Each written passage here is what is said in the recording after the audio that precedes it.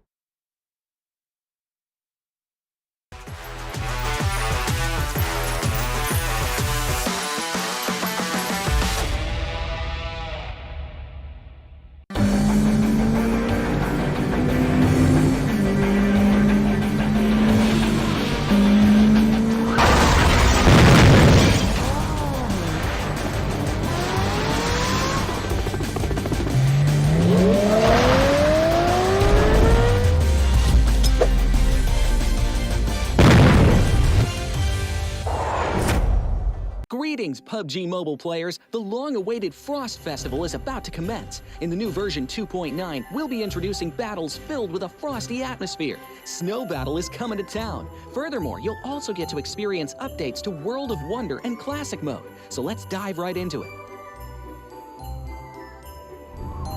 In the Frost Festival, we'll be bringing you a series of snow-themed content, including a new Snowy Village-themed area, fun interactions with snow pals, and snow-themed items for more gaming fun and excitement. When miraculous December comes, the frosty world will undergo some magical changes. Stay tuned for updates. Don't miss out. First, let's take a look at the new themed area, Snowy Village. The village covers a wide area of 280 by 150 and has loads of supplies. It's located near Stalber in Erringel, Iceborg in Livik, and Goroka in Vikendi. In addition to the buildings on the ground, the underground area of the Lucky Ice Tower is also worth exploring. Make use of the two-story layout to experience a completely new battle experience. Sound the bell in the Lucky Ice Tower, and you can even summon rewards. Additionally, the village also has a snow rail, which can help you quickly move around and gather supplies. It allows you to navigate flexibly between different areas of the village and also swiftly relocate to advantageous positions during battles for your team to counterattack more effectively. Of course, you should always remain vigilant to avoid becoming the target of an ambush. What's more, the village also features a special two-seat vehicle, the reindeer. It's also a great choice for transportation as it allows you to swiftly move all over the map. For intense battles, we've also prepared festive and practical battle equipment for you. The Snowball Blaster and Snowboard. The Snowball Blaster can be used in many ways and has loads of functionality. When you aim it at the ground or a building, it can create a snow pile cover for you. When used on enemies, you can temporarily transform them into lively snow pals to restrict their movement. When facing bodies of water, you can use the Snowball Blaster to freeze the surface so that you can walk on it. It's definitely a practical yet entertaining weapon. After transforming into a lively snow pal, you will be unable to use firearms to do battle. You'll only be able to rely on basic actions such as walking, running, jumping, and swimming to evade enemy pursuit.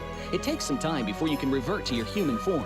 Let's build a snowman together. The snowboard will also bring you a whole new experience. Apart from helping you glide and move on various surfaces, it can also be used with the Snowball Blaster. Explore the many possibilities and use these two items to have all kinds of fun. We've also designed various interactive mechanics, such as searching for snow toddlers, lucky ice, and the snow blast zone. When you encounter a lucky snowman on the map, don't be in a rush to leave. There are 4 lost little snowmen hidden near the lucky snowman. Search for the 4 hidden snow toddlers and bring them back to the large snowman. You'll then receive a token of gratitude. There are lots of lucky ice scattered across the map. Shatter the ice to get the supplies inside. Try using a melee weapon to break the ice more easily. Furthermore, you'll find that snow has engulfed some red zones on the map, and the falling snow will bring about many interesting effects. Players within a snow blast zone will be transformed into a lively snow pal if they're hit by the snow. If the snow lands on the ground, a snow pile cover will be created. In this World of Wonder update, we'll be introducing a brand new transformation skill gameplay and a catch me hide and seek gameplay for you to enjoy the transformation skills to the fullest. Of course, you can also use this skill to create more interesting creations. We've also added a Snowy Village map template to celebrate the Frost Festival with creators. Additionally, we've also made some updates and improvements to gameplay devices, game parameter settings, and the editor. For more details, please follow the official PUBG Mobile community. We'll continue introducing the latest WoW content to everyone. As for Classic Mode, we've also made some improvements to vehicles, firearms, creation mode, emotes, settings, and more. First, we've enhanced the designated marksman rifles. Some DMRs can be equipped with the full auto mod to fire in full auto. We've also improved the attributes and handling of some vehicles to enhance your driving experience. We've also added a new garage mechanic. From now on, you can choose your dream ride during matches. Meanwhile, we've also added a custom SFX adjustment feature. You can adjust the volume of some sound effects to whatever best suits you. As for creation mode, we'll be introducing some quick view features for watching the victory dance and fireworks displays and the new Frozen Kingdom themed performance in order to provide players with more possibilities for creative content. Furthermore, we've expanded the emote backpack. Now you can equip more emotes before entering the battleground. That's a wrap for the main content in this new version. In addition, new content will be added to the Popularity Battle event, Metro Royale, and Season Rewards. For more details, follow our official PUBG Mobile community. Snow Battle is coming to town. Winner, winner, chicken dinner.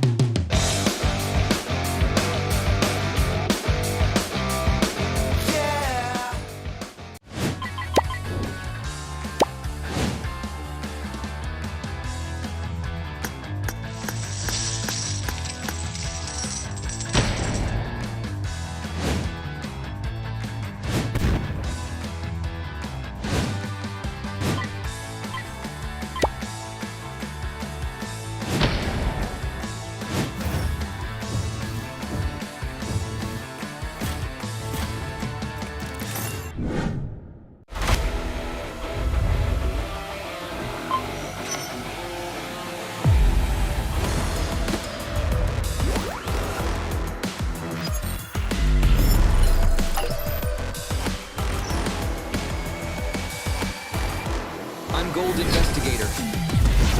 Join the Investigator team and let's protect the game's fairness together.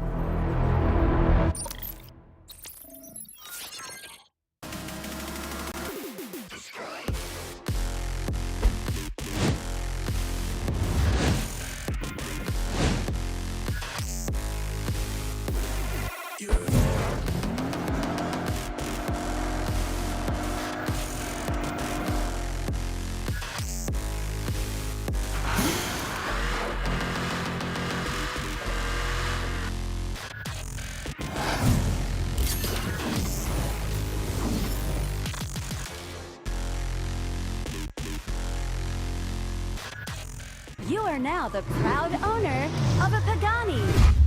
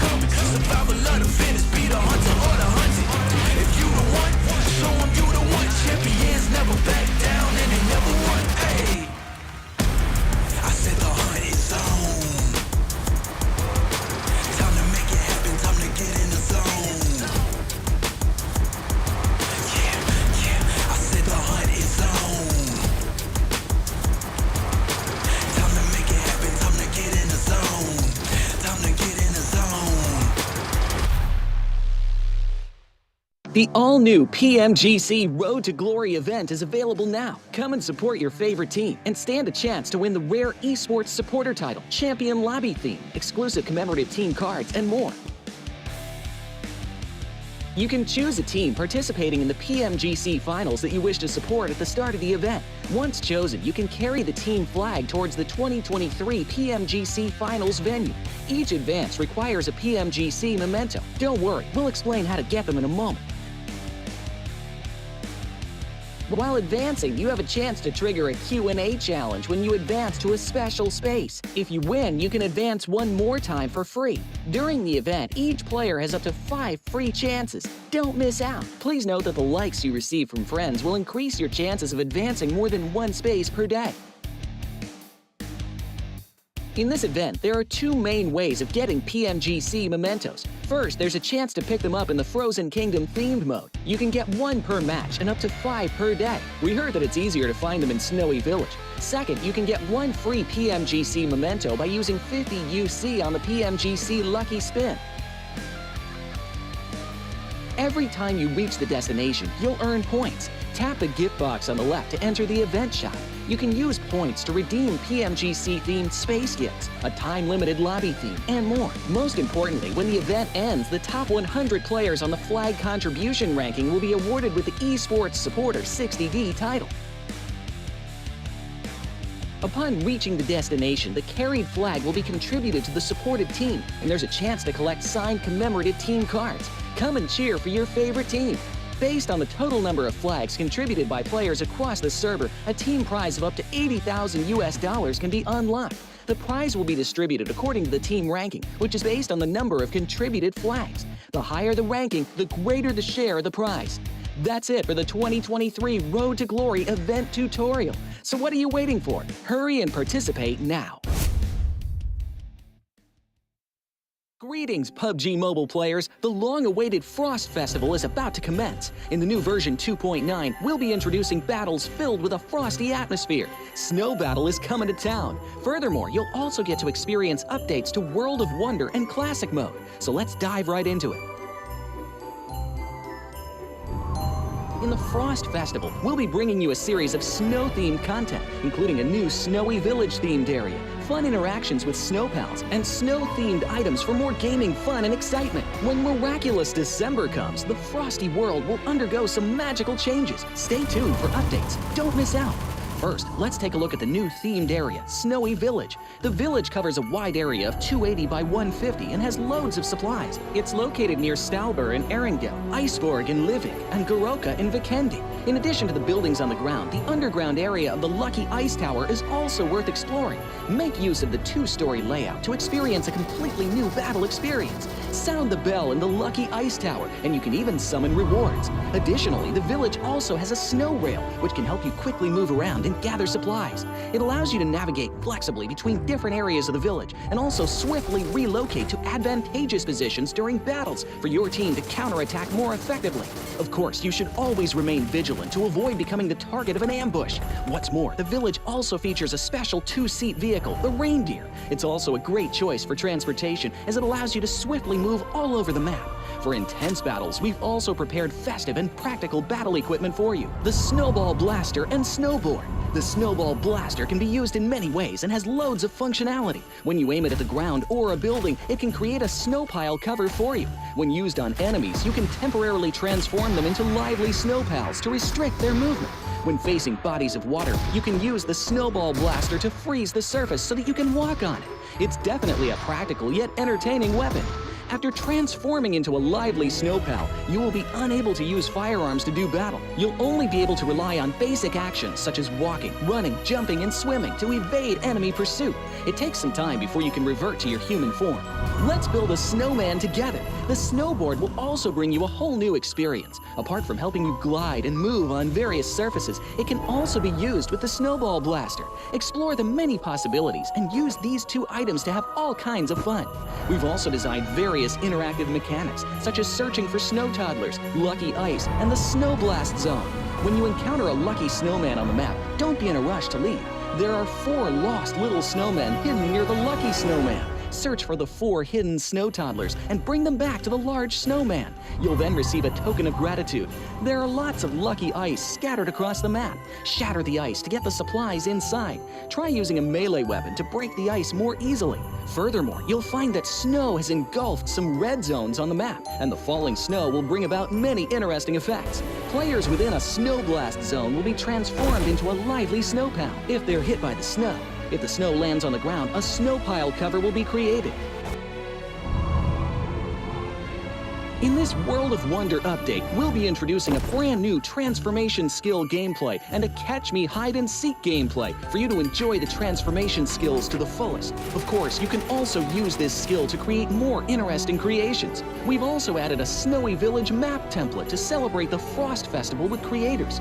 Additionally, we've also made some updates and improvements to gameplay devices, game parameter settings, and the editor. For more details, please follow the official PUBG Mobile community. We'll continue introducing the latest WoW content to everyone. As for Classic Mode, we've also made some improvements to vehicles, firearms, creation mode, emotes, settings, and more. First, we've enhanced the designated marksman rifles. Some DMRs can be equipped with the full auto mod to fire in full auto.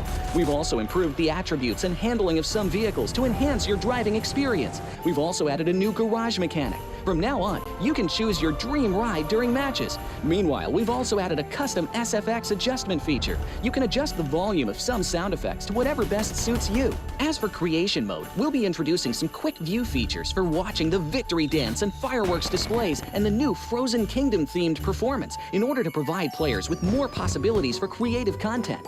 Furthermore, we've expanded the emote backpack.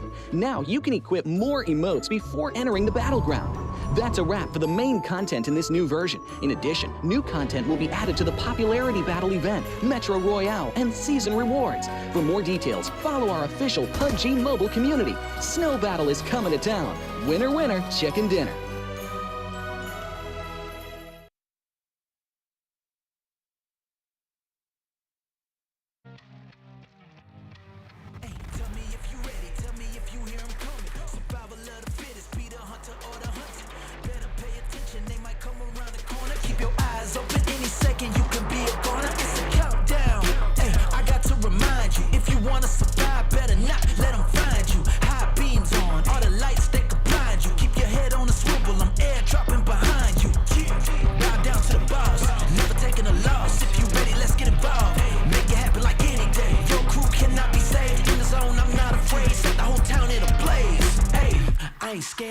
I'm going all in. It's my time. I know that it's my calling. Coming at 'em, they ain't even see it coming. Survival of the fittest, be the hunter or the hunted. 2023 Popularity Annual Gala event tutorial. Hey there, welcome to the 2023 Popularity Annual Gala. We've introduced a brand new competition and upgraded rewards. You will have to go through 10 rounds of 1v1 matches and compete to become the first ever PUBG Mobile Popularity Annual Gala champion. So let's get right to it. New competition. Ladder competition. The Popularity Annual Gala event will be utilizing a new ladder promotion system. Players' initial ladder grade will be determined by their battle points at the end of the first round. Ladders are divided into 6 grades: Triple S, Double S, S, A, B, and C, with Triple S being the highest. Ladder promotion rules. Players are ranked based on the popularity they gain during the battle period. For rounds 1 to 9, the ladder results are settled at the end of every round's battle. Apart from ladder grade C, each ladder has 100 spots, with the top 20 promoted, the middle 60 retained, and the bottom 20 demoted. If you're trying to move up the ranks, be sure to stay within your ladder's retained threshold or higher before each round is settled. Additionally, ladder grades can only be promoted or demoted by 1 grade at a time, so your performance in the assignment round is crucial. Be sure not to miss it. Final showdown. Based on the rankings from the previous 9 rounds, round 10 will be the decisive showdown to determine the final rank and ladder grade placement, including the champion of the 2023 Popularity Annual Gala. Who will emerge as the ultimate winner? New exclusive rewards. At the end of round 10, rewards will be issued based on the player's ladder grade and final rank. For outstanding players, they will receive exclusive rewards that can showcase their supreme honor both in and outside the game. In-game rewards include the honor title, honor name tag, and honor avatar frame, which are sure to make you stand out. Moreover, there are also physical trophies, interviews, custom-made popularity gifts, official social media promotion, game exposure, and other exclusive honorable rewards. Gain global renown both in and outside the game. What are you waiting for? Participate in the 2023 Popularity Annual Gala now.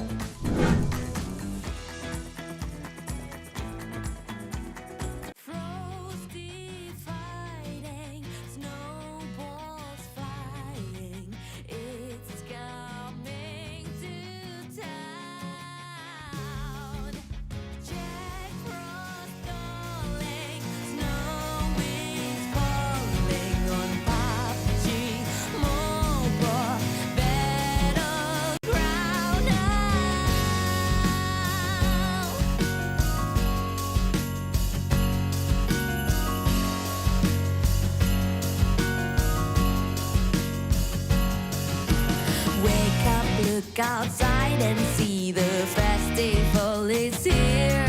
There's signs all over every tree, the best time of the year.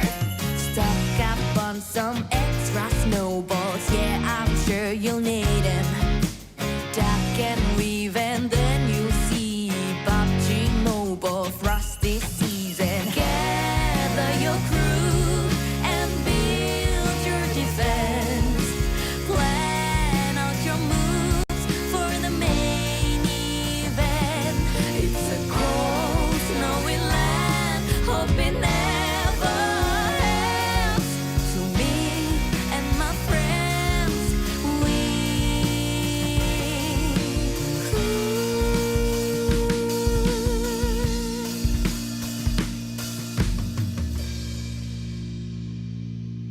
frosty fighting, snowballs flying, it's coming to town.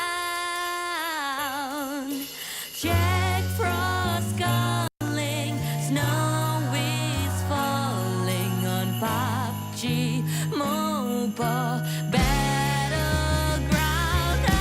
Frosty fighting, snowballs flying, it's coming to town. Jack Frost calling, snow is falling on PUBG Mobile battleground.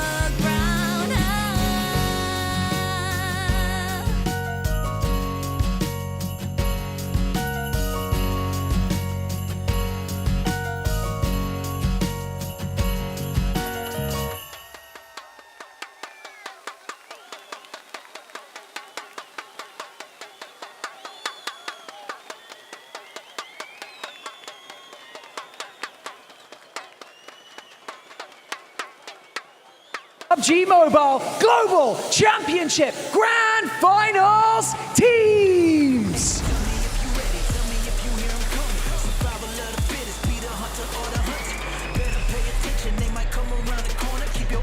PUBG Mobile 2023 Dünya Şampiyonası'na hepiniz hoş geldiniz.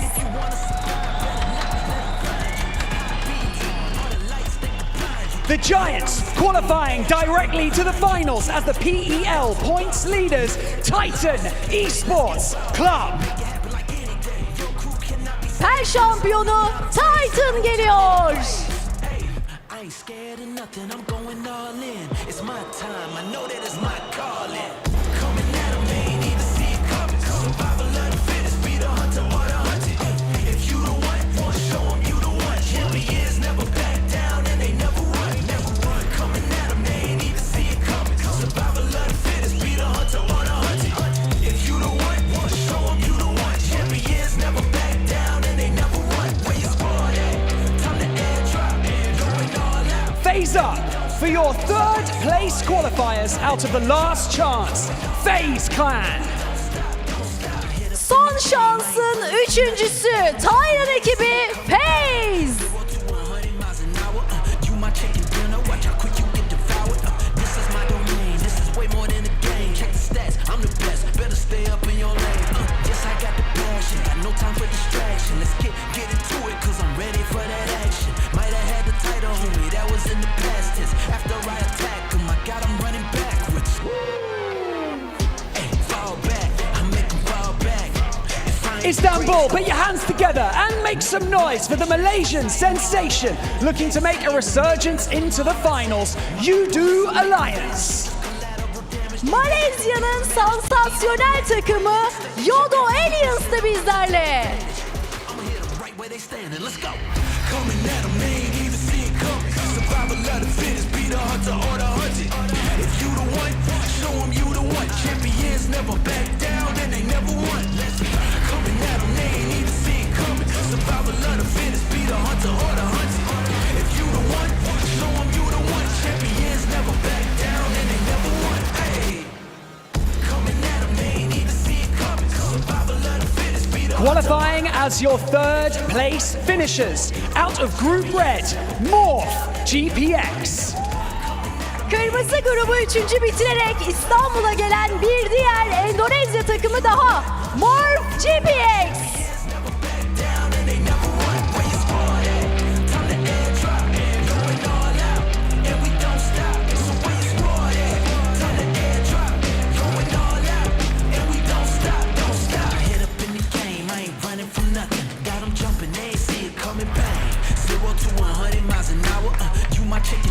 The Mongolian Masters finishing third in Group Green, Stalwart Esports.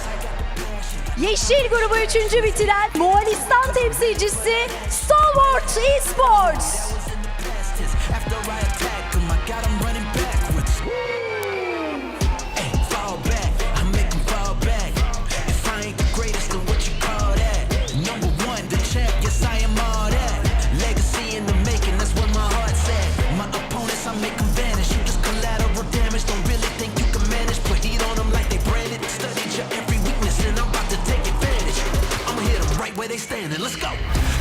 Qualifying thanks to an epic 13 elimination chicken dinner in the final moments of the last chance, IHC Esports.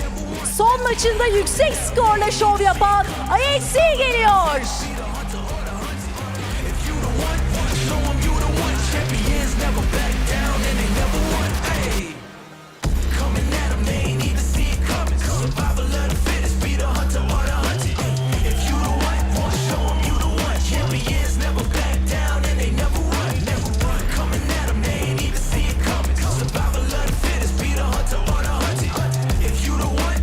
Making their return to the PMGC Grand Finals, Istanbul. Make some noise for 6-8. Çin'in harika takımı 6-8.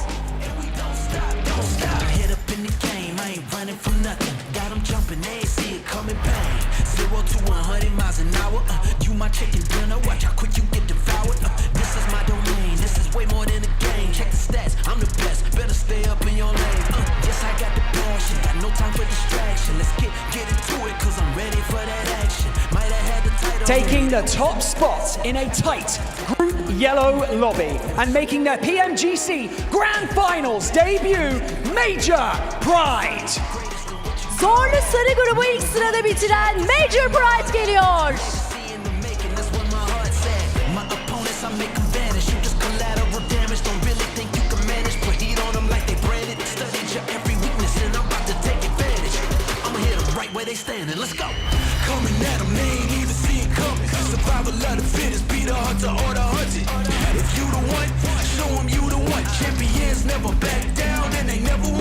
Next up, your third place finishers after claiming 3 chicken dinners in Group Yellow, WBG.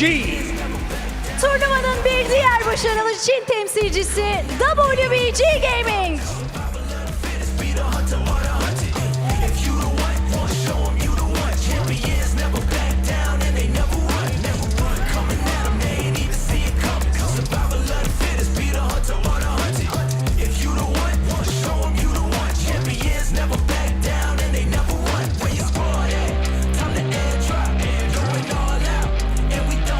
Coming in as the second place qualifier from the last chance, it's Persija Evos. Son şanslı ikinci olan bir diğer Endonezya temsilcisi Persija Evos.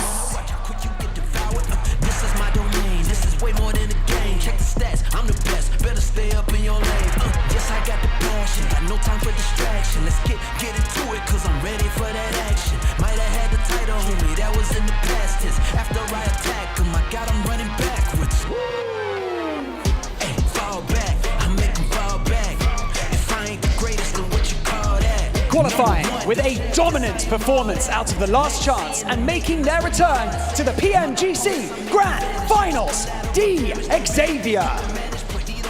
Son şanstaki dominant performansıyla dikkat çeken Vietnam ekibi DX.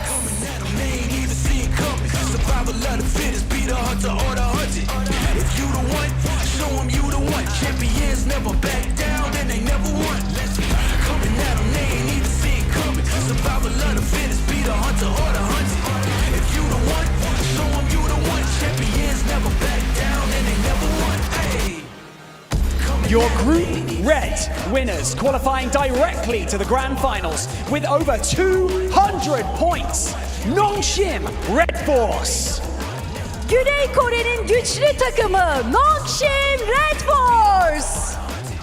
If you the one, show 'em you the one. Champions never back down and they never run. Where you squad at? Time to airdrop. Going all out and we don't stop. So where you squad at? Time to airdrop. Going all out and we don't stop. Don't stop. Hit up in the game, I ain't running from nothing. Got 'em jumping, they ain't see it coming. Bang. 0 to 100 miles an hour. You my chicken dinner. Watch how quick you The second place finishers out of Group Green, qualifying for their third straight PMGC Grand Finals Alpha 7 Esports. Dünya şampiyonasına üst üste 3. kez katılıyorlar. Brezilya'nın en sevilen ekiplerinden Alpha 7.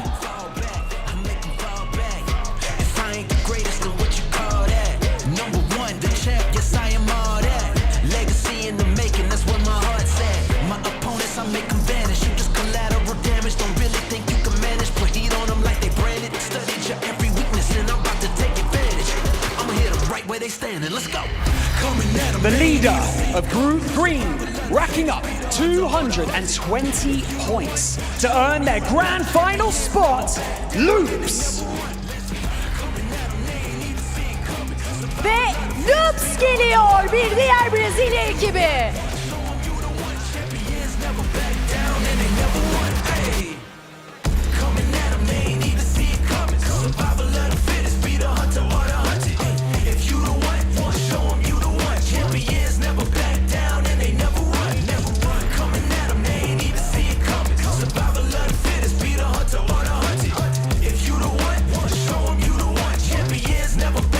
Qualifying in second out of Group Yellow and making their PMGC Grand Finals debut, 4MV.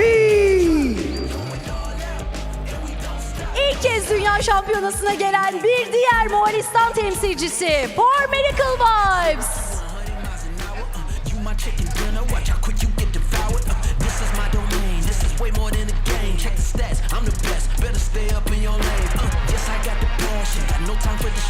Let's get into it, cause I'm ready for that action. Might have had the title, homie, that was in the past tense. After I attack him, I got him running backwards.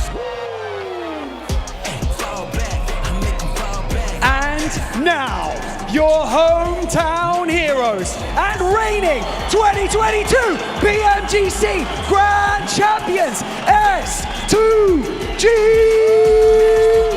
Türk e-spor tarihine damga vuran, göğsümüzü uluslararası arenada kabartan, çıktı her maçta yüreğini ortaya koyan, son dünya şampiyonu geliyor. Kim geliyor? Kim geliyor? Kim geliyor?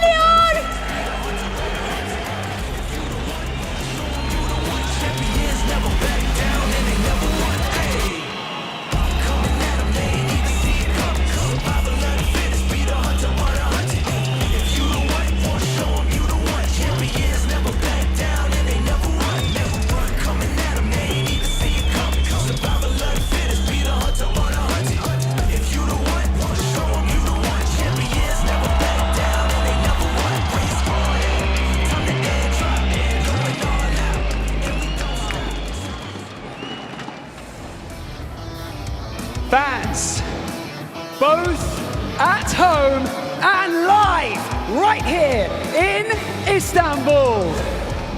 Welcome to the 2023 PUBG Mobile Global Championships. My name is Barney Banks and I am your host, and joining me here on the main stage is my incredible co-host, Dennis. Thank you so much, sevgili Barney, dear Barney. Did you learn Turkish words? Because I noticed you've been practicing I have. Turkish. Merhaba, nasılsın Türkiye? Çok istedik, çok bekledik. Farkındaysanız biraz nazarla çıktı. Biz buna nazar diyoruz. Efendim, 2023 Dünya Şampiyonası'na hepiniz hoş geldiniz. PUBG Mobile Dünya Şampiyonası başlıyor. 48 teams began this journey, and we are now down to just 16. And with $3 million on the line and thousands of screaming fans cheering on their favorite teams, anything can happen. 48 takımla başladığımız bu süreç zorlu yollardan, zorlu süreçlerden geçerek bugünlere geldi. Bu 3 gün boyunca 16 takım $3 milyon ödül için kıyasıya bir mücadele verecek. Our competitors have battled their way through the group stage, the survival stage, and the last chance to be here today. But who will be the one? Sloganımız Be the One. Yani bu turnuvada birinci kim olacak? Zaferi kim kazanacak? Hepimiz bu 3 gün boyunca merakla bekleyeceğiz. And so, before we jump into our first map of the grand final, as is tradition, we have a very special announcement for all of you. From the director of PUBG Mobile Esports İstanbul, make some noise for James Yang. Büyük finallerimizin ilk haritasına geçmeden önce sahneye Tencent Games'in PUBG Mobile direktörü James Yang'ı davet ediyoruz.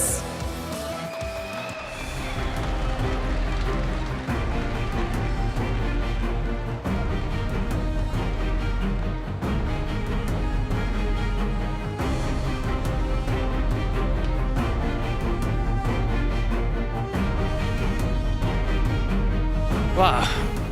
Hello, PUBG Mobile fans in the world and in Turkey.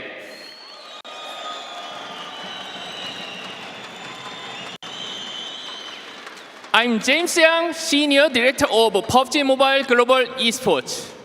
I'm here today to share some exciting news as well as eye-opening 2024 plans. PUBG Mobile Esports continue to grow this year with a series of great achievements. We launched PUBG Mobile Super League, PMSL in Southeast Asia, alongside partnership program, which has proved a huge success. We saw another successful PUBG Mobile World Invitational and are about to start PUBG Mobile Global Championship 2023 Grand Finals here in Istanbul. Yes. We are also incredibly honored to be nominated by the Game Awards, the first mobile game for Best Esports Game category. And we are so grateful for you.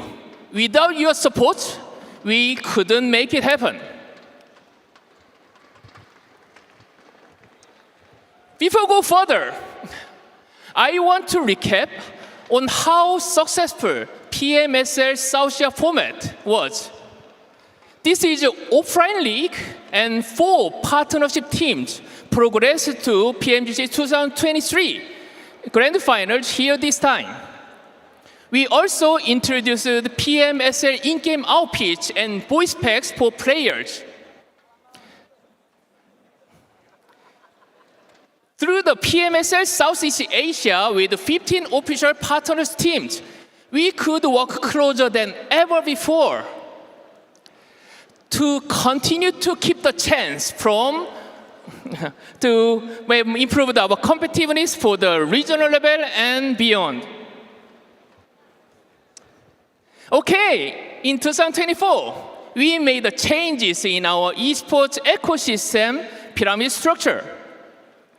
On top tier, we have the major global tournament like PMGC, mid-season tournament, and a new exciting global event I will reveal soon.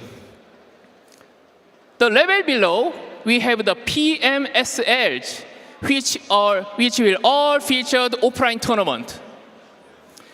In Tier 3, we have the PUBG Mobile National Championship and PMSL qualifiers, allowing amateur and semi-pro players access to the PMSL.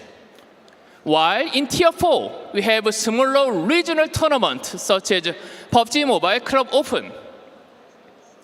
Along with the growth of top-tier tournaments, we are committed to supporting amateur and grassroots tournaments to keep the chance from no one to hero. So let's talk more about the PMSL. In 2024, we are expanding the PMSL to 4 regions: Southeast Asia, Europe, Middle East, Africa as EMEA, Central and South Asia, and the Americas. All PMPLs, all pro leagues will be merged into one of PMSL. Our partnership program will be expanded as well. Partnership team will have more opportunity to develop the players, grow the exposure to fans and community with the secured PMSL slots for years. After the success of PMSL South Asia 2023, next year, Southeast Asia League will have 3 seasons instead of 2. And all other PMPS will run for 2 seasons, spring and fall. With that, I'm pleased to unveil our new exciting global tournament as PUBG Mobile Global Open, PMGO.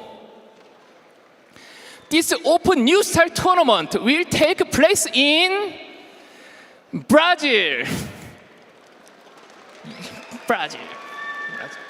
In March or April, with a prize pool of $500,000 US. This PMGO will have local qualification by open registration. This means anyone in Brazil has a chance to compete against the very best international pro teams on fantastic offline stage. It will be followed by mid-season tournament in July in Riyadh and the PMGC, as you all know, at the end of the year. PMWI will have a new name and a new format to fit mid-season tournament, featuring a $3 million US prize pool.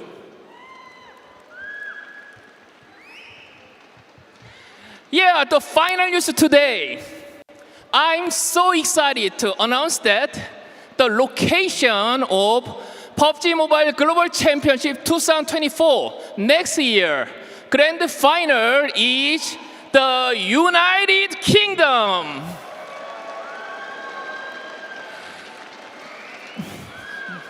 UK fans, get ready. PUBG Mobile Esports will coming to your doorstep next year. That's all I share today. Thanks to everyone here in Istanbul. And let's begin PMGC 2023 Grand Final for winner. Woo!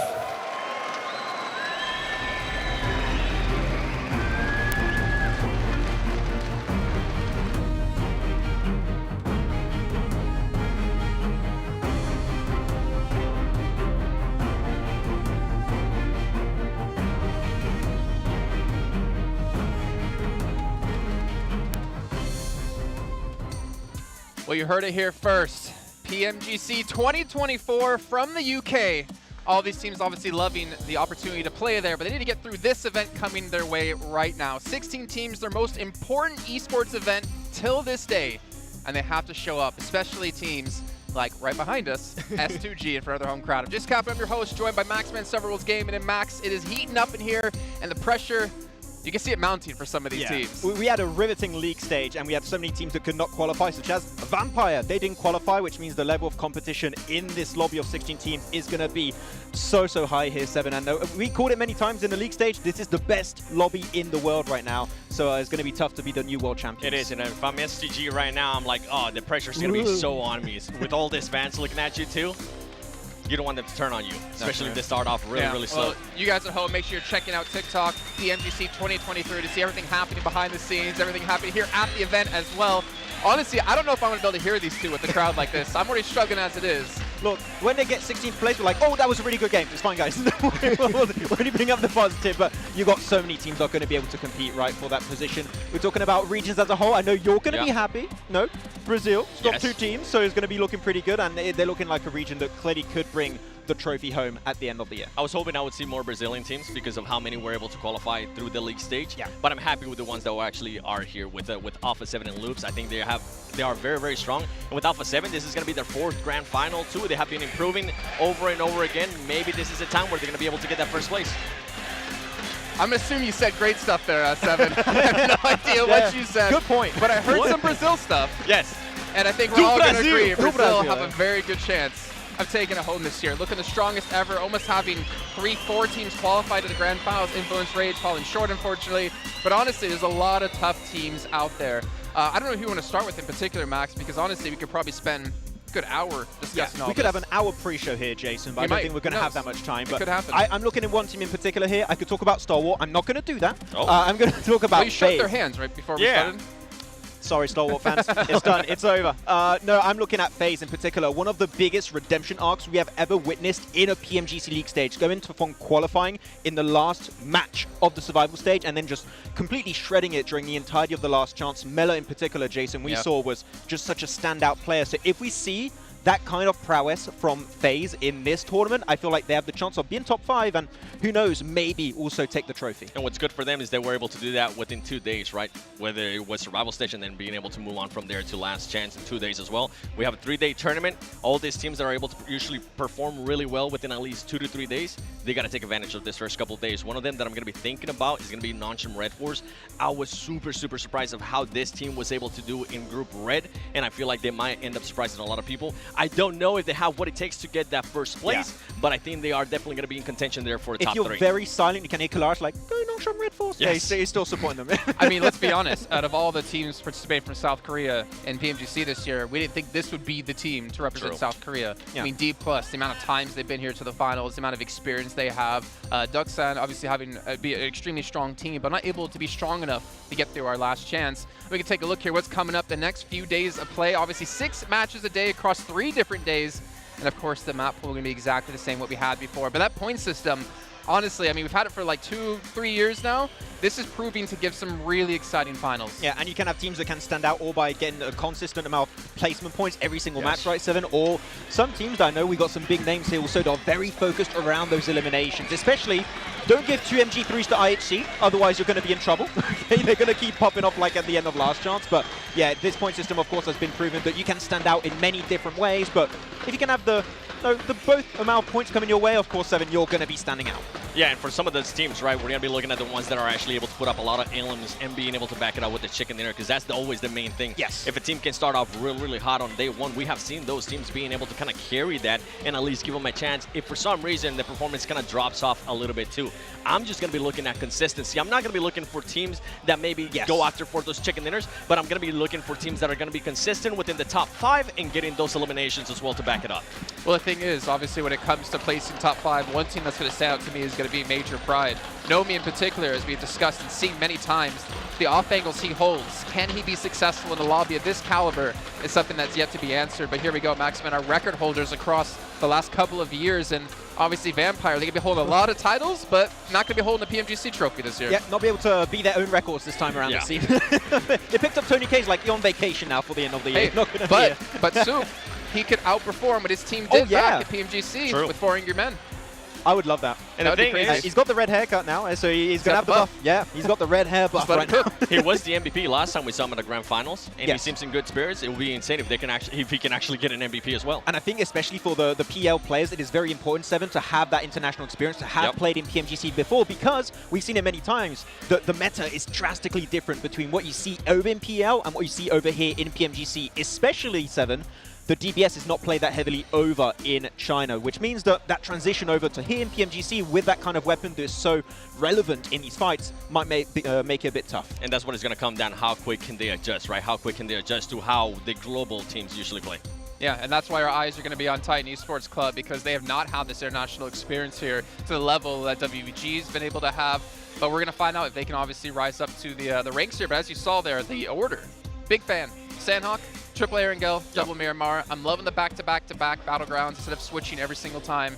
It's been proven again to have some really crazy matches. I mean, we said this many times about the map rotation. If your first Erangel does not go well, you can instantly pivot, change your game plan if it's a drop, if it's your rotation, or your overall like kind of mentality going into those matches. So yeah, I think this is the best map rotation.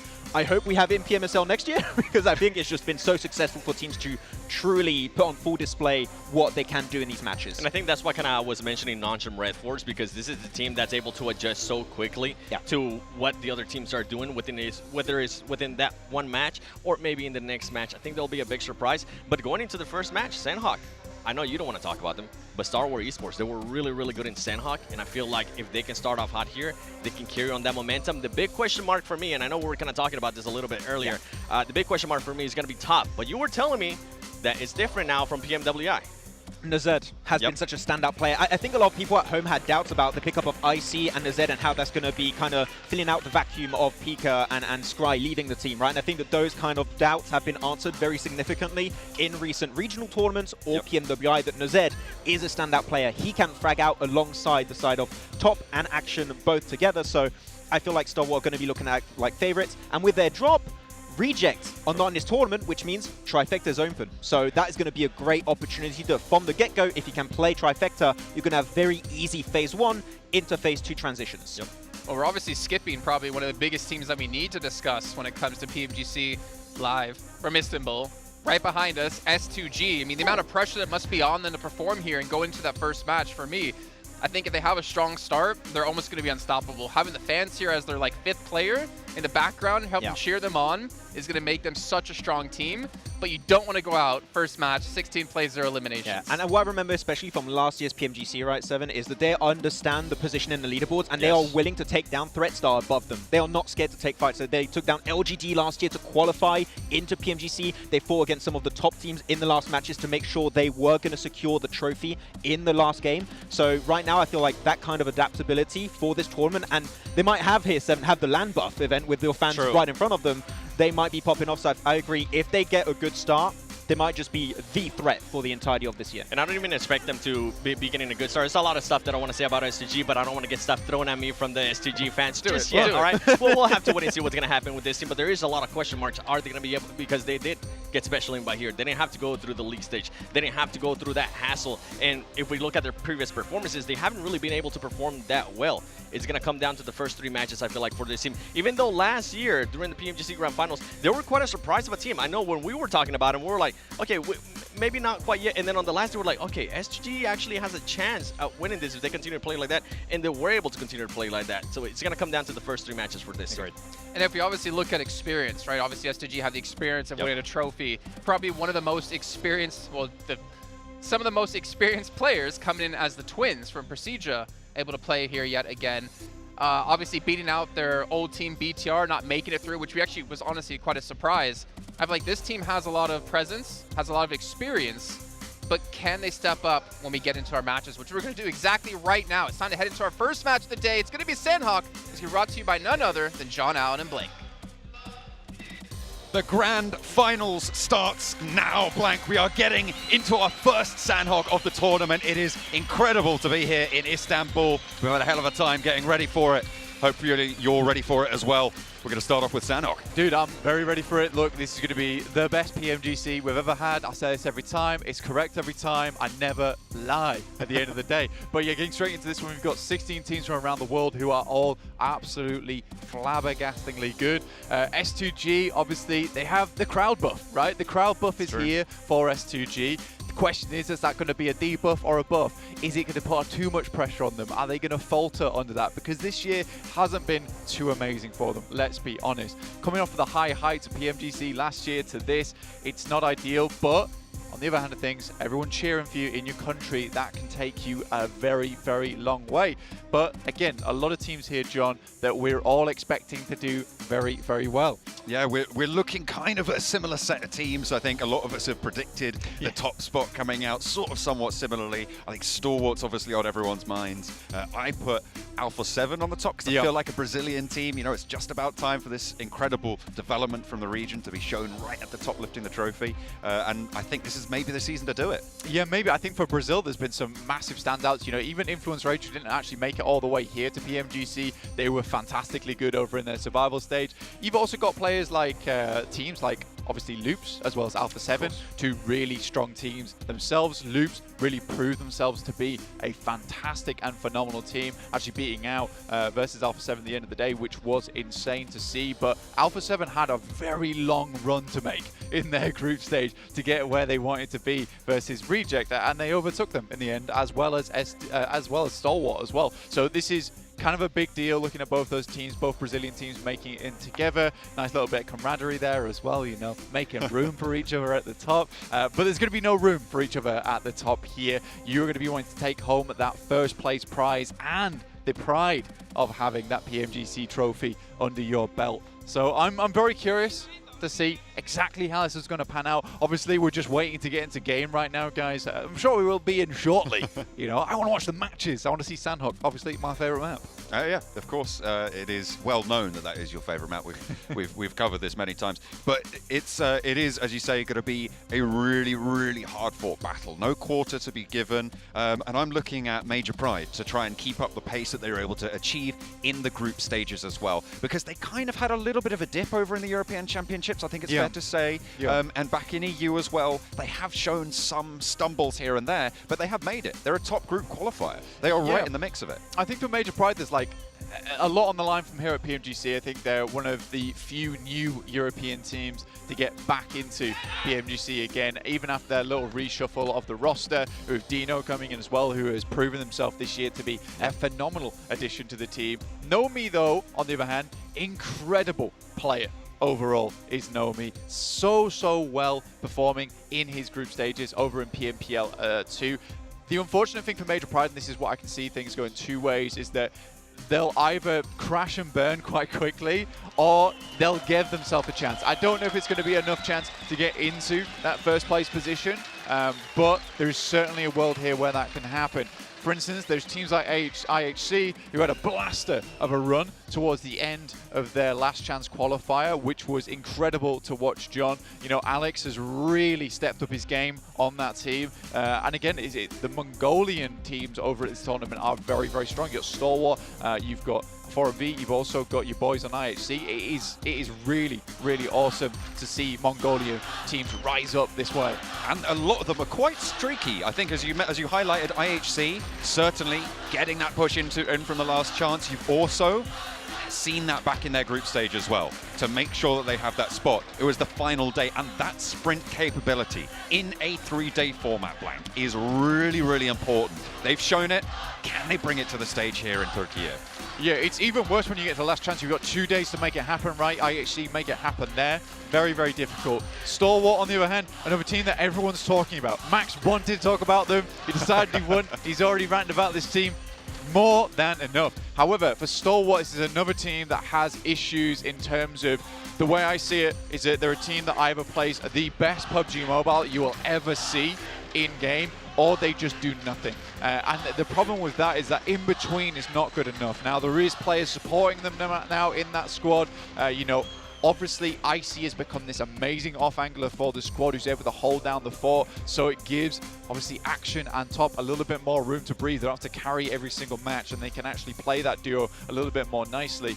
But yeah, I do have worries for Stalwart because, again, we say every year this team is going to do well. It comes to PMGC, and it doesn't happen. I would love to be proven wrong in that aspect, though, because I think all we've done is root for this team for the past 3 years, because they keep showing us that they've got the stuff. If they go on much longer, they'll go the way of Gladiators, Blank. You know, we love to talk about them. We have to bring them up at least once. It's contractual at this stage, but we are. But yeah, absolutely. Stalwart, always the bridesmaid, never the bride. Not quite able to go the full distance. Hopefully, they'll have their Hercules story here in Istanbul as we get locked and loaded for Sanhok. You're just waiting to get into that playing path now.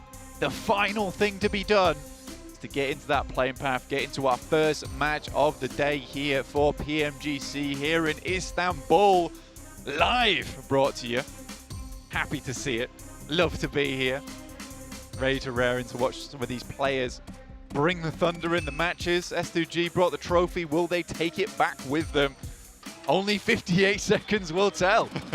Silas able to carry that trophy in. I've lifted that thing before last year. It is heavy. The guy's got the trophy to carry. Hopefully he can carry through the rest of his team as well as the hometown heroes, as Barney rightly said in his intro for this roster. We've got some Brazilians on the screen as well, and they'll be looking to bring it to battle, I'm sure, in the first match. Sanhok, typically very, very fast, a little bit more confrontational of a style of map. Some difficult crossings, and really the main feature is that trifecta in terms of dictating a lot of the pace of the early game and where those early circles fall. Yeah, I think a lot of times you either get the worst circles on Sanhok ever, or you're given some decent ones that you can actually play around with.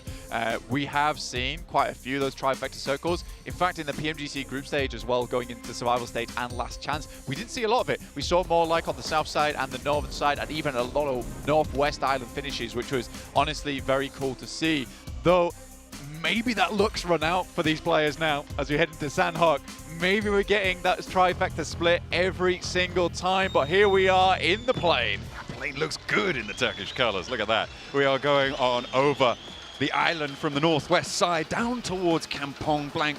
As again, Sanhok is small enough plane paths, unless they are super dramatic, really don't play too much into it in the same way that they do on certainly a map like Miramar and Erangel as well.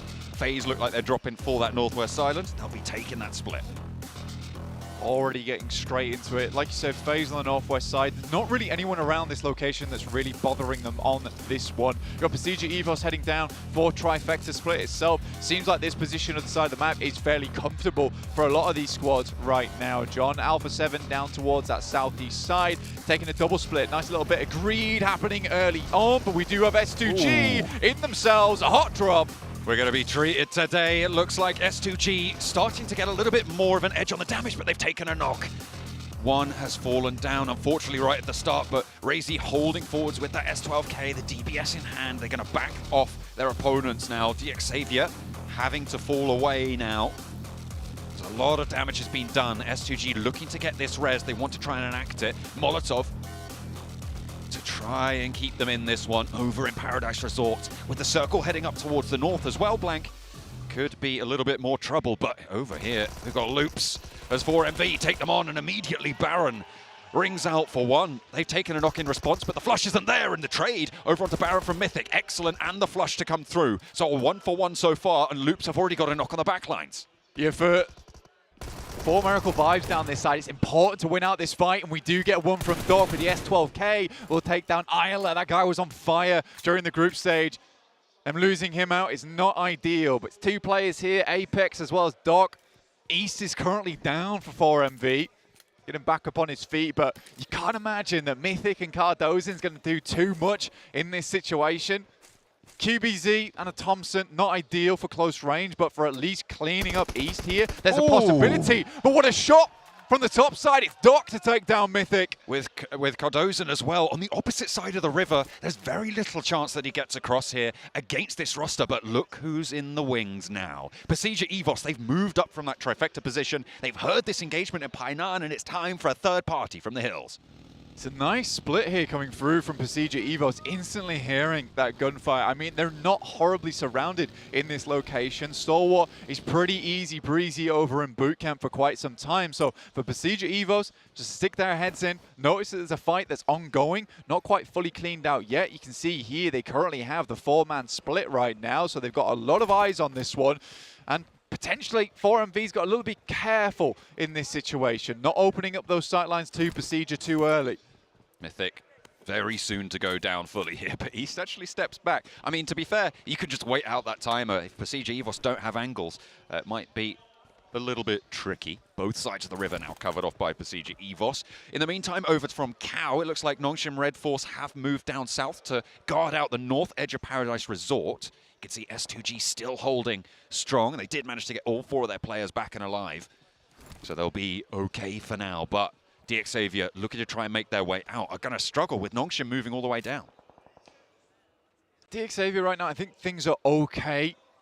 S2G are also able to get all players back up, but this was that initial engagement that we saw early on between the Turkish squad here and the Vietnamese massive on this side, looking to hopefully hold out S2G.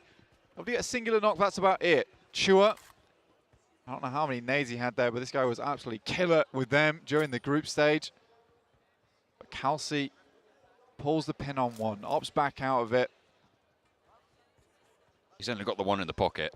Doesn't want to waste it without some sort of guaranteed return, whether it's information, whether he spots a play. He sees two breaking wide. Xavier still holding on this northwest building on Paradise Resort. You saw before as well, Nongshim Red Force in the background. Unlikely that there's much movement happening in that area for now because it's slap bang in the middle of the circle. So we'll have to come back to that one. Besiege Evos, they have been snaking around and Major Pride might just be bitten. Hopefully they got that anti-venom ready effect. Close to danger, perhaps closer than he knows, but Zuxi has the crossfire with Misery across the way. Yeah, Misery honestly has been fairly effective on this squad so far.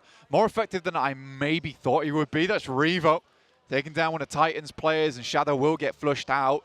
For Alpha 7, it's all about that first day for this team. If they're able to start things off strong, that's where they start biking it on down towards that trophy. They just gain momentum and cadence. These matches head out. Major Pride sends away Misery. Maybe looking to take shots as they leave on the back player in the vehicle. That would be effect, but successfully make it down here. Over towards Trifecta. And Procedure Evos has essentially allowed this team to leapfrog. I'm not sure if they scouted the move out from Procedure Evos or if they knew that was going to happen, but getting up to that left side, that west bank of the Trifecta, that east bank now, as Lamborghini steps up for a shot, sprayed out to east. 4MV as well, continuing their engagement with loops across the way. A trade, and it is going to be 4MV moving on in and taking down the majority of loops. Mythic is there, but there's the spray. Just a replay, unfortunately.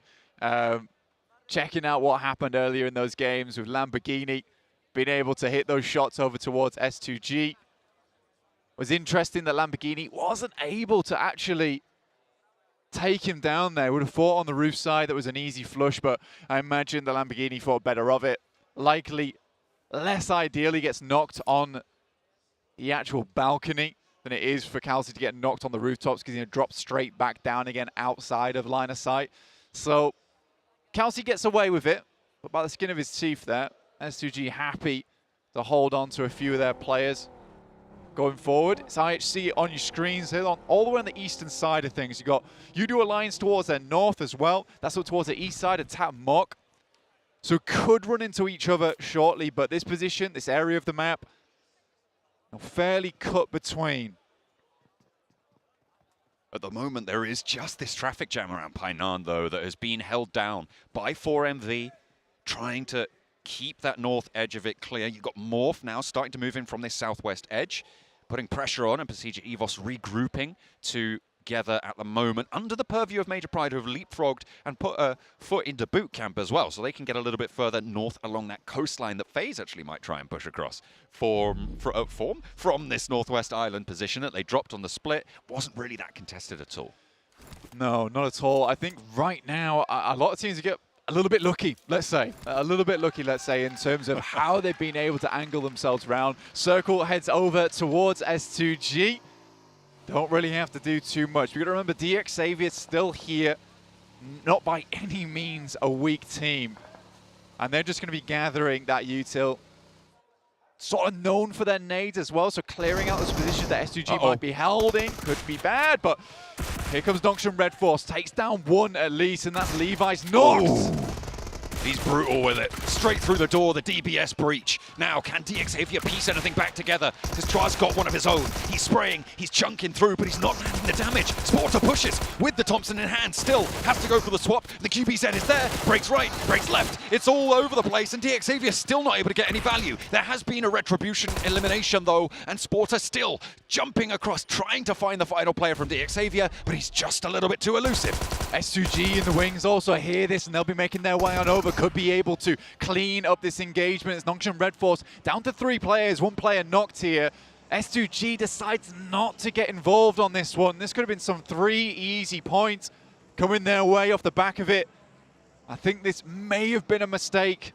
A little bit too cautious in a 3-day sprint, John. You've got to take these chances. 6-2-8, the third party Kings looking to move on in now from this northwest edge. moving from that bridge position over towards the west side currently. They have managed to push in a little bit closer, potential for them to try and crash on the compound, but they have turned around and thought a little bit better of it perhaps. S2G crawling ever closer though. And Nongshim Red Force, the Korean team, might struggle somewhat. And I mean, for S2G, properly preoccupied with that building. They've been watching it for a long, long while. Seeing if it'll move, but fortunately, does not move an inch. Players inside you got to worry about. Zuxi, though, has brought himself back to a little bit of fame here, but it's his brother Luxi who's been hitting the majority of shots. Now Zuxi at a PMGC, he has been phenomenal before. Now he has to step up big for the rest of the team. Gets one knock, it's beautiful. Misery's there, he's catching the flanks. 4MV don't know what's hit him. Zuxi with the DBS goes down, and he's out in the blue, but Misery's right there to put the final nail in the coffin, and 4 Miracle Vibes will go down. Pasija Evos carry on. Really good stuff, and it's nice to see Zuxi perform, honestly, because it was Luxi putting in the majority of the heavy lifting during those group stages. However, we know Zuxi, he gets a little bit of that fire underneath him, a bit of that adrenaline flowing during the PMGC itself. And it's nice to see that that same kind of treat's working out for him here. You're looking over to the map now, though. We've got 628 still hovering towards the northwest side, and Tapmok just trying to claim space. There's a lot of the northern side which is still open. Circle could still head up there as well. S2G staying very comfortable in Paris Resort, not attempting to get too much done. But it is stalwart on that south side. It'd be a hell of a push to get through Paris Resort in that area. We'll see exactly what they can get done. WBG moving up the east coast right now, past Lakawi, up towards Camp Bravo, with Morph just behind them. Their traffic jam over near Painan had to go somewhere. That's where it spilled over towards. Morph have found the backlines here, and WBG, they lose Su on the backline. Su going down is pretty bad news. This was the lad that, honestly, a lot of people had high, high hopes for on the squad of WBG. And they are rolling up. Look at them. Morph squadding up in the car. This is, I mean, I always hate to see it. You know, I always hate to see 4 people in a vehicle, but Morph think better of cresting the ridgeline in such a fashion. They drop out a little bit early. They want to get this flush confirmed. It's just going to go down to the blue, though, and they can continue to push forwards. But they're starting to look a little bit unhealthy here with the amount of meds that they've got on board, the stims that they've got ticking. They'll be okay, but they have to get out of the blue soon. Yeah, honestly, for Morph right now, it's not a huge deal for them, but coming in on that southeast side, you got Alpha 7 hanging around this area top, Titans as well. WBG send the rest of their force inwards, and obviously they'll have a read that there's a team behind them. And around this spot, you know, there's a lot of areas where you can gatekeep quite easily, quite well. So for WBG, already having that information early, heading down towards this ditch could be working out well for them. It depends how quickly Morph's able to send their way in. But a lot of the eyes right now is up towards Paris Resort and the compounds off towards the east side of it, where we have currently IHC in one of the most central positions, holding a fair few compounds to boot. You can see Loops here, Cardozan has spotted at least one of them, but they're on very minimal players right now. And by minimal, I mean 1. That's probably, yeah, that is the minimum possible, I suppose, to still be in the running of it, but still give them a chance at a couple of placement points if they are lucky, if he plays his cards right, as you say, right in the middle, with a little bit of a chance here. Nongshim Red Force, they took the northwest position on Paradise Resort away from DX Xavier, but they lost a player in the process. Losing 1, playing as 3, they can stack up in this building, and they do have a decent chance of holding it off. But as soon as more than 1 team starts to rock up, as soon as both the west and east side of this position get threatened, it's going to be so much harder to hold on to as 3. You just need those sightlines.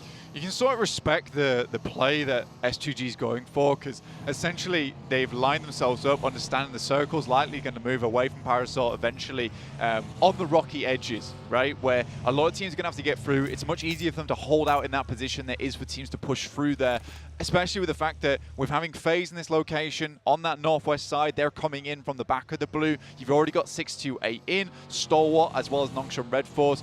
These teams are all going to have to take shots at each other as they move through, and S2G perhaps hoping to clean up the rest of the pieces at the end of this one. Right now, it is 628 looking to deal with FaZe, who have had that glorious run, as the Death said. from their final dying moments to bringing themselves back to life here, and they've only looked better and more rosy since then. Resurrection in the making. Hopefully the first nade goes through and 628 lose a player. Now FaZe can start to move on forwards. There's a player up on high that they do need to be worried about. Need to take care. A hard shift down to the southwest, so it gives them a little bit more circle time. Oh, nearly going down. 33Z runs away, turns tail, but it's not in time. He will go down. Can there be a trade? But Ventores is ready and waiting. Sees that they're putting these players on the deck time and time again, and ST and Stalwart are going to rock up to the southwest point of the Paradise Resort. 628 get crunched in the middle. Nongshim Red Force, though, send out Sporter to the side, and right now I think FaZe is being a little bit careless with this one. Not really too worried, a bit lackadaisical. This was an amazing little rotation coming through from Sporter. Quick jump out to the edge, gives you full sight lines, great bit of cover to play around with as well, and FaZe could get ripped to pieces by this. It might be a 3v4, but this opening that Sporter's given them could be the death of FaZe here. They're currently moving over the top side right now, which keeps them a little bit safer. Unleashes a nade, a bit of a risky approach, but hits it just on target. Ventores gets blasted. 2 players go down from FaZe in the blink of an eye, and now Nongshim Red Force have even the numbers and done more as well. They've been able to take that numbers advantage now, 3 versus 2. And S2G are here to play. Silas moves up, but he's immediately rebuffed. Holding their ground now. Nongshim continue with 3. Mela breaks wide out in the blue. The nade not going long enough, and Sporter stays alive behind the crags. Tizzy on the off angle, looking to try and keep up the pace, but XZY up on the high ground has gone down for them, so they're playing on us too. Can they keep it up against FaZe? For FaZe right now, Onzen's looking to get picked up, but more nades are flying through over towards their position. You can see Major Pride here taking the engagement down with Procedure Evos on the south side. Sporter will take down the last player of FaZe and shut down by an incredible reposition from Sporter at the start of that one. Certainly playing some sport of his own with a shot put on that grenade directly on target. Though curiously, is Silas to get silenced over towards the south side of this engagement. Does get picked up though and healed up nicely. Can they pick up these 2 points against Nongshim Red Force? He is ready. He is waiting. Sporter with the DBS in close range against the UMP. Steps up and Silas is ready. He takes the knock, takes the elimination, fades back with the rest of his team. Nongshim down to 1. A lot of time spent on this one though, John. And S2G do need to start moving out. Stalwart with this. Circle look to be having a very good position on the side of the map. Nice shot from Kelsey though, will take down another, not before he gets refragged himself. Will drop off the side of the wall. Udo Alliance putting pressure on from the eastern edge. S2G will have to leave this position. The blue zone will push them out from it. They want this res, but the nade goes a little bit long. It's up on the roof, and the res can come through now for S2G to keep them up as 4. Has just been enacted, but the blue zone takes him straight back down. Kelsey falls once more, and S2G are going to struggle to get this one back on through. In the meantime, WBG have gone down on the east side. IHC, Morph, Alpha 7 engaged in that conflict. But Udo Alliance still guard out S2G. A little bit of a struggle in their future. A lot of engagements happening around the map at the moment. IHC, had a strong position for a long time, need to move over towards that western side. Alpha 7 is just calmly breaching over towards the east. Only really Loops in a strong position right now, but they've only got 1 player. Cardozin sets himself up for success, but he got no teammates to make it happen. S2G here versus Stalwart. A big old fight here between these 2 teams. Currently, Stalwart sort of has the better positioning on this one, but S2G, 4 players, can they make it happen? That's the question here. Ooh, first through the breach, and Hamzy on the high ground backs him off the corner. Unfortunately, takes a little bit too much damage to continue that position against Icy. Nurzed as well, waiting for this push to come through from S2G. The Stim's just ticking them back up, and top goes down. Silas has found the first shot and drawn first blood in the engagement. The duel rages on. IHC not quite close enough to engage because Udo Alliance are in the way. Silas continues to break forwards as Kelsey backs him up on the rooftop. Razy for the lower punch here. Nurzed right around the corner, biding his time, waiting on the door frame for anybody to step on through. It's dangerous, and Icy's there as well. Silas continues to move along the wall, and Razy steps in, and it's a 1-for-1. They keep it alive, but they find that they will lose Hamzy in the sidelines, and more start to fall as well. S2G keep it going, and Stalwart, a major contender, fall in the face of the hometown heroes. Realistically, that's a difficult push coming through from S2G to get down towards that south side. Stalwart held all the cards in that situation. Yet still S2G pushes on through with the support of their backers here in Istanbul. Alpha 7 in the center. A dominant team here on Sanhok. Zuxi, in the meantime, by the way, call him Levi Ackerman. He's just taken down most of the Titans. He is on the south side, and he did go down in the end, but there's only one player now for Titan, and that's Major Pride to get a position now on the south side as they can move in and try and push towards Alpha 7.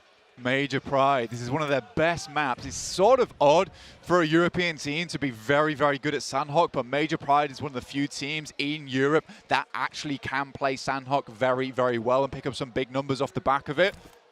Very likely of them to actually go for a central position. But this time around, they're playing a little bit further towards the edge. A little bit scared about this one, potentially just trying to slowly make their way in. They understand as well as any other team within this lobby that honestly, the positions, the locations towards the center of this circle aren't really ideal. You're going to be playing edge for a long, long time. Tizzy still going, though. Trying to get further into this match. Going to be backstabbing over towards S2G. Has to hit another first aid kit, though. Kelsey getting roughed up by Major Pride as Naomi opens up onto him. Major Pride's attention drawn in that direction by the shots from Tizzy. They spot S2G, and two of their players fall almost immediately. Alpha 7 looking to stop the final player from Titan to go on through, and Tizzy is still there. Razy go down. Titan do finally fall completely, and Kelsey's down as well. Just Silas remains for S2G.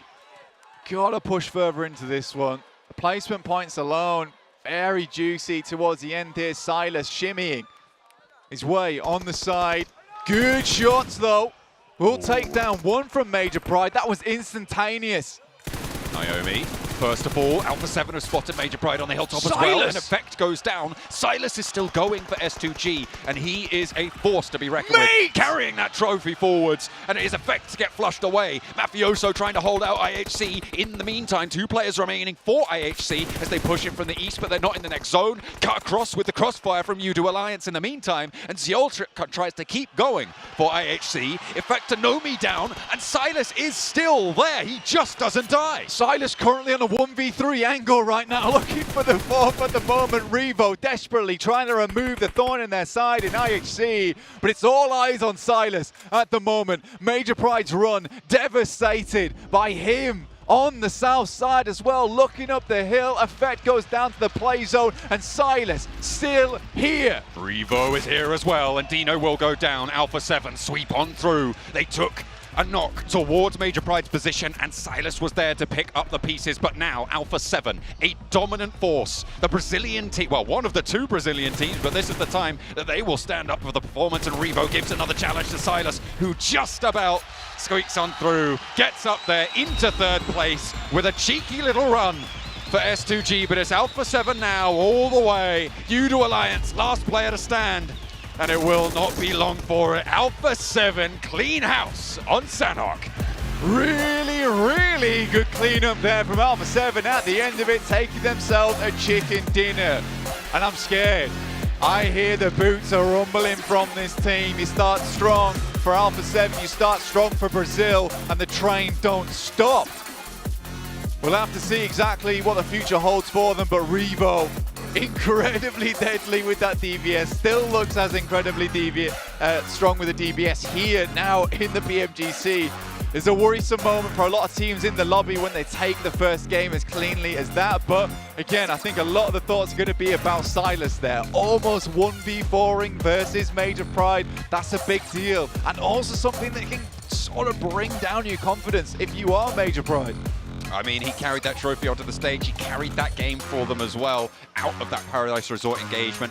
But to be fair, they took a straight-up head-to-head fight with Stalwart in the midst of it all. I mean, it's incredible because Stalwart are such a strong team in everybody's estimation, I think. So the fact that they're able to do that, brilliant. Revo, 5 eliminations for Alpha 7. As soon as they moved in from that southeast side, they just had so much pressure over that hill on the northwest. Yeah, honestly, for Alpha 7, it wasn't the easiest of pushes for them because they were coming in through the middle. It's probably the best position to be on that side of the map, but you've also got Udo Alliance on your north, you've got Morph as well, as I think it was IHC next to them. So they had to battle through for quite a lot of teams, which is why you see them at 12 eliminations at the end of things, but that's what they're very good at. They're not afraid to take fights to some other squads, to take great positions within the circle. And that's the important thing. That's what you sort of need on your team. You can just see from the damage numbers alone, it's all extremely high. Every single one of these players is extremely talented.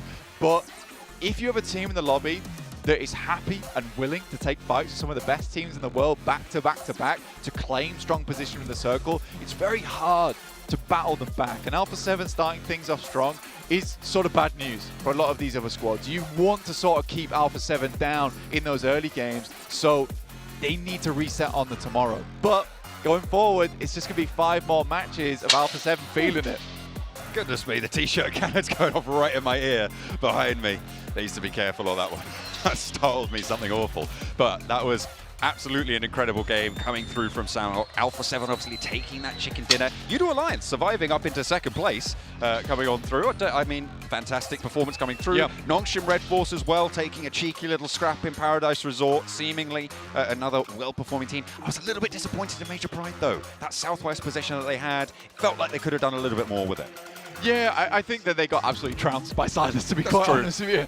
I don't think you can really be too disappointed. They got absolutely destroyed. For U2 Alliance, though, this is kind of an interesting one because I think that their MO during most of their games, even in the past, right, is just consistency at the end of the day. Getting a second place here bodes well for the Malaysian squad, and hopefully they can continue doing that. Well, you certainly hope so. Let's take a look at some highlights. Head back over to the desk to see what they thought of that one. Well, there's a lot, honestly, to say about that one. We'll start things off. Alpha 7, we always talk about every single event. They start so slow, and we said the same thing. They're slow starters, and they'll pick it up later on in the event. But 7, I have to go straight to you with this one. Yep. The amount of times we said, if Carrillo can play, and play well, then Alpha 7 can't be unstoppable. They can be this formidable force that really no team can take down, and we saw that happen finally in its very first match. Yeah, before I even go into Carrillo, and before we talk about what happened there at the end of the match, I feel like I have to give it some props too towards the beginning of the match because of how quick they were able to rotate into the circle. Yes, they were close to that circle, but it's how quickly they were able to do it. Usually this is a team that likes to play edge and likes to be very, very slow in their rotations. To see that quickness out of them, I'm really surprised. And now going back to what you were saying in regards to Carrillo, for him to be able to put up 4 eliminations with 521 damage, that's good to see too. And the other one too is Rebel. Rebel was able to put up 5 elims. So it might be a little bit too early, but I feel like I have to say it. Do Brazil! Getting their first win. It's not fair. You weren't ready with your Alpha 7 jersey under your shirt today. It's coming. No cosplay this time. Nah. I mean, you were talking about the early game stage and Reva, Yes. how impactful he was. I loved especially how they played the southern side of Paradise Resort. They just waited for the fight to happen between WBG and also IHC. During that fight, not that much attention is going to be thrown their direction. That's when they push downhill, that's when they cross the road, and that's when they take full control of that finishing circle. The timing from the early until the late stage was on point for Alpha 7, and the second place is not going to cut it this time. And talking about timing, one of the fights that I actually thought that we're going to be engaging a little bit sooner between S2G and D Savior, whenever they were just waiting it out in Paradise Resort, I feel like D Savior ended up hurting themselves there because they were not aware. Something that S2G was able to do in contrary is that they were able to be very aware of who was pushing up to them, and one push that you were actually excited about on a team that was pulling up to Paradise Resort was Stalwart. Yeah, Stalwart, I love the play that they were going for because the southern side of Paradise Resort is always going to be the better transition point. You got that hilltop, which is good to gatekeep teams leaving Paradise and also to take shots on the team top playing the really trashy terrain south of Paradise. But man, S2G, just looking at Silas in particular, what a push here onto Stalwart Esport. I was a bit like, I thought Stalwart were going to win that game, Jason, but I mean, if you were going to say it, I was going to say it. Yeah, I really thought that was going to be a Stalwart win through and through, but that push, that breach from S2G, it's so hard to pull off, and yet they just dominate because they played as a 4-man team. Like, you can't beat a push like that. It was really well executed. The thing with S2G off the bat was we were literally saying before this match began that if they can start hot, this could be enough to carry them through. And we saw them fighting D Xavier early. We got a little bit scared, like maybe we need to chill, maybe we need to relax a little bit. Now you want to come out the gates blasting.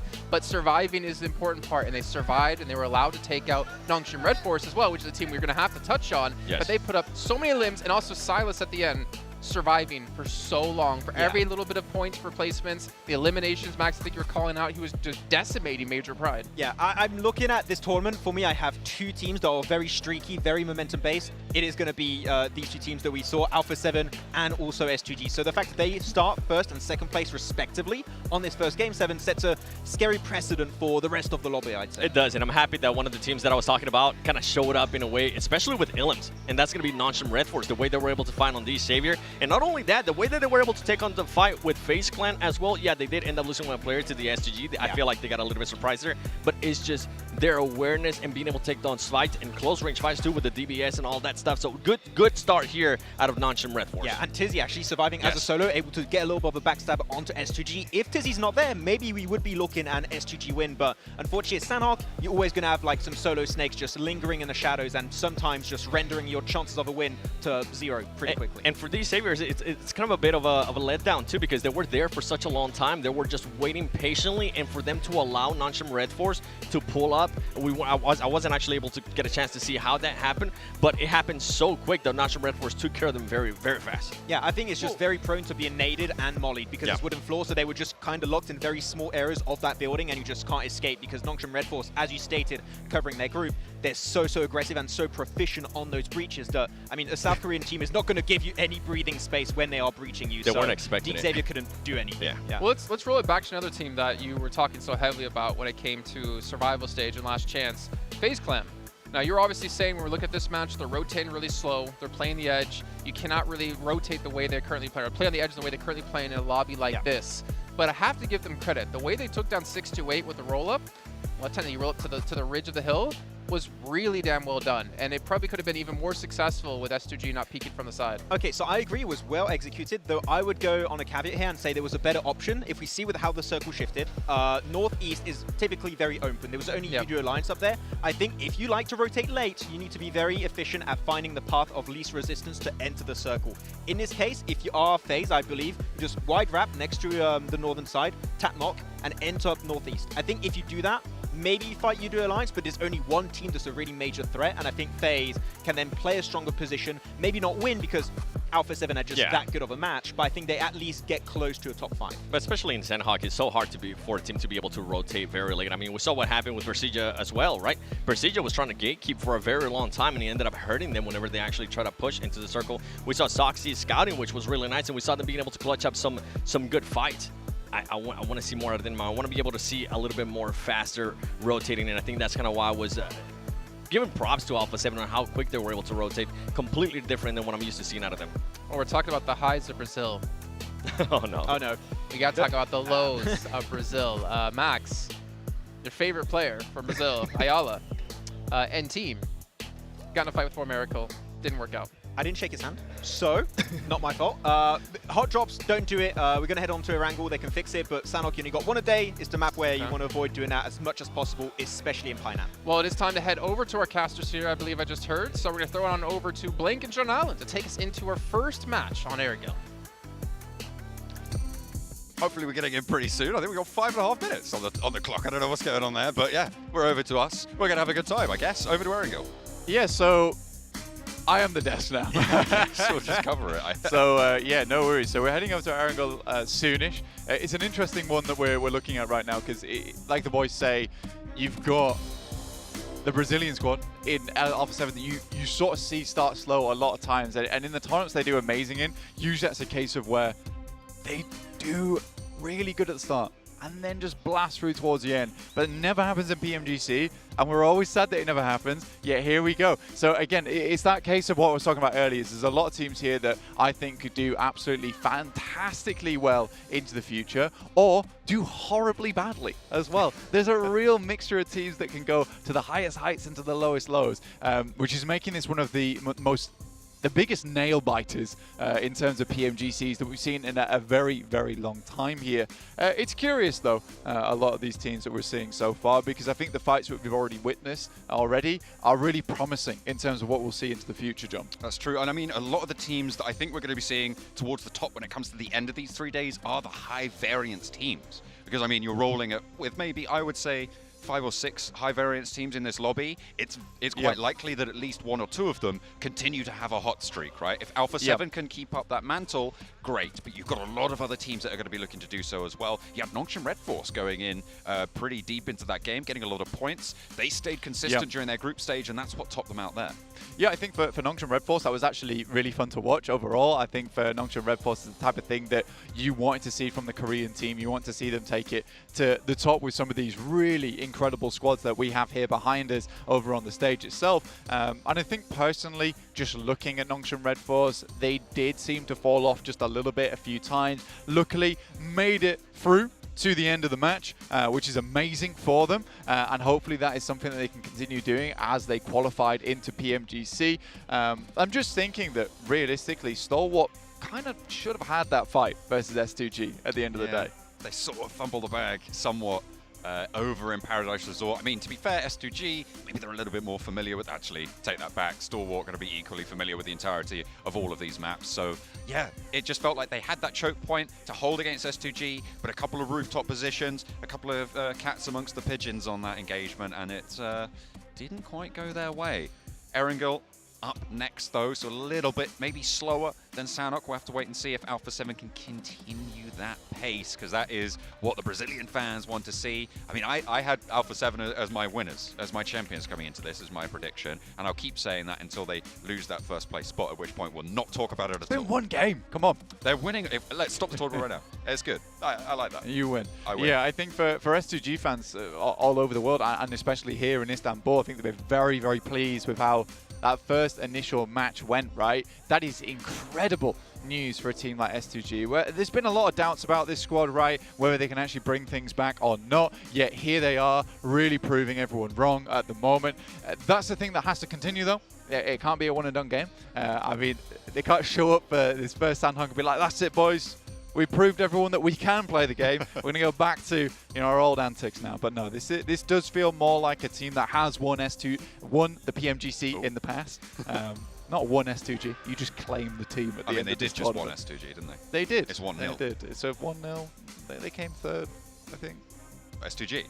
Yeah. Yeah. Third. Udo Alliance managed to get a player into second place with 2 eliminations. I am pleased with Udo Alliance. I think that's the one thing that worries me, though, is the elimination points overall. I think for Udo Alliance, great consistency on that squad. A little bit afraid to take fights, though. I think in terms of rotations, they are very, very good at it. And it was kind of like a little bit of a red herring for us in the group stage when we actually looked at them, because some of their rotations were very much from their side of the map, very much from their side of the circle. So it was fairly easy for them to come downwards into that spot. However, going into the future, going into the games that actually qualified them into PMGC, and even here on Sanhok we can identify it a little bit, their rotations are just very smart and very strong. Yes, they avoid fights, but they can avoid fights because they're masterfully working their way through a lot of these dead zones where not a lot of teams are playing, which is not easy to do. That requires you to have really good game knowledge, really good knowledge of what's going on around the map as well. Certainly need to keep your wits about you. Looks like they are getting locked and loaded, with only a minute left till the plane takes over the grassy pastures of Erangel. Of course, we'll be heading there once more for a triple bill of our favourite map. Well, my favourite map, I think it's safe to say. You're a Sanhok man, but I'm going to stick with the grassy pastures. We've got Miramar, though, as a treat later on. A little bit of dessert for us. Yeah, double Miramar. Bit of a Miramar dusting, let's say. A desert dessert. Yeah, a desert dessert. That's why they paid me. Dessert. But yeah, heading into the game very shortly now, 30 seconds away from our second match of the day, where we will see if Alpha 7 can continue that trend, or are some other teams going to step up and let them know what's good, because there is every single squad here in the PMGC that I think could get a 10+ elimination game right off the back here. And not just Alpha 7, there's plenty of other talent within this tournament. I mean, we're on cam with FaZe there as well. They did some pretty decent moves over on that northwest side, of Paradise Resort. They took 6-2-8, another very strong team coming from China. The 3 Chinese teams didn't have the greatest match there in that first Sanhok, so maybe the region will be able to stand up tall here in our first Erangel of the PMGC Grand Finals. Match number 2 of 18. We're going from Severny down to Novo on the plane. Got ourselves a plane path, and we got ourselves some players in the plane as we head in from shooting range, like you said, down towards Novorepnoye on the south side of the map. Pretty disgusting plane path, to say the least. Makes things a little bit hard for the teams that want to drop over towards the western side of the island itself.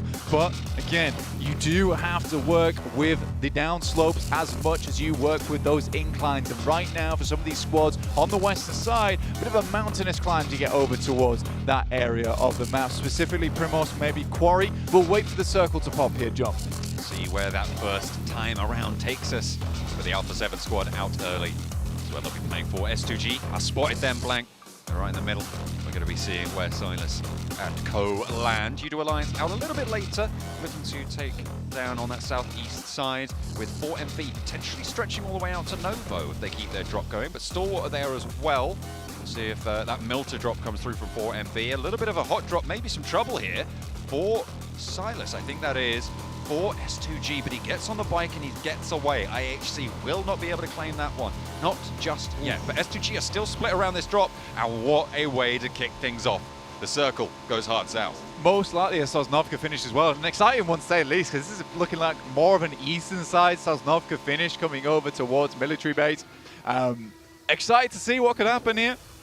With Stalwart over towards Novorepnoye to start things off. For Meriku vibes over towards their western side, and I think those two Mongolian teams probably happily sat down this way. Ray-Z takes an absolute blazing from Vintores on that top side with the M16. Could potentially have got that tag there, but a little bit too late on it. I mean, you stay exposed like that for too long, taking those shots, you know that S2G is going to turn someone around, come on a flank, and you're going to have a really tough time of it. So I think that was pretty heads up to fade away there, even if you can get for that one. Maybe a little bit too greedy. And they've certainly claimed their position anyway. They know that S2G doesn't want to stick around to allow them to get away with it. Island already. Stalwart over in Novo, which is hopped on board with them. 4MV a little bit over towards the military base, a little bit more. You've got Udo Alliance making an early break over the East Bridge, and it looks like it will be relatively uncontested. Stalwart not grouped up enough right now to really go for a contest on that bridge. Not really able to consolidate, but they still got an outpost, and action is there. On the back of the buggy, the shots start to land, but he's exposed, he's isolated, and can't really do that much against Udo Alliance other than alert them to the presence of the team. Yeah, there's an attempt there made, but not really too much done. Icy, though, does drop out, attempts to get a couple of more shots off. There is a little bit sent back towards his direction, but for Stalwart, realistically, you were hoping for a decent little start there. And I think that Udo Alliance, again, this is what we're talking about. Their ability to rotate is very, very good. And the timing there is the important thing, John, right? The timing is so important in the sense that you could already see that Stalwart did not have the right weaponry. They did not have the right attachments on board either. So this is the case where they just don't have the weaponry to deal with an early rotation like that. I'm pretty sure Udo Alliance was rotating across there as quick as possible with little equipment and nothing, but they get themselves into a strong position. At this point in time, teams are starting to build up some of that caliber, right? Some of that weaponry in the back pocket and be able to hold out these teams who are moving across towards the South Island. S2G's made a quick approach of it. Already have two players down towards that south side, just waiting for one more of their players to make it across, but sort of locked between here with Nongshim Red Force in the wings. Seeing Silas already across. I think, yeah, the rest of S2G just trying to divert Nongshim Red Force, getting across that western bridge, but Major Pride, Alpha 7, circling around now over on the western side. You can see that outpost on the minimap for S2G. Ray-Z, taken very low, obviously, by that spray from Vintores of FaZe earlier on. Hasn't actually been able to find the meds until now to be able to get back nice and healthy, but Major Pride, they've left a player in the same compound as him. He'll be aware that there's an opponent in the area, but will Naomi know? Did they drop him off there? Did they drop Ray-Z off and take the vehicles over the bridge? We'll have to wait and see. Yeah, I think for Ray-Z sort of left behind with a vehicle of his own. Or you'd hope. If he's able to pop Naomi out, though, it's a big deal. Able to take the US, regroup potentially. I think Naomi has no idea here. He's going up to the upper floor. He's not got a weapon out. He's not checking his angles at all. He's just scouring through for a little bit of loot. There is that buggy at the front, though, and that's what's going to give the game away. If he steps out and sees it through the window. I don't think he did. Yeah, you're Ray-Z pulling out the Val. find too much success off the back of it. I think that fight was a difficult one for Razy to take anyway, only half HP. You got DXavier as well, rotating close in between. Not a bad moment to go for the push here for Major Pride alongside with DXavier, but they're going to go straight up towards the Lighthouse. Major Pride's going to rotate back across, interestingly enough. And I mean, this is not the ideal position to be staking a hold over towards this western side. The circle's likely going to head over towards the east. It could even head over towards Shelterway if players are unlucky here. So it's a curious arrangement that we've got set up here between DXavier as well as Major Pride. It's a case where you're potentially just looking for some results in terms of eliminations, but we will see. Taking that top spot. I mean, you are at the back of the traffic jam, so maybe try and get a pick on the team sat across the bridge with the angle that Lamborghini has. You can see he has full broadside on the walkways across that bridge as well. So just controlling the ground for now. They are in the next zone, but as you say, difficult maneuvers ahead, I am sure. In the meantime, Udo Alliance have made their way all the way to the south of the military island Blank. They are right on that coastline. No one really that close by to them. I'm looking at 628 making a crossing from Mill to Power in the boat as well. They've already put Sunan on dry land towards Novo, so they have got an outpost already making that crossing. Razy getting his swim on as well. The trunk's a little bit wet, but S2G going to be happy to get across nonetheless. You've got a curious position over towards that northwest side in Zaki, right? Interesting enough that they would be sat up there on that edge of the map. Still not moving in the blue zone currently. Just that north side waiting, biding their time. Now the rest of 628 have moved on in, but Sunan's been scouting in the meantime to give them a little bit of an opening on to the south point of Novo. Gotten through to the hills there as well. Razy swimming underneath gets spotted. S2G potentially down a player here, as I think Razy will really struggle to swim all the way across with that health bar ticking down. Having to get through as well on a broadside. This is what DXavier were looking for. This is what they wanted to find. Find a player on the team sat across the bridge from them, and they've been able to do that. To take Razy out of the mix is going to allow them a much easier crossing when they want to go for it. Yeah, I think for Razy getting taken down here, a bit of a difficult scenario overall for him. But again, that's what happens when you get left behind like that, right? And S2G has been so split up for so long, but it's WBG currently. Sadly enough, against IHC, Demo should definitely go down there. The spray was forgiving towards the end, but the start, brutal. WBG decides that not too worth it. Godless should be able to pick up its teammate there in Demo behind a rock as well. The rest of WBG just send away. Decide to get out. They're turning around. He's out. Ming dropped off in the process. Su as well. Going to roll on in, see if they go for a reposition. That is another hard south shift, and we are going certainly to the east side of Military Island. But IHC and WBG on that northern side of this angle. Godless moving up, looking for this res. We're stage 2, so these reses can happen in the blue zone, despite it enveloping the fight. It'll start to put some pressure on. Gap already down and flushed. Means WBG lost a player completely. IHC, if they can pull their player back up, they're up at 4 again. Yeah, I mean, for IHC, definitely a possibility to get back into this game quite easily. That is one hell of a hard shift on the circle, John. Ton of water involved as well. Stalwart, realistically, should have a good game off this one. They currently own Observatory, right? The question is whether Icy and Action is going to get up there shortly, because we do have the Piranhas swirling around that position on the mountain. Procedure Evos, Titans, as well as Udo Alliance on that south side, not to mention 628. And I think for Icy and Action, it looks like they are getting back into vehicles now. Lamborghini spots a couple of players. Out come the smokes, out come the stun grenades, but not quite enough here. At least one player has swung wide, and Lamborghini's not watching. It doesn't matter. Levi's has the angle. Razy now low HP by that pillar, has been knocked twice, but is still going. Hamzy up on the high ground, spotted by Lamborghini, not able to tag the spray. Silas under the bridge, lone really in his pursuits, but steps up for the fight, and Lamborghini takes half HP. Now trying to get back into it. Molotov forwards, pushes Lamborghini up to the high ground, doesn't find the knock, but that's an excellent reposition. The flush goes over to Razy, and now Lamborghini forced to go for this med kit.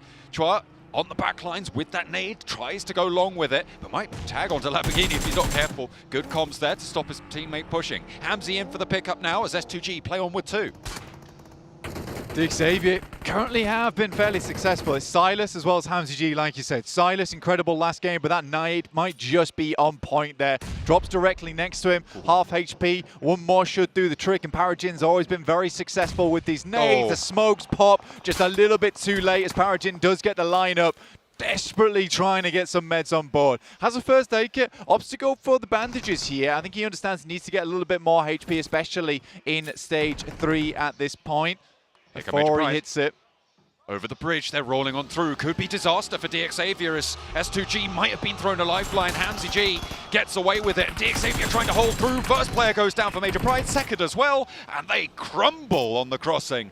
Major Pride gonna have a real tough time. And DXavier, they bided their time in that lighthouse position. They gave S2G some rope. They snatched it back. Took 3 players there, and now Major Pride are finding a similar result. Yeah, honestly, this Vietnamese squad has been extremely impressive, and I think the reshuffle they've made on the players has brought them a lot of momentum overall. I mean, Paragin, Lamborghini, really, really strong players. I mean, Lamborghini's been with the squad for a very long time, but now is supported by the correct players, I would say. They do need to get gone at some point, though, right? Because they can't stay here forever. WBG currently fighting off versus IHC in the meantime. There's plenty of players looking for this bridge. DXavier playing the far side. IHC and Major Pride stand in the middle. WBG try and get across, but they all jump in the same vehicle, and Godless lights it up. Something awful. Ziol does go down in response, but that is the end of this match for WBG. Another bad performance for a Chinese team. Unfortunately, it's going to be 6-8, looking to try and keep up the pace now. 4 players alive for them.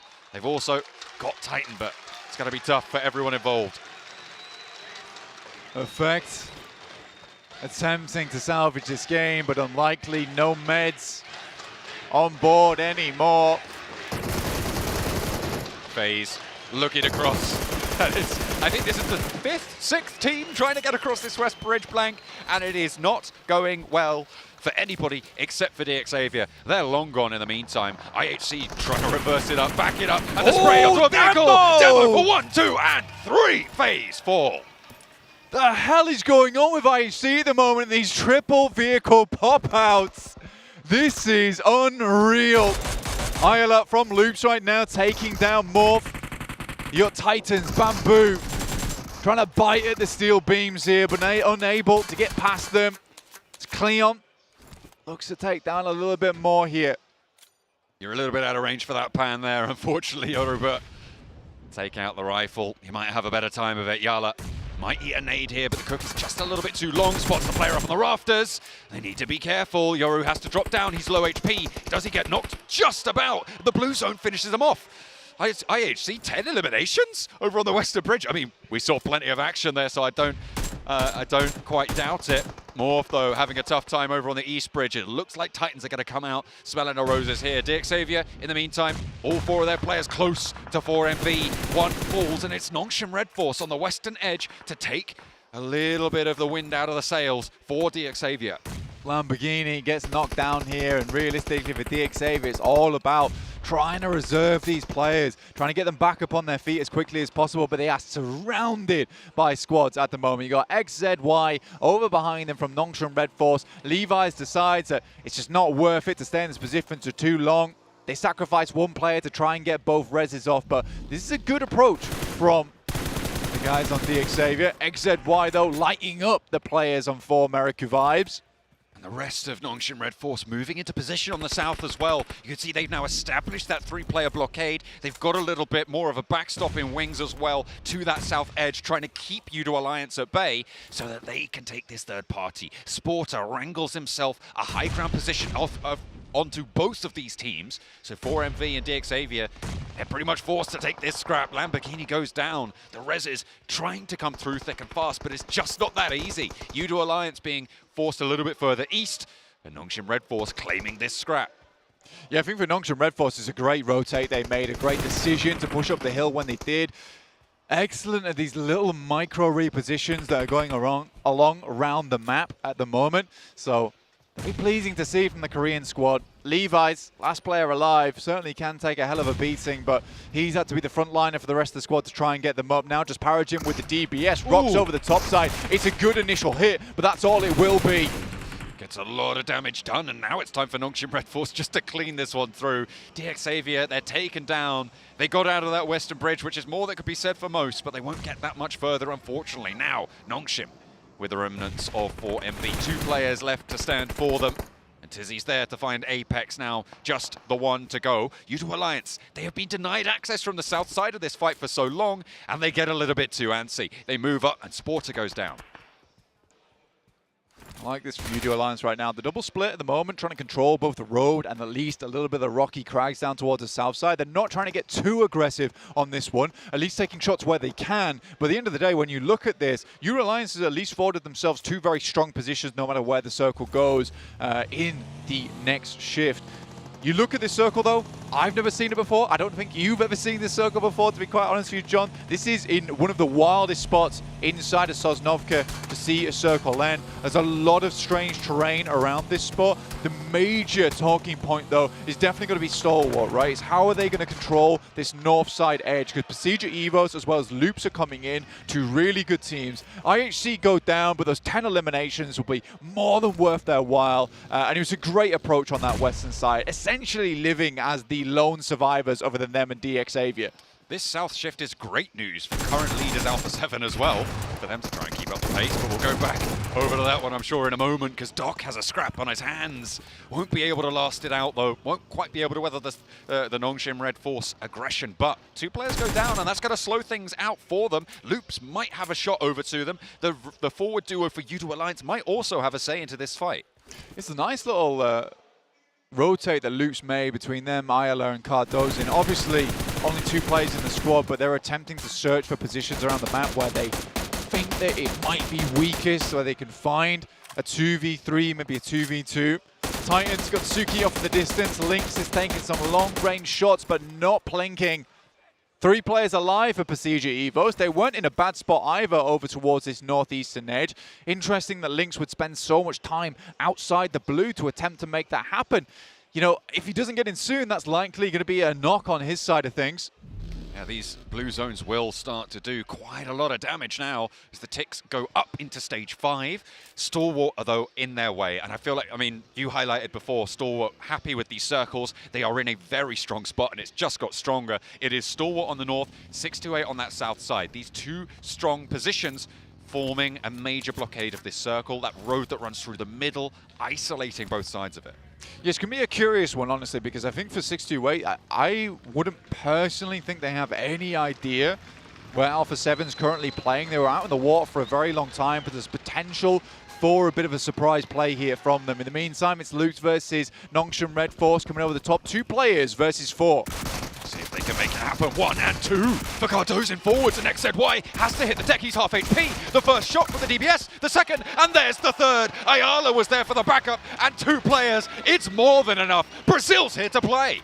That is an unreal result. I was saying they were looking for potentially a weakened team, but they want the strongest. They only want to play with the big dogs here in the lobby.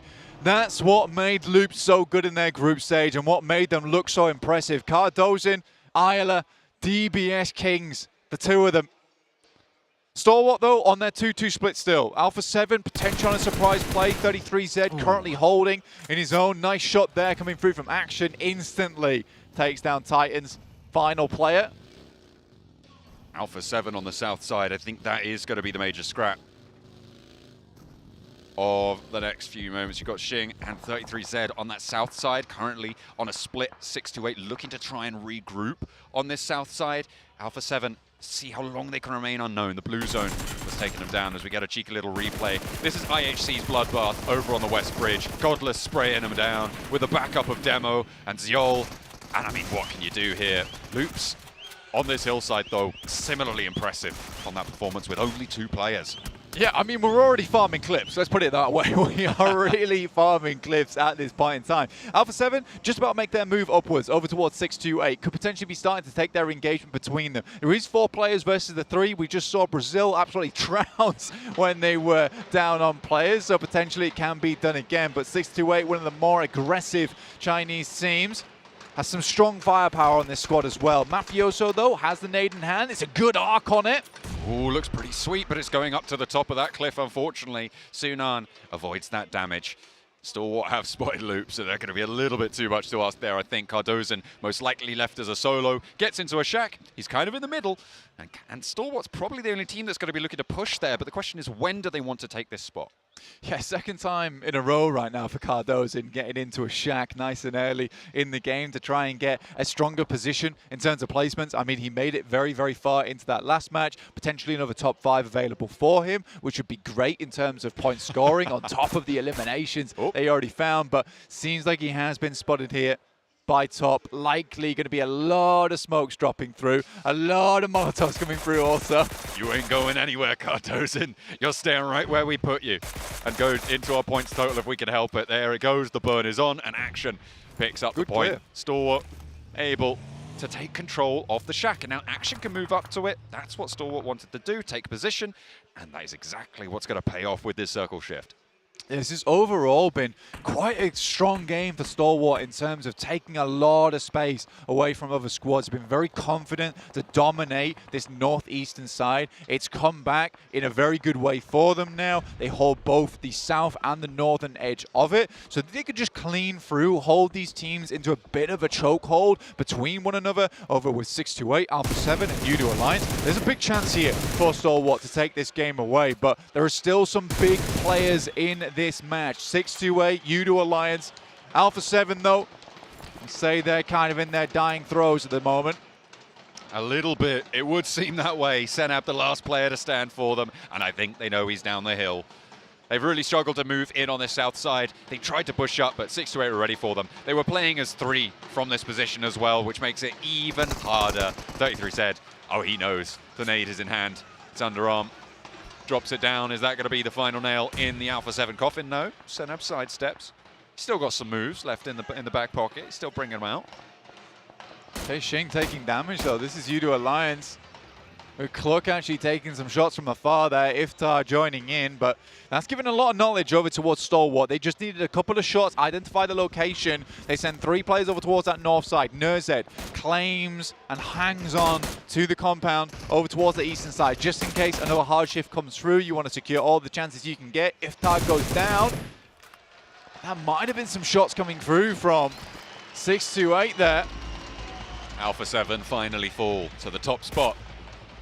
Eliminated from this one. Stalwart trying to sweep around, but U2 Alliance giving a good fight here. On the western edge, Sunan moves on up for 628. Looks for the flush, can't quite get it. He's backed off the angle. Has to fold back in with the rest of his team. A little bit further down the hill into the buildings that they've occupied for a while now. They want to stay as 4, and I think rightly so. With only 4 teams alive, that's exactly what you want to see. Besiege Evos have survived with Luxy over on the southeast side, but very minimal utility there. You can see that count at the top of your screens. Really not too much more to do, just try and survive as long as possible. Stalwart, on the other hand, 18 smokes. They are going to be able to get wherever they want to go. This is a nice position currently Nurzed's holding over towards the eastern edge, right? Has the high ground. There's going to be a lot of open terrain in front of him. Having that little angle there is going to be so important, just for gathering intel more than anything. A couple of pot shots could be lovely. See what happens about it. A U2 Alliance now off in the distance. For them, this is a big game. It's an important game for them as well. They need to prove to these squads they're not just a second place team within this lobby. They need to take a little bit more action, be a bit more proactive. 33Z takes down one of them already, will back it off down the hill in the blue, not likely to survive from this one, but open things up. Cluck gets the pick now over to Shing to take up the mantle of this angle. I don't think Olio's getting back on his feet here. U2 Alliance not able to push down that ridge line, does get flushed out here eventually, but in the meantime, Stalwart just march forwards. They're keeping that pressure up from the northeast side. It's a difficult push now for U2 Alliance.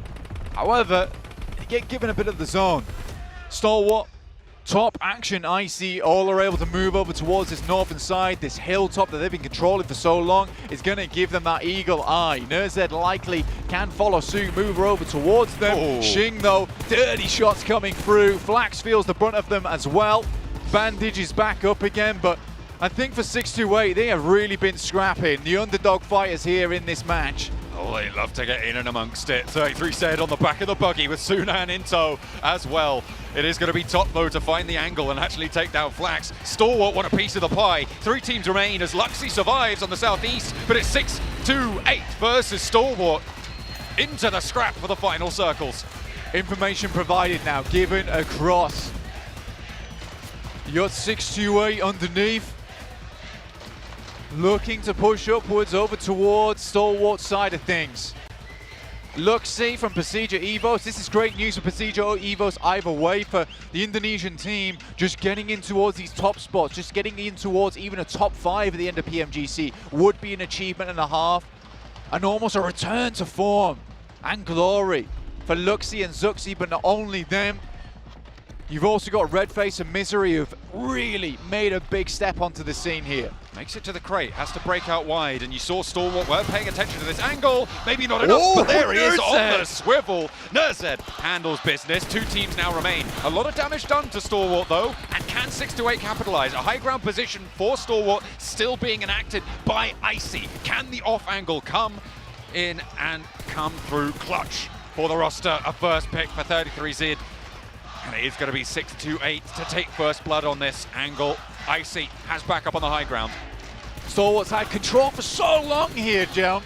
Doesn't make sense that they would let things slip a little bit. Finally, gets a nice tag over to 33Z. Nerzed, though, on the off angle, able to pick something up. Sunan spots him out. Icy immediately to the rescue, to the aid of things. But the shots are so clean right now from 628. 2 players down on either side. Icy repositions, trying to move through with the buggy. Sunan has to reload, and there's no answering volley. There will be a flush coming through, however, and now it's only Sunan for 628. Stalwart, in the meantime, have taken out his entire team. 2 players are there, 2 players are ready for Stalwart to play in the center of the circle. Icy and Action to try and keep it together.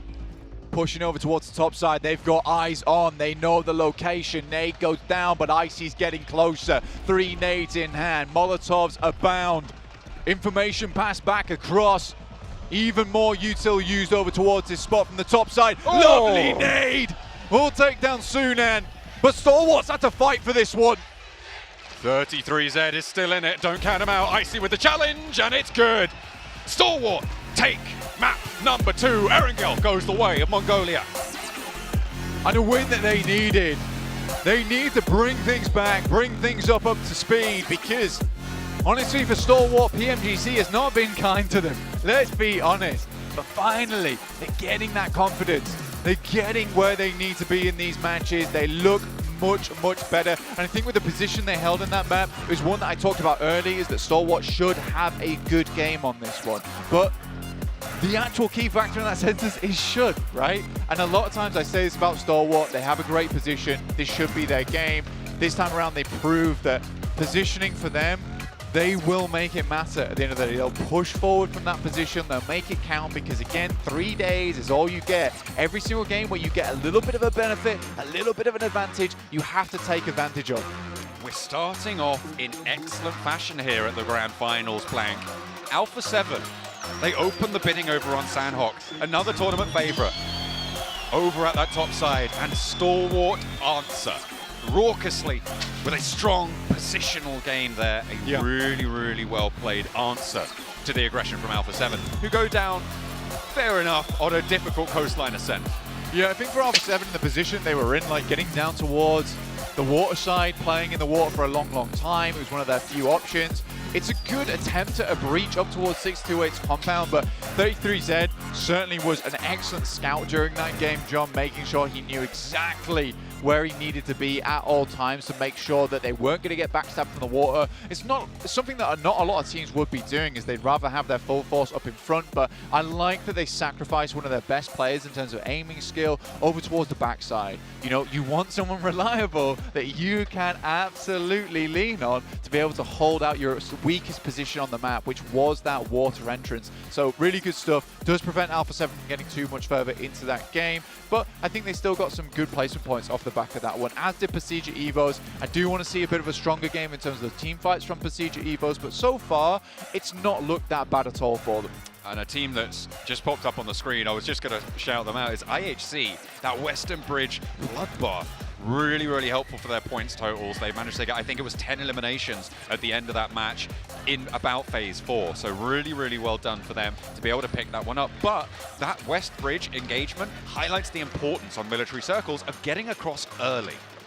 Yeah, I think for even Udo Alliance, they got so far in that game, right? Very, very far. Just didn't have things to back it up. They made it down there. They got themselves a strong position jump. But in the meantime, we're going to send this one back over to the desk. Well, I know there's one really happy person here on the desk. He called it maybe one game too early. Maxman. I'll take it. Take it's the stalwart win.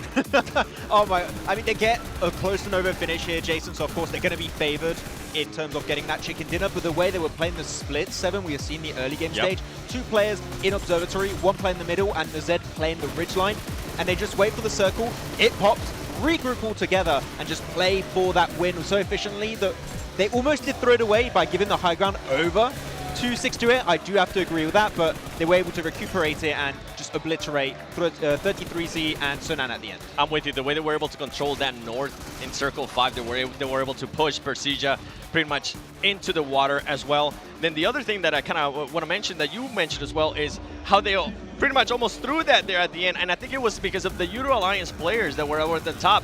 They kind of got a little bit worried about that. They decided to back off. And what was crazy too is for 628, it kind of worked out for them because we saw Top being able to finish the last player from Euro Alliance, which allowed 628 to take easier access to that north control and pretty much be able to overlook everything. Very, very close there. I thought it was going to be a little bit more convincing there from STE, but hey, a win's a win. See the fist bump, high five, boat. I don't know what to do. They got the win. That's why they're my favorite team. It's not going to be, yeah, it's their favorite team right there. It's not going to be the worst handshake ever in esports history, thinking back to certain Bird. But moving on here, we can see Stalwart taking themselves the 10 eliminations, 20 points in total. 6-8 though, I think it's kind of impressive to see them be able to pull this kind of off, but I think the real story for me, IHC. We talked about them in the group stage. They've been a team that is just very elimination heavy. They can have these pop-off games. 10 eliminations is huge, but that's not going to get you a Grand Finals trophy. Yeah, that's the thing about IHC, right? They're all about eliminations. Placement points, unless it's the last game of last chance, maybe they'll start popping off and going for the win. But at the end of the day, strong on eliminations here for IHC. Really good bridge play, but when you have the bridge, here's 7 that keeps moving away. Southern eastern side for the circle, you're going to get gatekept. It's not going to work out. Though, another team that was gatekeeping the southern side here, it was the entirety of 6-8 that against Alpha 7. I know it hurts, okay? But what an execution. It was, and you know what, we're talking about great rotations, we're talking about great early rotations. The boat rotation from 6-8 ended up working out wonders for them because they were a melted power. They were able to do that boat rotation all the way to the south. And like you were mentioning too, they ended up having to gatekeep Alpha 7. For me, for Alpha 7 to even be able to get points in this match, it was actually a bit impressive. It was only 3 placement points, but we saw them, we're like, okay, there's no way they're going to be able to even survive any longer. They were able to survive longer and longer, so it's good to see that out of Alpha 7 for them not to end up with a 0-point match.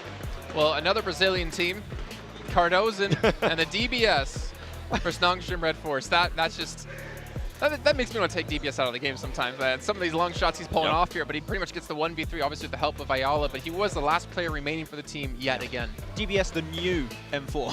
Pretty much. DBS, the new AWM. Oh, pretty much. Just snipe with it, mid-range with it. It's going to work out at the end of the day, but he's able to survive and keep it up. I want to see a game here, 7, where Loops have more than 1 player alive at the end. I want to see that too. Is that possible? We'll have to wait and see. I mean, we're not going to have to worry about Sanhok at least until tomorrow.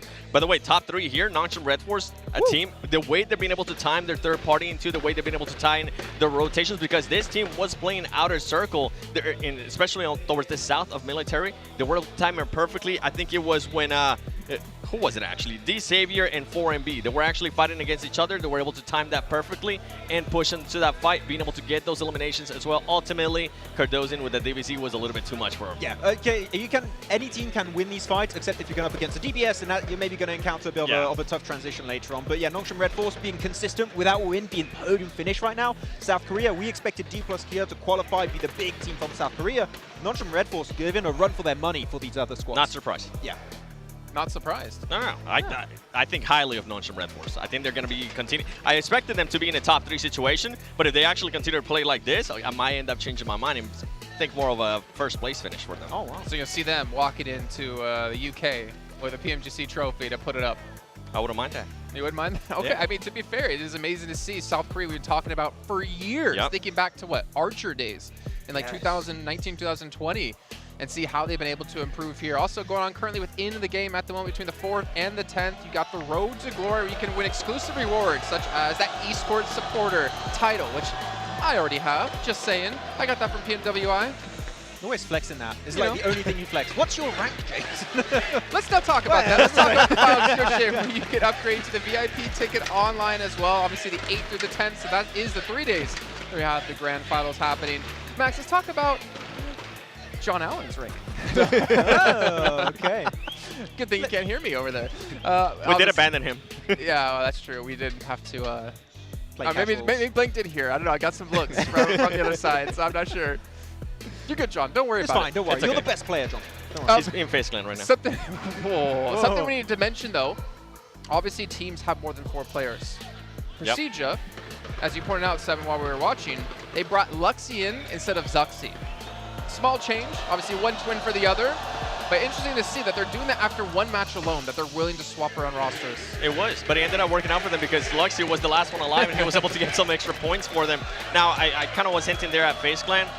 I don't know what's going on with this team. You were talking about you want to see them a little bit more aggressive, and we're continuing to see them rotate super late into the circles and getting just caught off guard. They need to be able to change that playing style. I was mentioning earlier, too, I'm going to give a lot of these teams 3 games, and we're going to be able to start seeing a pattern. Now we're starting to see a clear pattern here. Maybe they're going to be able to adjust here going into the second Erangel. Exactly. Like the fact that you're going to have another angle, hopefully you're going to see fixes on that. I wouldn't use the word aggressive. I just want to see them be faster on the pivot. Because right now, if you have tough circles like this, unfortunately, in PUBG Mobile, in any Battle Royale, you have a section of RNG that's in play, right? And you want to take the worst case scenario in account, and you want to try and move as quickly as possible in a spot where you could technically still reach the circle, which right now, the Western Bridge, not the best option. Maybe go for rotation in a circle like that because it was a really bad first few circles. I think that would be a better option moving forward. The thing is, if we're thinking about Face Clan even challenging for that first place, right? Especially when we go to Sunday, they need to be able to adjust it. And I think one of the teams that I was talking about earlier is Alpha 7. They had to do that same rotation, but they were able to do a little bit faster. They were able to actually survive a lot longer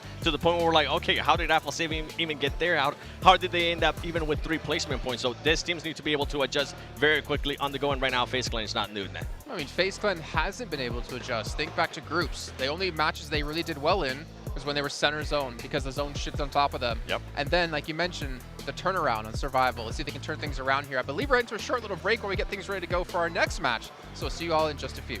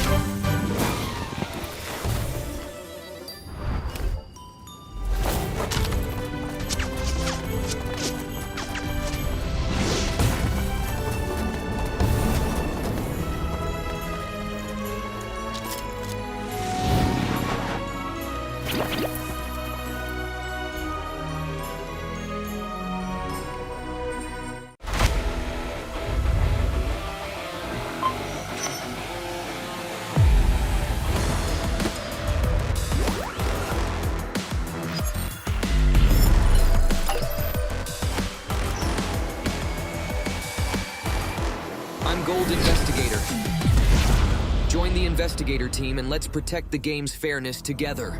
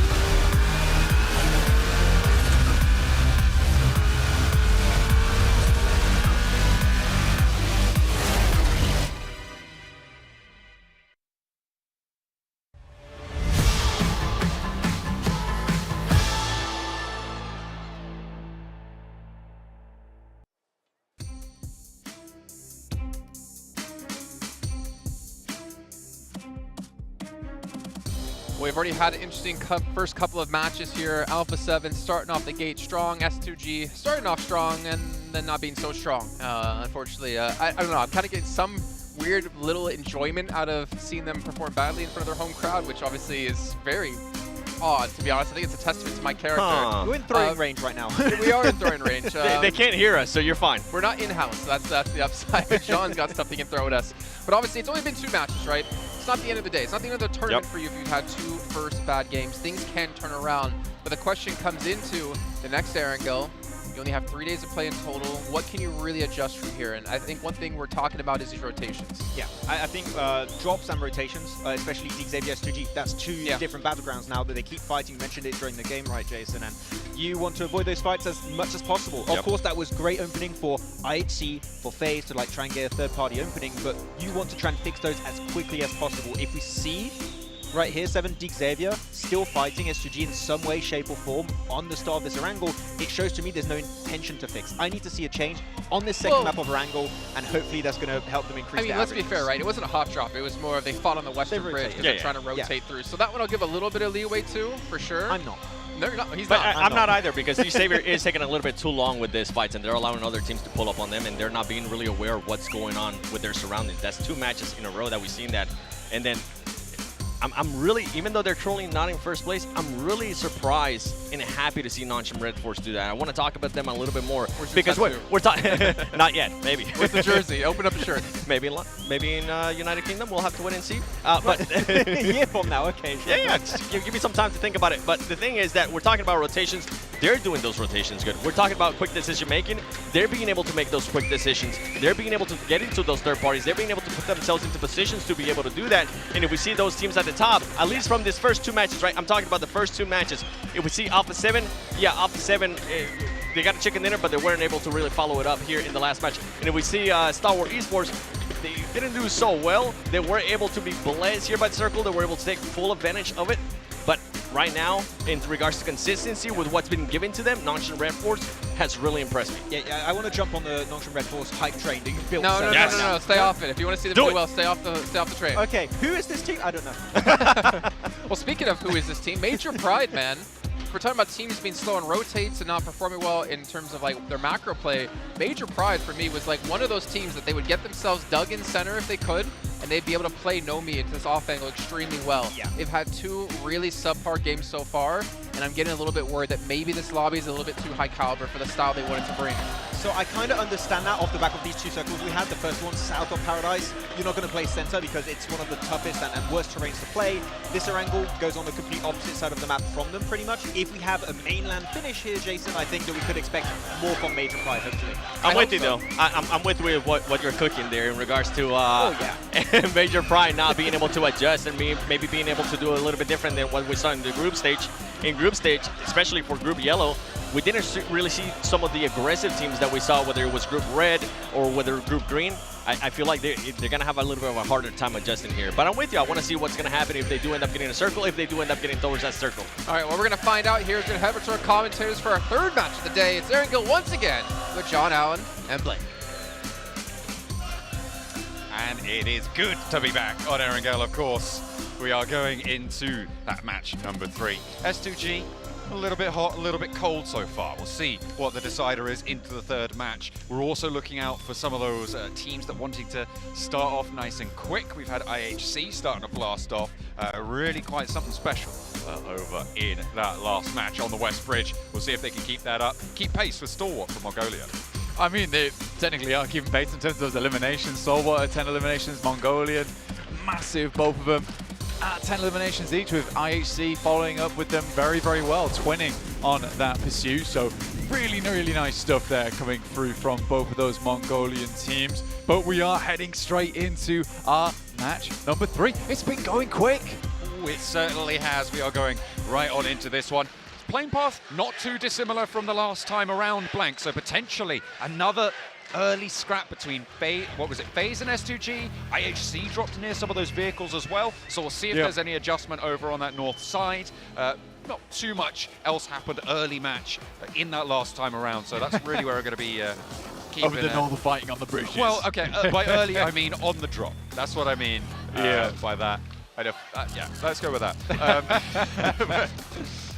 I mean, honestly, that was such a wild time on that Western Bridge. It was a cruel circle, right? Honestly, and I'll be honest with this one, I've never seen that circle before, all the way down towards that southeast side. Maybe in some public matches, I've been there 1 or 2 times, right? But in an esports match, that is the first time I've ever seen players have to actually battle it out down that area. Realistically, Stalwart knew exactly what they need to do. They sort of have somewhat of an advantage because they rotate through this area a lot, playing from Novo Repnoya as one of their original positions. So they knew exactly what they need to do, which was hold that northern side and the compound down towards the south, which was certainly interesting. But we keep getting sent over towards the eastern side, and a little hot drop on our screens between FaZe and IHC. Immediately shotgun in hand, though. Oh, and that's a Bison, sorry, going pretty wild around the side of the crates. A lot of ammo and very valuable early game, but it's taken out of their hands, and FaZe lose the first player. IHC still going on with 4. Zol with the pump action, looking to reload those cartridges on in, grab some more loot, but Venturas might line them up with the close range engagement. Hits the drop shot, but it's 1 for 1. Alex on the high ground has their back. Onzen's waiting in the wings, not in a position to get the trade, and Demo looking to stay alive for IHC, but a second knock goes over towards Alex. It's Revo from Alpha 7.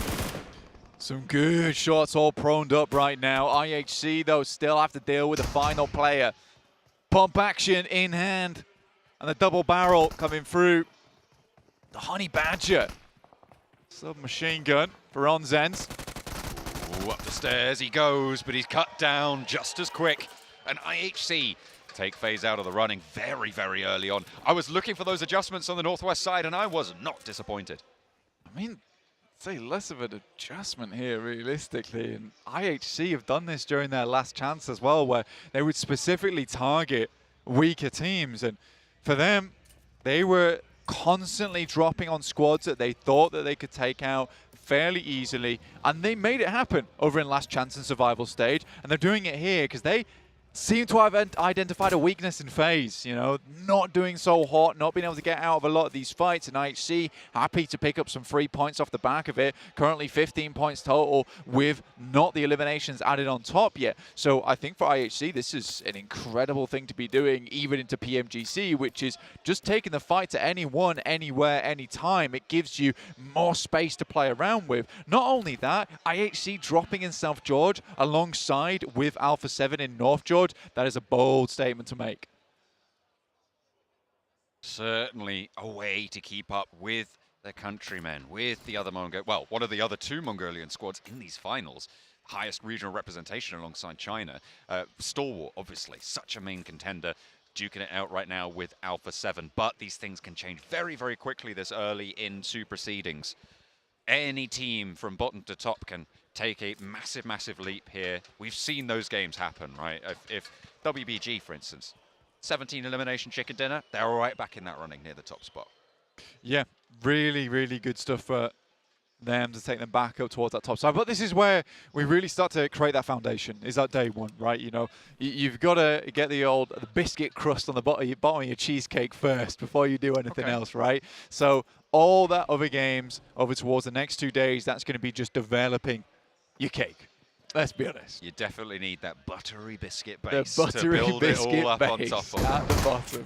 Exactly. But yeah, IHC really good on these hot drops, and they were practicing them all the time over in the PMGC League stage. Doing it here again, I can't believe it's happening over in the finals, which is fantastic to see. So I'm super pleased with how this is going overall so far. I rated them going into last chance as well. I'd had the pleasure of covering them in their group stage during the leagues. We saw that blast off, and again, it's that streaky style, it's that high variance play when you are a more elimination focused team that is paying off for them. And it seems like it might be this roster that's going there, but strong and consistent is the story for Nongshim Red Force. They have been able just to keep it going, right? 17 points on the standings right now. You can see IHC a little bit ahead of them because of the eliminations they just got, but yeah, that's a really solid result. That's 8.5 points a match. Yeah, I mean, if we're looking at the leaderboard right now, what's really nice about this one is that the spread is awesome in terms of where these teams are placing. You know, it's only a few points drop off every single game right now for each and every team, which is something that really reads into the fact that this is a very stacked lobby, right? Very equal in skill. So for a lot of these squads, some are finding more success than others, but it follows that general path downwards. And I mean, it kind of makes sense that we would see Alpha 7 and Stalwart on top alongside with IHC, particularly because all these three teams do have rotations in hand, which are very good. They can take team fights as well, and they're very, very good at holding multiple positions on the map. So for Alpha 7 STE, or Stalwart and IHC, this is something that makes sense for them to be here. Same with Nongshim Red Force, S2G. Udo Alliance are further down the list in 6th place because I don't think that they have that team fight down yet. That team fight aspect is just not there yet. So it all makes sense. And I'm curious to see if playing versus these top squads in the world will change out how some of these teams do end up playing. But in the meantime, let's take a quick look at the map, John. A circle heading over towards that western side. Alpha 7 still have Revo. A couple of other players up towards that northern edge. They've got to split downwards, though. In the meantime, it's Sue versus Mythic. We'll take down one. Much needed elimination there for WBG as well, considering down in 16th place. Only the 2 points. I certainly need them. But I said any team can make it happen this early on, right? And we've seen WBG have a lot of strength in the past. Hopefully they'll be able to continue that pressure into this match. Alpha 7, a team that's certainly shown that pressure in match number 1. Not quite as lucky in match number 2, but wow, they're fighting for the top of Everest. So are IHC and so are S2G right now. They are once again into a little bit of a scrap. Senna wants the nade over towards the back lines. Silas dodges out of the way of that one. Mafioso fairly low here, but shouldn't be too much to worry about. In the meantime, S2G marshalling their forces to move forward. They are a little bit split right now, which means they aren't at full force. You can see Razy and Calci a lot further back. Alpha 7 a lot more cohesive in their position right now, a little bit further east, but S2G can change that. They go for the regroup. I think for Alpha 7, there's a lot of talk about how this team's going to be the new Grand Champion of PMGC. They've yet to make it happen yet. But taking this fight between them and the previous Grand Champion is a step in the right direction, right? You know, if they can prove versus S2G that they're better the team, you know, that story becomes a whole lot more believable going into the future. Either way, looking at that shot coming through from Silas over towards Demo, kind of godlike, to be quite honest with you. The lock-on from the DP, sort of disgusting the way he tracked him in the air as well. Tell this guy's been playing for years now at this point in PUBG Mobile. And S2G, I mean, if you can take a player from IHC down, you take that opportunity. Perfect capitalization. Try and take the wind out of the sails for the players of IHC. Try and keep them in the corner. It's going to be a hard task, but you've got to start somewhere, and that's the way to do it. Major Pride, a little bit disappointing so far in their games that we've seen from them. The first match, it looked like they could have done more. Second, didn't really see anything. That west bridge was their Achilles heel. This time around, they're not going to have to cross, but we'll see if they can play a little bit more central, as they have got the spot here on the map. for the center of this next shift. Loops have got a shot over to DX Xavier, but they won't be able to find it. Do have that shot, but not able, like you say, to connect anything on that side. Morph currently playing up towards that northwest edge. Bold and strong as long as they can. Stalwart coming in from Novo Repnoya at the moment. Alpha 7 close by to Morph now. Both of them looking to take position. A north outpost for Alpha 7 to try and keep them clean on that side. But Cleon is there, rolling around the ridgeline to try and give them a little bit of a spook. Unfortunately, not finding an angle on them just yet. Nade sent towards Rocky. Slow down the backstop. Mafioso's there. Looks like he has an angle. Potential to ruin Morph's stay.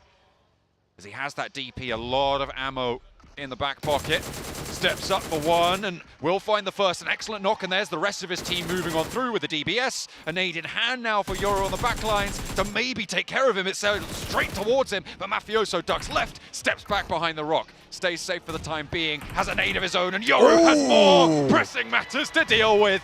Sent back by Alpha 7. The top spot will not go that quietly. Yeah, I said that the boys were holding on the northwest side, but not for much longer, like you said. And Alpha 7 will get all players back on their feet. 6 eliminations added to their tally once again, John. And this is what we were talking about. The boys from Alpha 7 running away with things. Oh.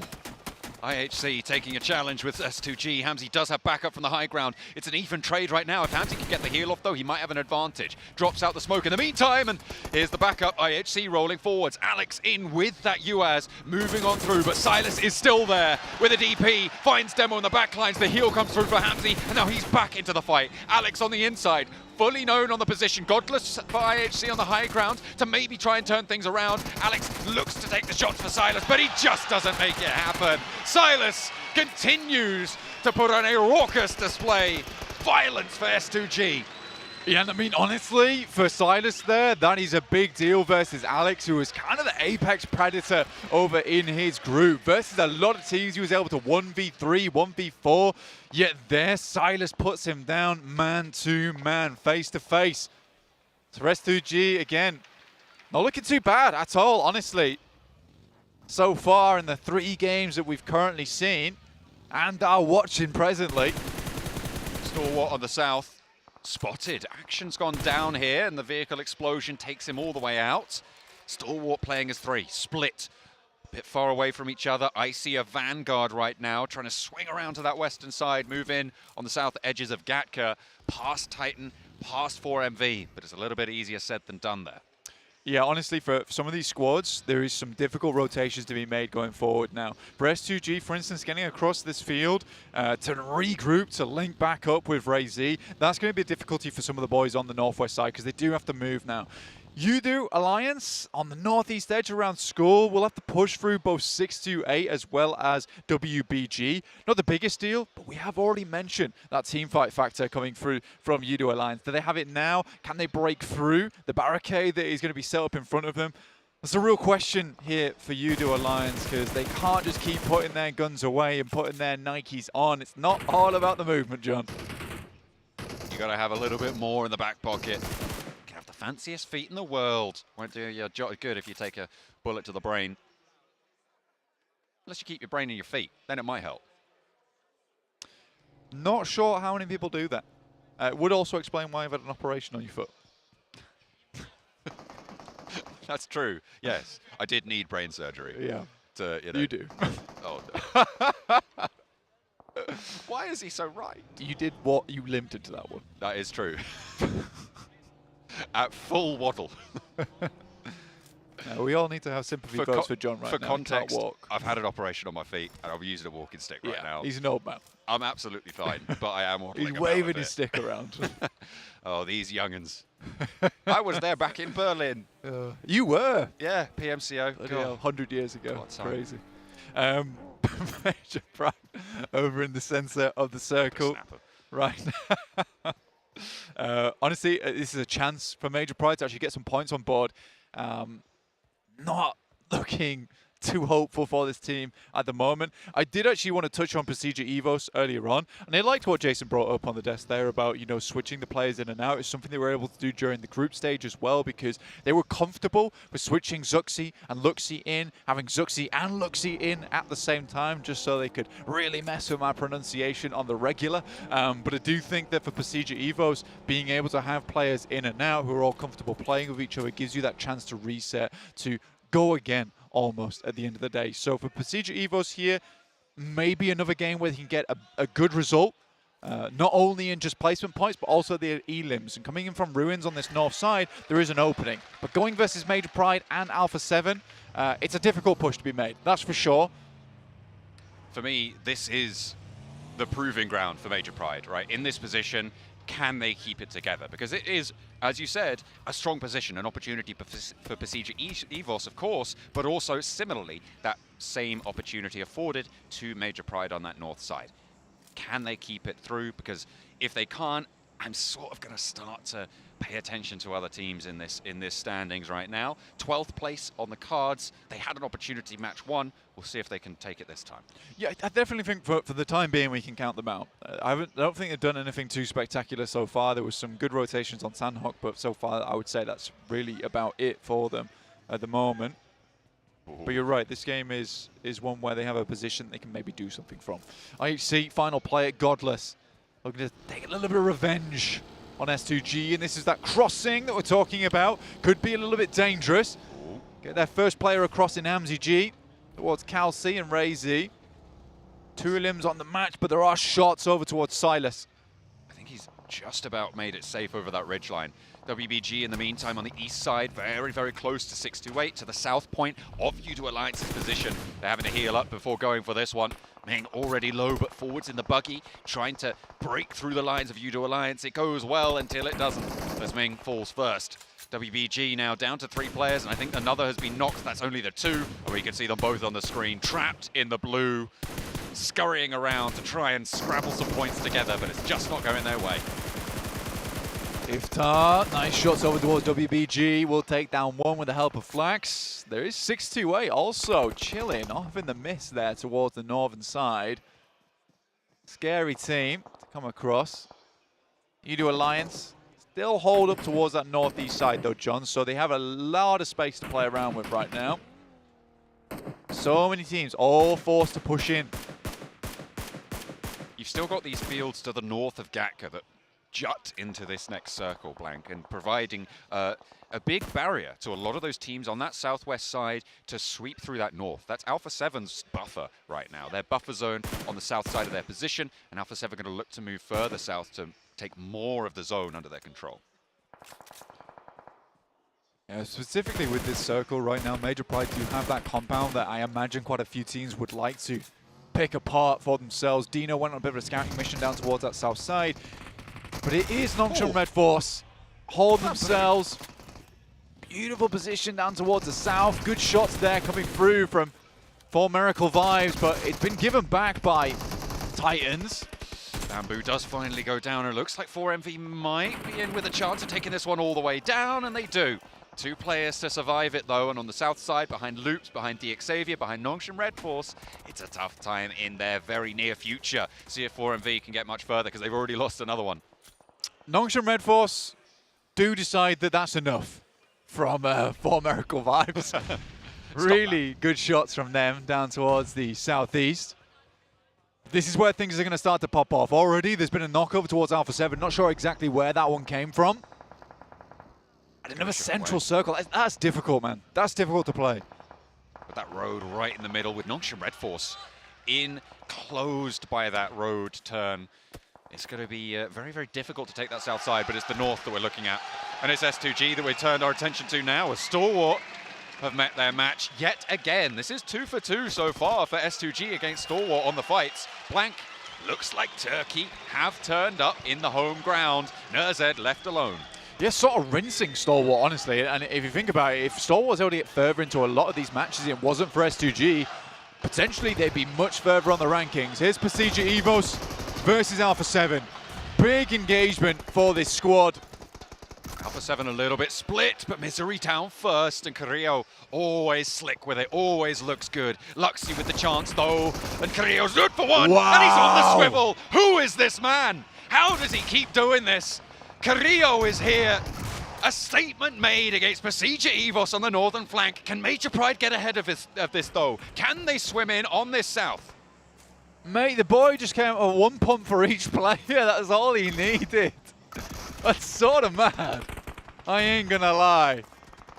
Sing though tries to get across, but Udo Alliance are at least singing him a nice little funeral dirge there to finish things off.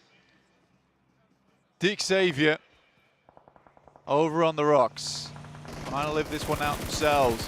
There they go. Major Pride with their chance. Can they hold the rock? Udo Alliance take the first knock sent their way. A good start to things. Can they keep it together? They've still got Nomi on the back foot. Another nade over the top to get one more knock, and Udo Alliance starting to falter. A lot of damage sent to Olio, and more nades to pour through. Major Pride smell blood in the water, and they will not slow it down. They roll on in, and now just one player left to stand. Iftar on the back lines. And it's right in the sight lines of Major Pride. They take one, but he goes down for it, and they'll get the res. In come DX Xavier, though, from the south. Okay, effect up to 4 eliminations for himself there. You're right, though. DX Xavier not happy to let this one slide on the other side. Nades come through. Chua, absolute arm on this lad. Instantly flow away from the side of that smoke. Really good coordination right now from Major Pride here. Nade over the top. Doesn't do too much for them, but Levi seems to have them on target. 5 more nades in the back pocket. Just keep sending them over the top here. Chipping away at the boys from Major Pride. Cutting away at the marble here. But they can't really afford to go too far forwards with the sight lines that other teams are going to have on their back. Getting across this road is going to be really, really tough. They need a knock or two over towards Major Pride. That's what these nades are hoping to achieve. And Major Pride can answer with relative impunity at this stage, unless Alpha 7 start to get involved from this western edge. They've got more pressing ideas, looking to move more central. They don't want to flank out this way just yet. They might change their mind, but for now, Major Pride kind of have the advantage in this trade.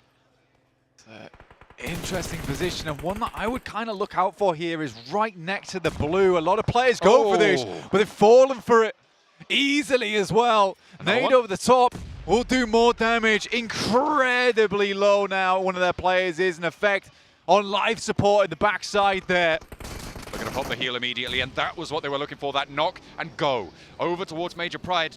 Jump up into those vehicles, but they're being slowed, they're being harried by loops behind them, by East, the last player from 4MV as well. Naomi with a challenge, and Trump tries to move forwards. He's through, he's across, but he's taken half his HP. Levi's tries to make that dash as well, but is being handled.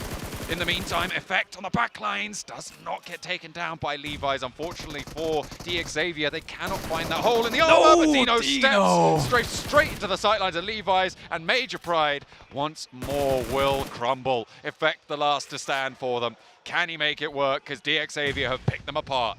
So unfortunate with Dino there. You can tell the information has been passed across from this player that he's just on the edge of the smoke. Dino reads into the call, immediately tries to spray for him, just doesn't quite hit the shots. Now Effect has to hit some more, but will go down with only 4 eliminations in pocket after that one. 6 teams remain. Alpha 7, DX Xavier, Loops, 4 Miracle Vibes, Nongshim Red Force, and S2G still in it to win it on that western edge. They took some pot shots over towards Alpha 7. It's really only Nongshim Red Force that's managed to find some big damage. That is until the Vietnamese squad set foot onto the scene. Starting to extend their influence now. High ground found for DX Xavier. 8 eliminations. The smoke blooms around Alpha 7 to try and keep them safe. Alpha 7, the main arbiters of S2G's position. They go down, S2G have a much better time of getting across this open field that sits in front of them. Certainly right now, DX Xavier's got one of the strongest positions in the lobby. You know, playing over towards that roadside where currently Loops is would be nice to play, but again, this is where you can completely rinse the guys on Alpha 7, and Levi's opens things up. Doesn't wait, doesn't hesitate, he's in. He's rolling on forwards, keeping those sightlines under control. Alpha 7 should be able to find this res, but they take 2 sightlines out of the mix, Lamborghini and Levi's. A duo move forwards for DX Xavier. They want to keep these points rolling on into their bank. 9 eliminations they're up to now. Levi is sat back. I think that might have come from S2G, you know, Mate. across the way. And there's the shot. There's the nade. Lamborghini finds Senna. Alpha 7 cut through the middle there. A swift thrust. And Lamborghini looks to put the hurt down, but there's an answer, and there's a reason these guys are at the top of the tables. Revo keeps it on going, but S2G are blinking away into the back lines. One player falls, Kelsey's there, and that's the high ground on the top of the building for Nongshim Red Force, because there's 2-2 split going on right now, and Nongshim have power as well. Yeah, honestly, we've not talked too much about Nongshim Red Force, but they probably have held one of the strongest spots in the lobby this whole game. Max is indicating that they were definitely talking about it the whole time. Seven called it. He's a wise man. You can't hear him. We're busy with the scraps going on between S2G and Alpha 7, but he's eating the whole meal on the south side with Nongshim Red Force. Alpha 7 under pressure continually by Xavier, and that is not going to change anytime soon. Just Revo left. Lamborghini down again. This guy's solid. This guy's a pretty good player. We should pay attention. This guy is a really good player, honestly. Revo is sort of sick with it. And again, this match doesn't matter too much for Alpha 7, even if they go down now. With the 11 eliminations they found, this is a fantastic game overall. But I think Revo on a bit of a timer at this point in time, right? Good shots from Levi's, takes him down. Beautiful little headshot over his way, moves out, but Levi's gets taken down by the S2G players in the process. Both players have to duck down. Levi's technically gone now, really. Lamborghini desperately trying to heal back up again, but Xavier down to 3. Their star player in Levi's falling on the way. Oh, high ground. Tizzy finds Ray-Z. Nongshim really the main force in this lobby. S2G have done well to survive on this western edge, but that open field was always going to be tough. Hello? Etched Hello? spotted by Loops. Chua's here, right over the top with the DBS for 1 and 2, and Loops are cut to size. Chua is answered towards though, and there's the shots coming through from Nongshim Red Force. They will not go down. Another shot, another knock over towards S2G, and Lamborghini's lighting them up. Lamborghini coming through with maybe the 1v4. One more on the cards here for him. Keeps spraying. 15, 13 bullets left in the mag. Looks to go for the shots on the side. Hardly any HP left. Silas getting pushed by the blue. Just about keeps them in. Gets to the tree, gets to the cover behind Nongshim Red Force as well. They know exactly where he is though, and I don't think Silas is going to be able to get much further. XZY opens the mag and will take it down. It's Tizzy to take the honor though. And Cardozin for Loops. Ladders up into second place. It is Nongshim Red Force, consistent, always there, always in the conversation. Now they've found their opening. This should be the chicken dinner for them. I mean, we talk about loops, mate. This has come full circle. We're having another loop on our cards with Cardozin being the last player from loops in the end game once again. No eliminations. Sort of silly. No eliminations needed. We'll take the second place. Oh, you might get a knock or two. No, unfortunately, the hop into the back there is good. And Nongshim Red Force, the South Korean team that surprised us being the entry into the finals for the region, have turned up yet again a really strong, consistent style. Not super flashy blank, but it didn't need to be. Yeah, very difficult to really talk about that team too much when there was so much going on around the map, which was sort of posturing, right? You know, teams puffing out their chests at one another, trying to show who's boss. S2G, though, they're holding it together very nicely at the moment, I would say. You know, being able to hold their own versus some of these best squads in the lobby, which we know have extremely good firepower behind them. It's nice to see. Alpha 7 get pretty deep into that match as well there to maintain their top spot. I think Nongshim, it depends how many eliminations they got there actually, but they might be right next to them now after that chicken dinner because Alpha 7 didn't get too many placement points. Yeah, for Nongshim Red Force, like, honestly, some strong games coming through from them at the moment. And I mean, sort of flying under the radar, they're playing what I would call to be pretty classic PUBG Mobile from back in the day. Take some strong compounds, get a checkpoint further on. That's how they won their group. And then, you know, get that crossfire working. I think a lot what we're seeing these days is just some massively aggressive maneuvers from all these squads. But Nongshim Red Force keeping it real. MVP was only 2 eliminations going on through Tizzy on Nongshim Red Force, so it was a very controlling game for them, as we've kind of highlighted there. You can see across the board total Okay, Tizzy, okay, he got 4 eliminations. Oh no, 4 knockouts, 2 eliminations. Across the board it was 5, so 15 points on the match. I think what you got to realize about Tizzy's position is that he had so many angles on so many players on that hillside. Realistically, all he had to do was cause casualties, and success comes from there, right? Everyone on that north side of the road really started to struggle when that circle came down south. S2G trying to cross that open ground. In the meantime, just denied, but and what a light up from Lamborghini as well. I mean, he was roaring on all of those cylinders, making so much noise for DXavier. Yeah, the engine in that lad is certainly purring. I mean, for Chua as well, over towards Loops. What was that play from him? I don't think Loops even expected Chua to just run down the hill like that, DBS in hand. Sort of silly when we saw it come through. Exactly, who does that? That's what Loops probably were asking themselves in that situation. But DXavier pull out some crazy moves time and time again. And that's what sort of makes them so strong, is that the unexpectedness of some of their plays are silly. However, they also can play a strong, normal game. Nothing illustrates the pressure that Nongshim Red Force had than the utility they used there. Basically nothing. Let's head over to the desk.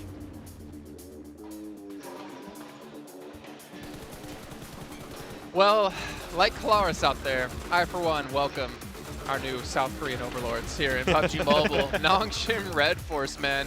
There hasn't really been a single bad match out of this team, as they have been putting up the work, especially when accounts are closing things out. And, well, we got an STUE win, Max. We got a Nongshim Red Force win 7. Does that mean I get to choose who wins next?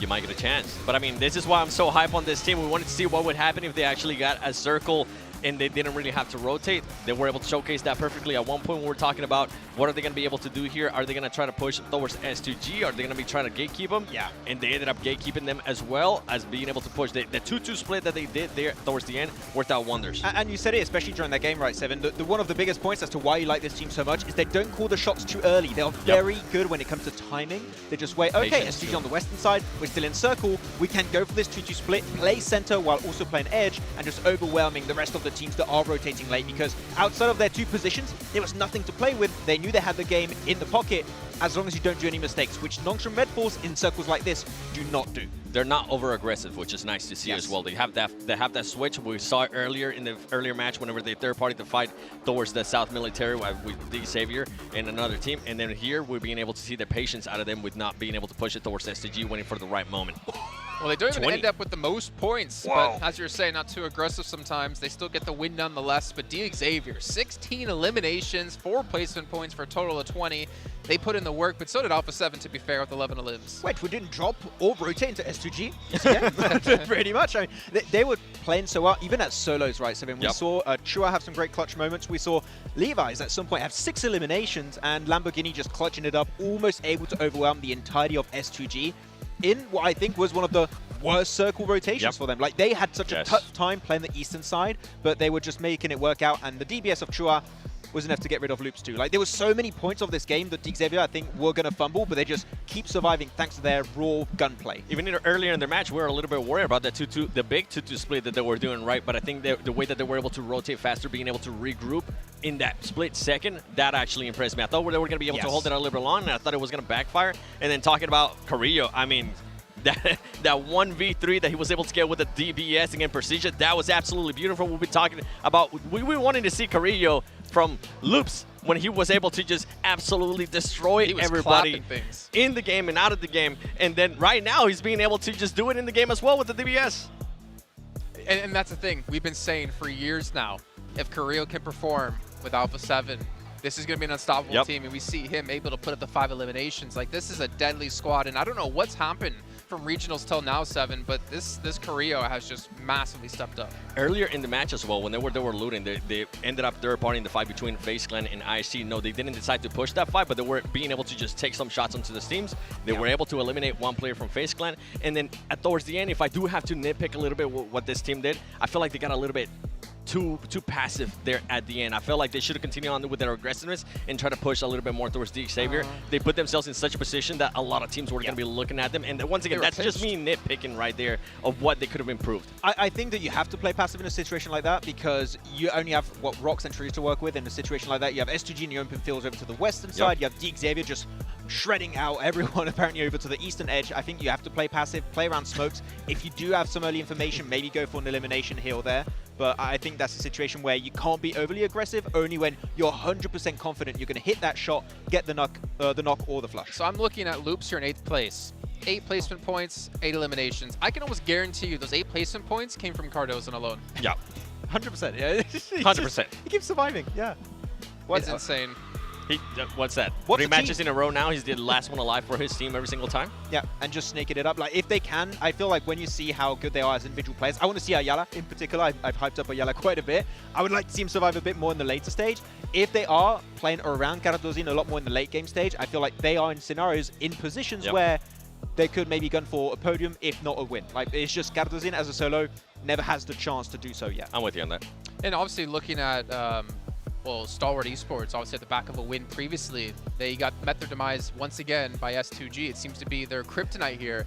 I don't know what it is about this in particular, but something's not really working out too well for them. And that's what I was wondering too. We were talking about this in between matches. What I wanted to see out of Stalwart Esports is what would happen with this team whenever they didn't get a circle. Yes. Whenever they didn't be able to control what they were going to be doing. They had to push. They actually ended up pushing a little bit late for my liking. If we're kind of talking about teams being able to rotate a little bit faster, that team did not rotate fast enough, and it ended up hurting them in the long run. I would like to see an improvement on the information game for Stalwart in particular, because they went on to, who was it, 4MV, 4 Miracle Vibes, I think very close to them, lose a player, because there's a lack of scouting on that late rotation. I want them to try and gather more information, and if you do so, late rotations are going to be rewarded a bit more because you can know if an entry point is viable as an option, or if they scouted before onto 4MV, they could wide rotate to the west as a 4-man team, maybe crash onto the side of also Nongshim Red Force or maybe S2G, but it's just that trial and error that sometimes is going to lose you players. Something that you mentioned too is that this team is great whenever they are able to kind of set themselves. They don't really have to rotate as much.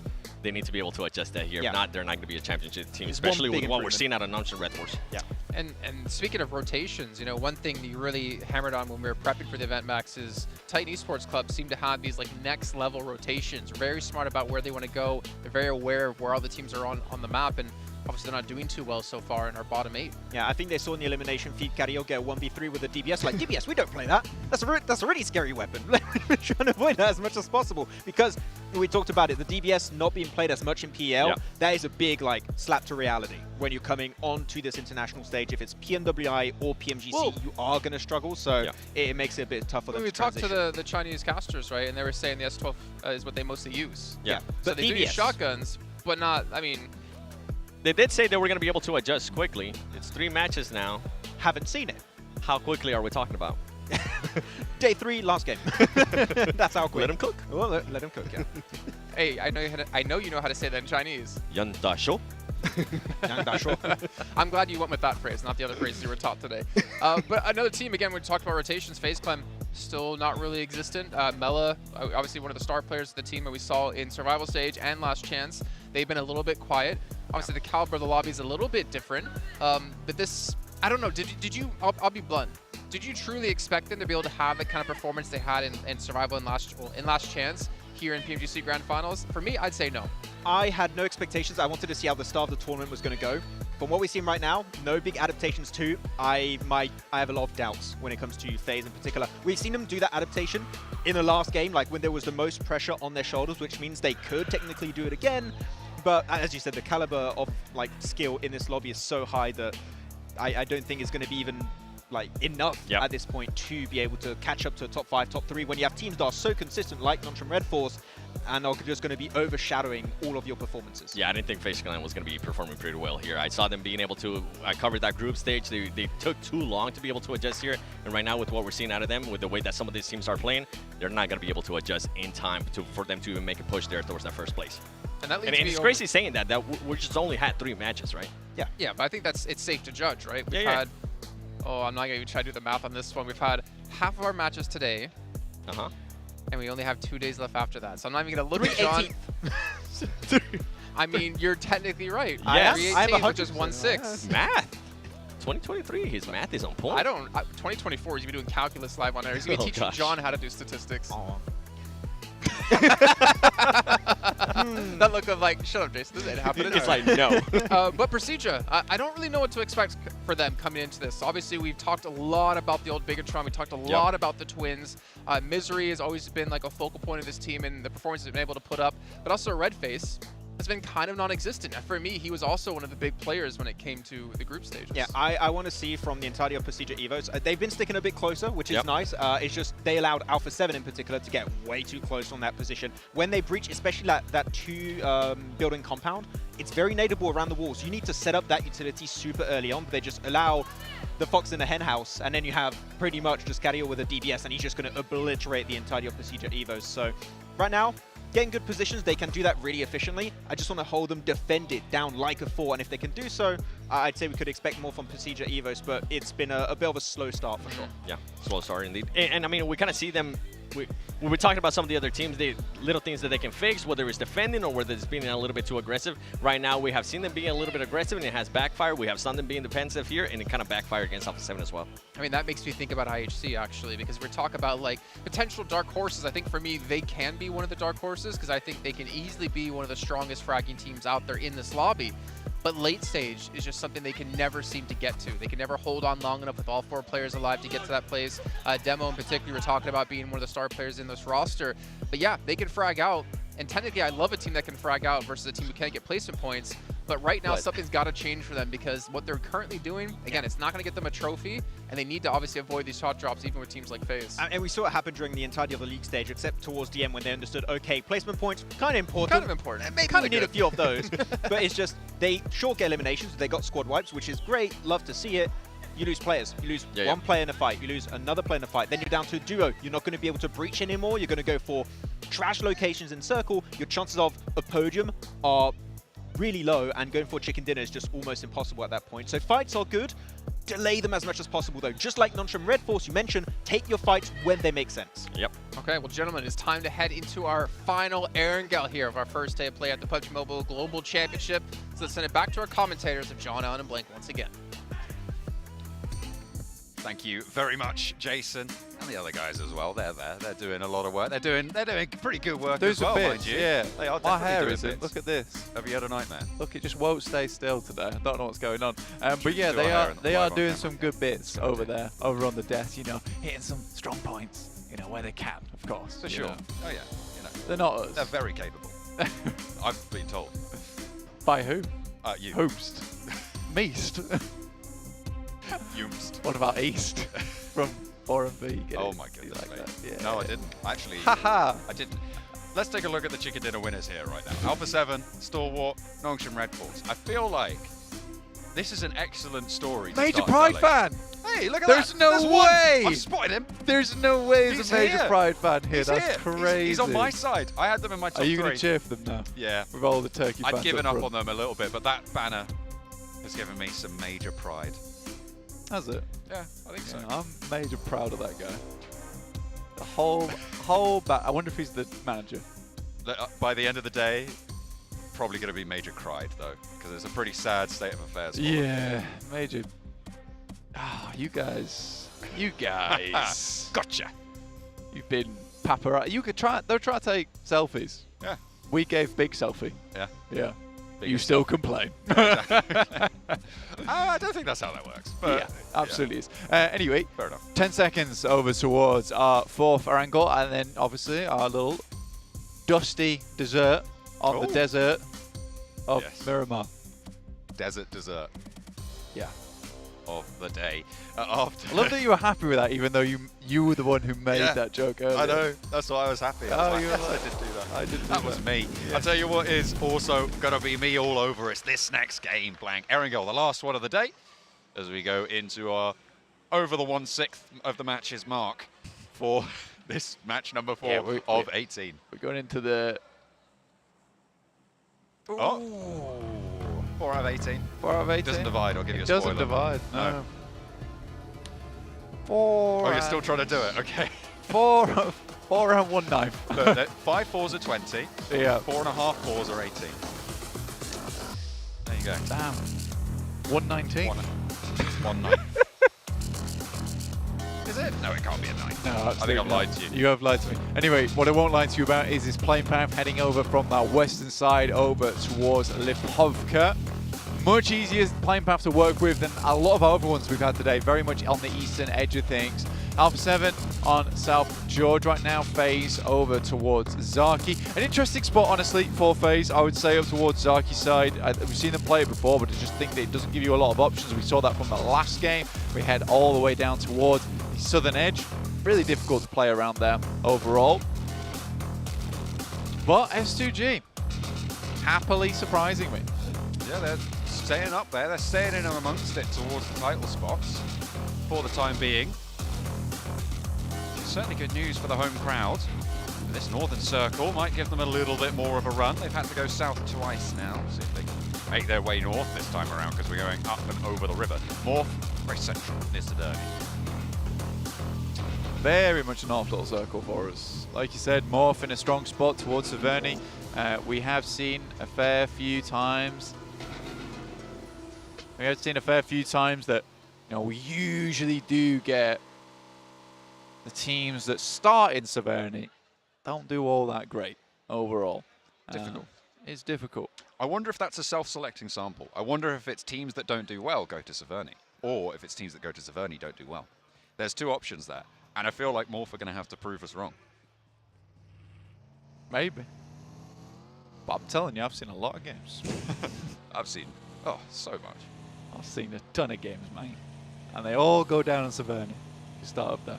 I would love to be proven wrong, and PMGC is a place to prove people wrong at the end of the day. So we will see exactly what happens. Realistically, only about, let's say, 4 teams currently in the circle, with Procedure Evos and Yasnaya. Strong rotates for them available. WBG down towards that south side, alongside with Rozhok being claimed by Major Pride. It's been a while since Major Pride's been able to play Rozhok comfortably, mainly because Mad Bulls have been taking up residence in that location. Very good as well are the Mad Bulls. Surprising we didn't see them here. We saw Major Pride instead. I think a lot of people expected it to be Mad Bulls coming in from EU to take up the mantle here in PMGC. But Major Pride will take this position in Rozhok if they can get it. WBG close enough to maybe worry them somewhat, but over in school and apartments on that split, it's quite far away from the initial engagement.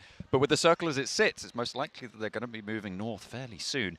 Udo Alliance over towards Mill to Power on the military island circle. We saw them move very, very quickly down towards that south side. This time, they're a little bit more lento on their approach to this one. They'll have to get past loops if they want to move on up to the north side. Moving fast, though, it's S2G on the southwest edge of this next circle. They've moved up from ruins, and they're very, very quickly into those shooting range hills, Blank. Yeah, speedy. Obviously, 3rd place right now. Doing great, I would say, in this tournament. I think 3rd place would count as great. I agree. I'm pretty pleased with what we're seeing.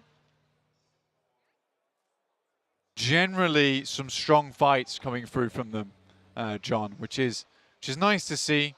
Overall, I think that we had some concerns. I think those concerns have currently been alleviated. I wanted DXavier to do well. I wanted them to continue on the streak, and they have done, currently in 4th. But Alpha 7 still holding on to that nice #1 spot. But I do think that it is the South Korean team in Nongshim Red Force which has come as a surprise there in 2nd place.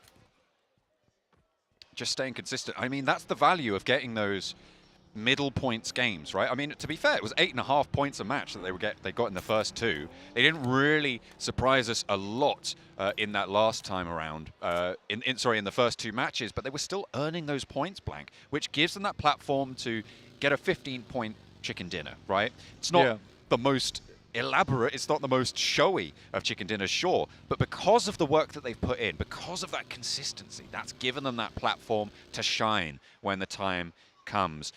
On the flip side, you've got teams like IHC and DXavier who go for these more aggressive, flashy styles, and they need to make them pay off in a way that Nongshim has a little bit more relaxed of an approach to that situation. Yeah. The difference being is that for teams like Alpha 7, S2G, DXavier, their play style probably leads to more points overall, I would say, John. Nongshim Red Force is very much a consistent play style. So the question is, whether one of these teams has an absolute blinder of a tournament, because they can certainly keep up with the consistent teams by having some pop-offs here and there. But to be number one versus a consistent team, you have to really pump those numbers every single match and take fights with everybody. What I'm trying to say is you have to be consistently aggressive, which is the difficulty in between it. The difference being between Nongshim and Red Force is that when you play this sort of quiet play style, which relies on taking compounds and making sure your rotations are fine, some games you don't get a lot of elimination points, and that can lead a team that's quite aggressive to overlap you later on the tournament, just because they're putting out higher numbers than you can keep up with in the overall. So that's the one thing I do worry about for Nongshim Red Force. But again, I think this lobby is so flip-floppy at the moment in terms of the teams that Nongshim Red Force could technically get away with a consistent playstyle like this and still get to a strong position within the rankings, similar to Yudo Alliance, that Malaysian squad that does have some very, very good games time and time again. You're right. I mean, they are absolutely ready to take the extended family to the beach with the amount of flip-flops they've got on this table. They are kitted out for it. At the moment, the teams that I'm looking at being those pop-off teams, I think I've got 4 in mind, blank. I think DX Xavier, Hot Streak right now, IHC, similar sort of description, I think. Loops and 628. These are my 4 teams that I think I'm looking at to go for these pop-offs. That we haven't quite seen as much from 628 and Loops as we have from IHC and DX Xavier, but I'm still ready and waiting for it. I think they've got the fire in them. I'll be keeping an eye out to see if they can catch up and maybe overtake that Nongshim Red Force situation. Yeah, potentially. There's definitely potential there for them. Again, I do really want to see Precision Evos do well in this tourney. Just because I think the legacy there is quite good, right? It's something that you want to keep up to date with. It's something that you want to happen again with Zuxi and Luxi. And more than that, I do wish success to Misery and Redface, who have had to jump into roles alongside some very famous players and still manage to stand out in that situation. It's very difficult, yet they still have. And here they are at PMGC alongside them. So for Procedure Evos and all the Indonesian fans at home, this is definitely a really big moment for them. And I don't really want to see Procedure Evos go down in sub-11th place, honestly. I'd like to see higher for them. And I know they can do it, but right now it's fending off some of these absolute behemoths of teams. I think they fielded Luxi of the Twins this time around, and they get the circle shift up to the northeast side, blank, into the Stalba foothills, to the east side of Severny, and into the shooting range hills. S2G went very early. They will be paid out for their troubles, and blank, you'll never guess who's just lost a player to them again. It's Stalwart. S2G seem to be their kryptonite. Yeah, there's definitely some targeting going on. Let's put it that way. Because Stalwart just cannot make these rotations alongside them. And it's interesting because they're making a rotate at pretty much the exact same time, considering the fact that S2G is about, let's say, 2 kilometers, 1.5 kilometers away from this position. And then you have the boys on Stalwart in Nova Rep Neuer. It's weird to me that that rotation is coming through at such similar times on a map where they differ in position so much. There's a question to be had there, but I don't think I'll ask it till tomorrow. Ooh. Okay, I'll look forward to that one. Lamborghini, saw him roaring on the engine there last match. A strong performance, nearly taking down S2G in a 1v4, but pipped to the post by current, I think, damage leader, Silas, for S2G, who has had such a strong showing in the first 3 matches. Really, really sidling himself with the pressure from the rest of the team. FaZe turning Stalwart's forward position with the buggy a little bit off course there, but both teams divert, get away from one another. Still maybe some danger in the wings waiting for top for Stalwart as FaZe divert to the gas station. First game in a while that FaZe has been able to play for the first few minutes of the game, at least. Get into this one. Stage 2 currently. FaZe head all the way towards that northern edge. It's one of the few times where, you know, a Zaki drop can work out. I know I've been proven wrong here, but I still stick with my guns. I don't think Zaki's the most competitive of drop spots. Let's put it that way. It's true. It's fair. The Severny drop, though, for Morph. They've managed to get out of it. It was cursed all along. Well, they've got away. So it's Alpha 7 now in Severny. Yeah. Are Alpha 7 going to be able to break the code? Yeah. We'll have to wait and see. Titan taking a little bit of a scrap back and forth with DX Xavier. Can the hot streak continue? Or can Titan bring it to a close? Char with a nade. Seems to be that it's just not going to happen. Lamborghini to the back lines, and Titan are just not having a good day today. Honestly, the nades coming through from DX are probably the big things that stand out from this team. They are very, very good at getting that heavy ordnance over the side towards Titans. Been blasted back slightly. Ooh. Nice DBS shot there coming through from Lamborghini. The help is on the way, but not before Lamborghini does eventually hit the floor, hit the deck. It's flushed out as well. Char on the top of the rock. Has to step forwards towards Suki. The nades are coming through from the back line, and now they can start to move forwards. Bamboo over on the higher ground, not going to do anything. And DX Xavier play on with 3, but losing Lamborghini, you're right, it's a major blow to them. I mean, Levi's is technically their main man, right? But Lamborghini was fantastically good on that last match. Looked really quite potent, but I do think that it's still possible. Maybe wait for the guys over on DX Xavier. They'll be happy with how that one went down. You know, 3 players, more than enough. You get 4 eliminations off the back of it. Technically, you've already had a decent game. You're going out in essentially 5th place with 4 elims. It depends where you want to end up, though, because at the moment, DX Xavier, well, at the start of the match, certainly, they were sat 13 points behind Alpha 7. That is still quite a gap to make up, especially in the first 3 matches. Alpha 7 having 2 strong games. They were able to rack up a lot of points in that last area. I think it was 11 eliminations, despite going down with only, what was it, 2 or 3 placement points? Let's go as far as say this, right? I would say Alpha 7, technically, right now, has had 3 strong games back-to-back. With the elimination count they've had from each of them, like, none of them have been... Well, I mean, the Sanhok was great, let's be honest. That's what I said, 2 of their 3 games, because they're Erangel on the south coast of the military island. I would still say that's a good game. Fair enough. Yeah, the rotation they made and the ability to get up on towards the cliffside and then at least have a chance at getting a fight with 628, that's a good game. And the points they earn, fairly decent in terms of placement points. It wasn't like they just laid down and died from North George, right? Getting to that position is not easy from their original drop spot. So I do think that for currently Alpha 7 has only had what I would see as pretty strong matches and pretty good decision making within those matches. And that is a difficult thing to catch up to. Again, this is now a chance for Nongshim Red Force to carry that momentum forward. Keep up that consistency. South side at a 2-2 split right now for Nongshim Red Force. They're not really being pressured by anyone. No one's sat outside the circle completely.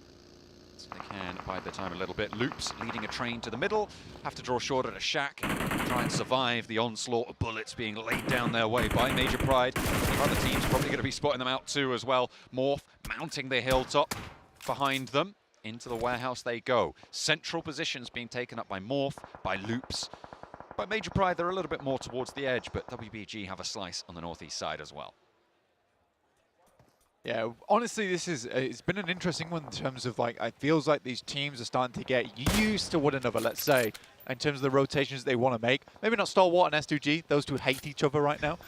But I do think some of these teams have been able to slip through the gaps a little bit. Procedure Evos, in fact, just giving a bit more room towards Udo Alliance, understanding where Udo Alliance plays from a lot of their time they spent during the group stages to get here for Procedure Evos, having to play out the entirety of that league stage all the way to the last chance to get in. So I do believe that what we're looking at right now is just teams giving others room, and it's not likely until stage 5 we start to see so many big fights popping off. But some great shots though coming through from Loops. Effect goes down, Loops with that spray, nearly take down Nomi as well. Ayala wants to finish the job, but he's put back in the shack by Morph's high ground position behind them. They can't really peek out too far. However, a lot of damage done to Major Pride. Losing that player, losing effect. It's not great. They're trying to get into that central area with FaZe to their north. Still their west as well. The CG Eagles have a crack at it as well, but Nomi still somehow weathering the storm. Another Reload comes through from Luxy, and not going to be able to get knock over to Nomi. Playing with fire, that boy. It's Nomi. Felt like he should have gone down a few times there in the process. CG Evos, though, do spot. Not able to hit the shots in the distance. FaZe up towards the northern edge. You can hear these lads shouting behind me, in fact. That's a spotted something. Revo, first nade and a second to follow it up.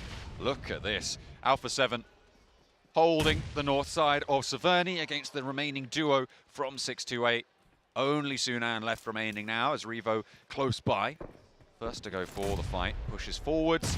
Nade's being put back by Sunan, but they just want to go to confirm this flush first. Staying as 4 here for Alpha 7. All important at this stage. They're going to have to leave Severny, and when they do, they're going to want to have all the cards in their hand that they have available.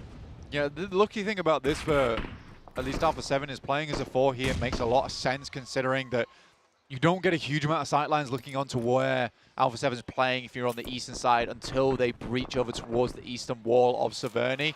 So, rotating together, stay together, gives you some good chances to move this one through. However, we do have S2G down towards that south side playing with some nasty high ground. Could spell a bit of doom there for Alpha 7. They get too close. Nongshim out. First game so far, Blank. A chance for S2G, for Xavier, for Stalwart to try and ladder on up. See what they can do here, because Loops are going to take Xavier to task. I said this was a team I was looking for a pop-off game. Maybe this is their chance, Blank. Maybe they can do something from the middle. They led that train, but they're right on the south side at this stage. WBG takes down Nomi from Major Pride. Naomi's out next. FaZe pushing through those numbers. Major Pride out in 14th place. Yeah, FaZe trying to earn points on this game, that's for sure. They get some nice shots over towards United Alliance. Actually, we're able to take down one of their players on that northeast side as you push in. Interesting bit of terrain, though, going forward. A lot of ridge sides, a bit of high ground towards that southern edge here to play around with. Okay, Stalwart right in the middle. This is their time to try and keep it together. They only have 3 players remaining, remember. IHC, in the meantime, going to have a scrap with Morph as they roll in from the western side. Only the Vanguard demo is into the scrap right now, but seemingly more than enough to batter down the doors of the back of the Morph warehouse. Dropping the smokes, dropping the nades, and here's the backup now. Demo has done enough to open the way for the rest of the roster to roll on through. Spots an elbow, but steps back in. WBG across in the buildings that they have sat down there are something to be worried about, but IHC not going to let that slow them down. Straight on through, Demo clearing corners, the rest of the team on the crossfire. Loops are going to roll up to try and third party, but Morph have almost entirely been taken down here into the vehicle. They spot him. Now it's going to be a nade from Alex to keep Morph going, but Loops have taken up the mantle of the fight around the side. Mythic wants the challenge, but it might just be a little bit more than he could choose, because WBG have sightlines here. IHC, did they just get swept aside? I'm not entirely sure on the south side. They're still active, but that might have just been a knock on the south. Godless gets knocked as well. 4 Miracle Vibes. Taking a lot of damage. Seems that 4 Miracle Vibes gets about 5 limbs every game and then dies. That seems to be their prerogative. It would check out with the 15 limbs that they currently have. Or the 15 points, sorry. He's done the math. He's racked up the numbers.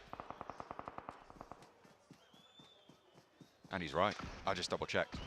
Did you? Took me a while. Yeah, it took me a while. IHC nades on through the doors, continuing their scrap with Loops. They didn't go down fully. Godless did get flushed, however, and Demo is out of it. Another nade goes low, and it sweeps Mythic's feet. Now around the side, they're trying to reposition. Chief with a chance here, but hits the deck, wants the heal instead. 2 players on the inside to handle. Alex close by, and there's an off shot coming on through. Cardozen still there, close by. Zjol gets the trade. 1v1 now on this angle. Cardozen's not going to be in a position to get this res, but IHC could potentially get back all the way to 3 players. Mate, the fact that he didn't spot out, and then the second player in the building, a little bit silly. Cardozen makes a crawl across, and that's the smart move from Zjol. Get back into the wall, wait for Alex to regain some HP. 1 essential nade there from Cardozen, sends it in, blocks them off, but they happily walk back towards the entrance, hopefully, or at least hoping to get that 1 elimination. Cardozen again in the end game. What is this? It's just what it is, you know. 5 eliminations so far for Loops as well, so they've had a decent run so far. trying to keep it together, try and keep up those averages. Besieger Evos, though, 3 players trying to encroach. And WBG this whole time have been such a thorn in the side of this position. There's now been 4 teams on this spot trying to take the fight. WBG seen all of it unfold. FaZe are taking a scrap with Udo Alliance in the meantime on the north side. It looks like they're coming out on top, but IHC now fending off as Lynx goes down, steps into the sightlines. Misery has to fall back behind the corner, but steps out wide, and yet again it's IHC. 12 eliminations on this match, Blank. An incredible pop-off yet again, as it is going to be Luke Cardoza to try and step up. This time around, it's 4MV to take the shot. Mate, IHC is having a blinder in that warehouse. I do really enjoy Cardoza's gameplay, which is sort of a lot of things were heating up, so I got out of there. In the meantime, Alpha 7, they want to get back into the mix, where things are getting very fiery, but it's FaZe, who've had a very bad tournament so far. Going head-to-head with our current #1 team. Nasty Nade will take down 2. Carrillo hopes to defend. Good nade around the side, could catch Ventores into the vehicle and evades the damage. Ventores staying alive for the time being, another nade to the backlines. Mellor's launching it in response. Hello? And Ventores delivered on a silver platter. Bounced out from the vehicle there, and there's shots coming through across the way. Can Sanhok get back for Alpha 7 to stay alive on the top? Carrillo dropping a Molotov at the door, preventing anyone from getting through. At least he can hold out on the backside. Mellor, the mastermind behind the team, or at least with a DBS. Nade in hand, looking to finish this one off between them and Alpha 7. Angling this nade can be very difficult. Gets it through the window, a lot of damage on Carrillo, but not a knock. Which is unfortunate. A resupply on the box. Senab, I think, might have the undershot on the wall. Cooking another, only has the one from the box, though. And doesn't quite get the value he was looking for. Finds another from somewhere. As he sends that one in, and this time it's good. Carrillo down and on the outside as well. Miller strikes. Impeccably timed there, and now Senab has a 1 versus 1 for Alpha 7 to try and take down FaZe, to keep them in check. 8 eliminations for FaZe so far, and they want to put that #9 up on the board. Miller reloading the DBS, has the window under control, keeping those shells, those cartridges loaded up and into the chamber, but there's a roll up from WBG. Miller wins out the trade. Alpha 7 go down, and now WBG close down proceedings. 4 eliminations for them, and they're looking to start climbing on the east side. Blank, this is a good chance for WBG to come back. Yeah, it's a good time for WBG to bring things back, but Mellor, man, got that DBS special going for him. I've been pretty pleased with Mellor, honestly. Max is also very pleased with Mellor overall, and I think that it's essential that you do have a player like that on your team, right? That has that clutch power behind them. And Mellor certainly has that for them. 9 elims though, good stuff. IHC, on the other hand, 12 eliminations. Looking for some more. 2 players remaining here. Could pick up some more points for themselves, but Alex has already taken a mean beating. Hole as well into a challenge that maybe is too much for him to bear. Alex going down and IHC full, but they've already done a lot of work this match. A lot of elimination-focused situations that they've been able to capitalize on, and they've done beautifully to keep themselves up towards the top of those tables. Blank, they are in the challenge spots. They will be in and amongst it. Stalwart as well, looking to try and keep their record up. They've seen Alpha 7 be so strong. They've seen an opening window now with Alpha 7 going down a little bit earlier. Can they keep this one and convert it? But WBG extending influence. They want to try and shut this down as well. For Stalwart, realistically, would like to pick up a lot of these last eliminations, right? It's what's important to them. WBG, the Lynx AMR, damn, in the head as well on Nurzed. Puts him to sleep there for Sue. For a while, at least. He is going to be get back up there. The Rez does have the cover from the Lynx AMR. 4MV up into 3rd place. I think they know that Apex is there. He's going to have to move. The zone will push him in soon enough. A roll around the side from Sue. For WBG, 4 players alive. They have got all the advantage that they could ask for in this situation, but you're facing off against Stalwart, and that is frightening in itself. Mao off in the distance. WBG taking a pretty big split at the moment. Apex and keep things going for 4 Miracle vibes. Last player alive for them. Action looks to see if he can put him down, or at least spot him out. In information passed they back know. now, I'm pretty sure. Oh, they know. Nerzed's ready. He's got the angle. And Top's there as well. Oh, he's jumping. This is dangerous. Apex is baiting. Playing with fire right now. Wants to try and turn this one around, but Stalwart zoned in. Really not much they can do from here. They just have to hope for a pick. Apex drops the smokes. This high ground on the shack is actually proving to be extremely useful for him. Circles enclosing in this lineup that WBG have been able to set up along the middle. There it is. Massively reminds me of gameplay over towards PEL. A lot of control exerted. It's Suno. He's still got it. He's still got the links. One tap is all it takes. Nerzed crests the ridge line. Oh, he sees the rifle. Oh, catches the hand. It doesn't get the knock. Jesus.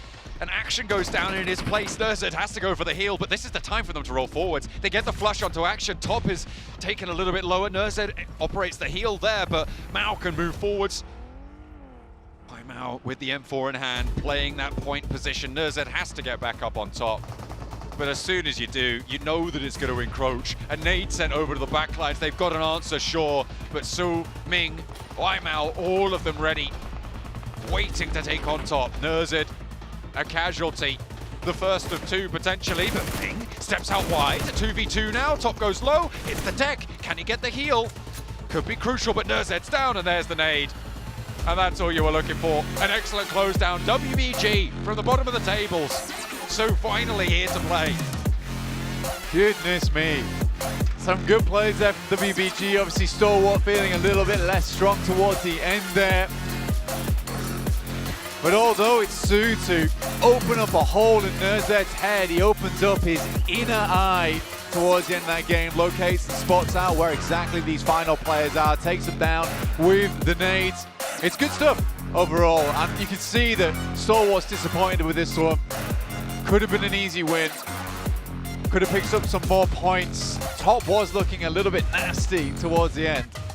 Had some good shots, had those opportunities, but it was just pressure.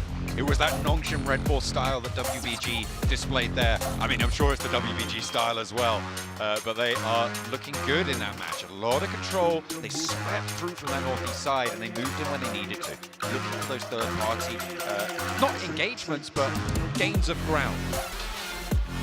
Yeah, and I think that is sort of the important thing to be looking at the end of the day for them. A lot of cheering going on, which is nice to see in the crowd for these players and teams. S2G, again, still not doing too badly so far, which is nice. I think that although this wasn't a game where they took it all the way to the end, still decent point scoring, decent numbers from him. 4 eliminations for the MVP Mao for WBG. Again, not super flashy, not super hardcore, but very calculated, calm and collected. Made the damage. And look at that damage. Kinda good. Very even. 4 eliminations for Gap as well. Yeah, I mean, Mao, 871 damage, 704 for Suk. But again, 704, probably that's half between the two shots from the links, right? That's Surely. 500 damage just from the hair color alone. Yeah, that's fire, man. That is fire. But again, it's really nice to see. At WBG, they needed a game now. They like literally right now. Yes. So at least being slightly dominant here on our angle, on our final angle before we head over towards Miramar is a really important aspect for them. I'm looking at what IHC were going to be able to do with the eliminations. They got that match to jump up. Stalwart, how far did they climb against Alpha 7, who didn't get as many points as maybe they would have liked this time around? We'll have to wait and see. Yet again, FaZe also starting to step up in that match. I think they managed to get 8 or 9 eliminations, maybe a placement point or 2, so good news for them. They really wanted to try and start to keep that pace together, and as you said, for WBG, it does need to be now. It is such a short form for what these teams are used to, only those 18 match sets. Yeah, IHC as well, on top of that. Massive amount of eliminations. They're really, really resilient. Feels like not only Stalwart's the Mongolian team, but all Mongolians. How about that?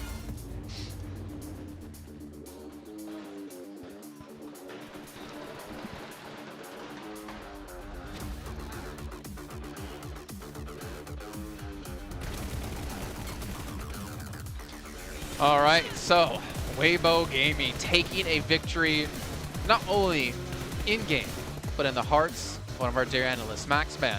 Oh yeah. Your favorite player. It's Zook. No. With the Lynx AMR too at the end. I mean, Shanzuk. you got the pronunciation on point, 7. I cannot pronounce it properly. But WBG this entire match, 7, what I loved is that they were not overly aggressive. They saw situations and they just waited. Not maybe getting as many eliminations as they could have got, but they just were playing from the win from the very, very early stage. And that was one of the smoothest transitions to get a chicken dinner we've seen so far. They had in the bag like 2-3 circles ago, in my opinion.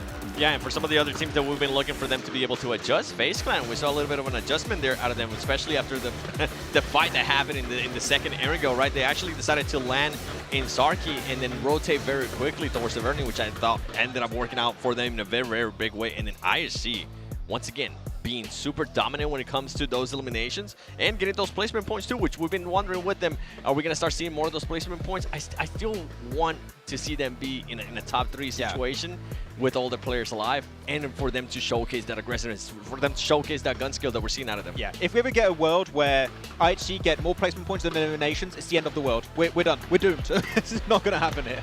I'm kind of worried next match. Oh no. It's going to happen. Oh no. But yeah, IHC, obviously, we have to give them credit. We've been really criticizing about their placement points, FaZe Clan as well.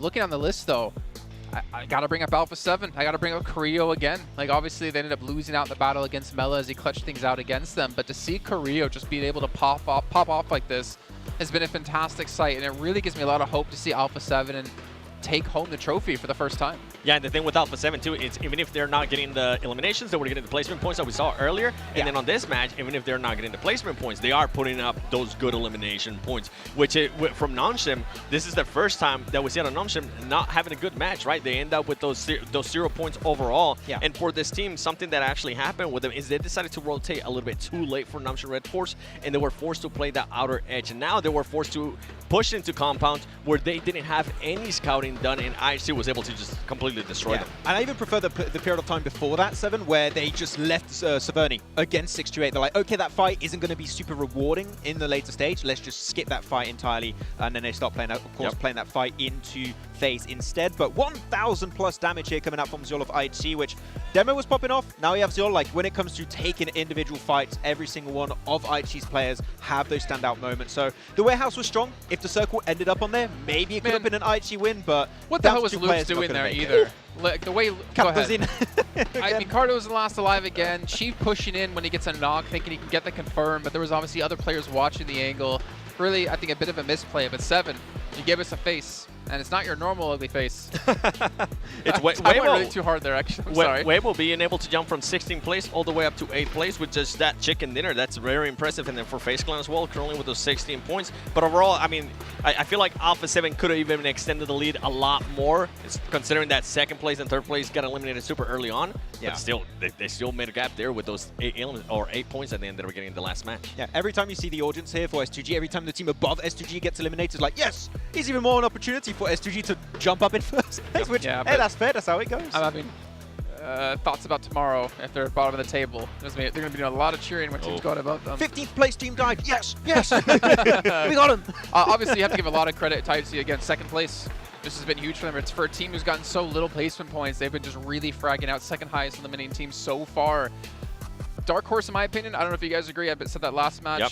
I think they had a lot of potential, but I think they were on no one's list to be in a top 3 team. I'm starting to get on your train in regards to the Dark Horse. I mean, they're being able to be super aggressive. They're winning those fights. They're putting up a lot of eliminations, and that's something that we always look into a team, right? Are they going to be able to put up those eliminations? They currently are. I want to see more in regards to those placement points. It's good that we're seeing those eliminations, right? But we've been talking about it. I want to start seeing more of that late gameplay where maybe that gunplay that they're currently showcasing will shine a little bit more. I would like to see a mix of them with WBG, in the sense of like not taking fights, trying to take full control of these circles, and if they can do so with the individual gunplay, they're going to confirm 100% of those wins that they find themselves in that kind of scenario. It's like the Brazilian teams. When you see an Alpha 7, when you see a Loops, or even a Stalwart back in the league stage, when they were in a phase 6-7, they had 3-4 players, chances are they're going to take the win. And we need to see something similar to them, that they need to survive way longer in these matches. Yeah, and another team I kind of wanted to give some props, Star Wars Esports. They decided to not land where they usually end up landing. They decided to land a little bit west of Gaikai, and they were able to rotate very fast as well, considering that the plane pass was toward the middle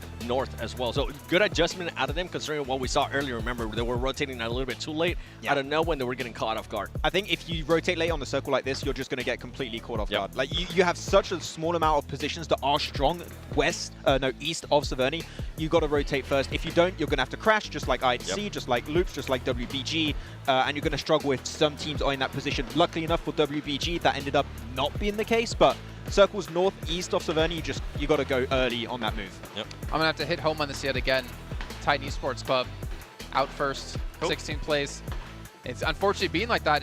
And the weird thing is, right, is that it's so weird to see a team who won PEL Summer come through first place, get themselves into the grand finals directly, and they're not really hitting that stride. And obviously there's a lot to really go into when it comes to that. Obviously rotations, whatever.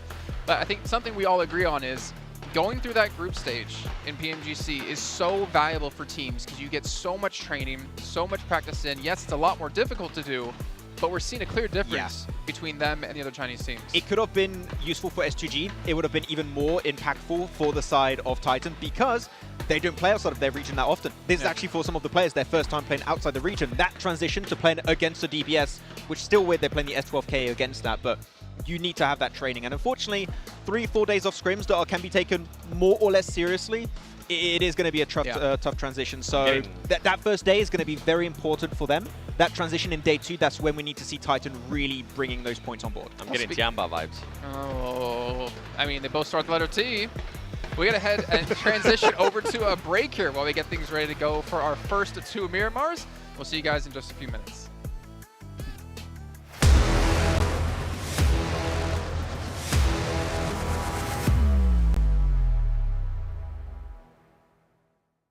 ...2023 Popularity Annual Gala event tutorial. Hey there, welcome to the 2023 Popularity Annual Gala. We've introduced a brand new competition and upgraded rewards. You will have to go through 10 rounds of 1v1 matches and compete to become the first ever PUBG Mobile Popularity Annual Gala champion. So let's get right to it. New competition, ladder competition. The Popularity Annual Gala event will be utilizing a new ladder promotion system. Players' initial ladder grade will be determined by their battle points at the end of the first round. Ladders are divided into 6 grades: Triple S, Double S, S, A, B, and C, with Triple S being the highest. Ladder promotion rules.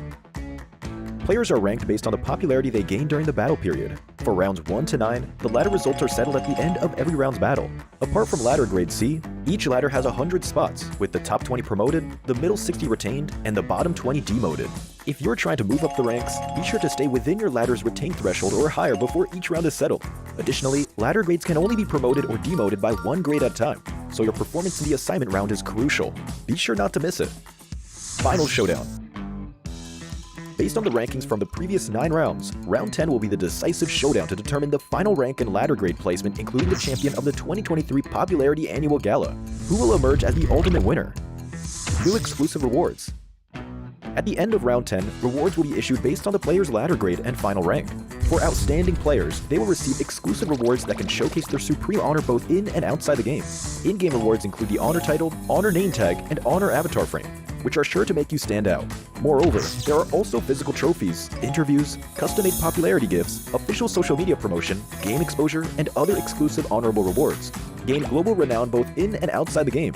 What are you waiting for? Participate in the 2023 Popularity Annual Gala now.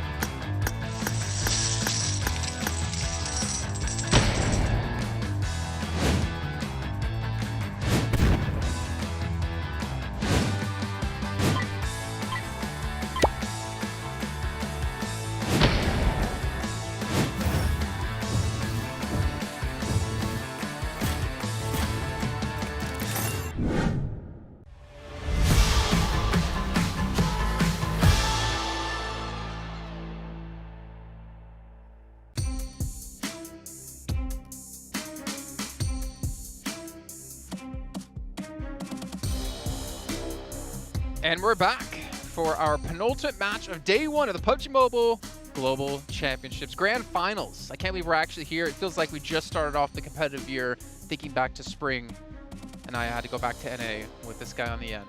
You love It's a very sad time. You okay? Very depressing. Yeah. He's lying. But no, now we're here, man, and we are seeing the teams, the teams that put in the work throughout the year are the teams that are reaping those rewards. We see towards the top of the table looking pretty good. Alpha 7, the team that we've always criticized every year, it feels like, has been able to step up and claim that first place position at the moment. For me, I think actually, oddly enough, S2G is kind of the surprise of doing so well in the beginning because they didn't play in the qualifiers or the group stage, right?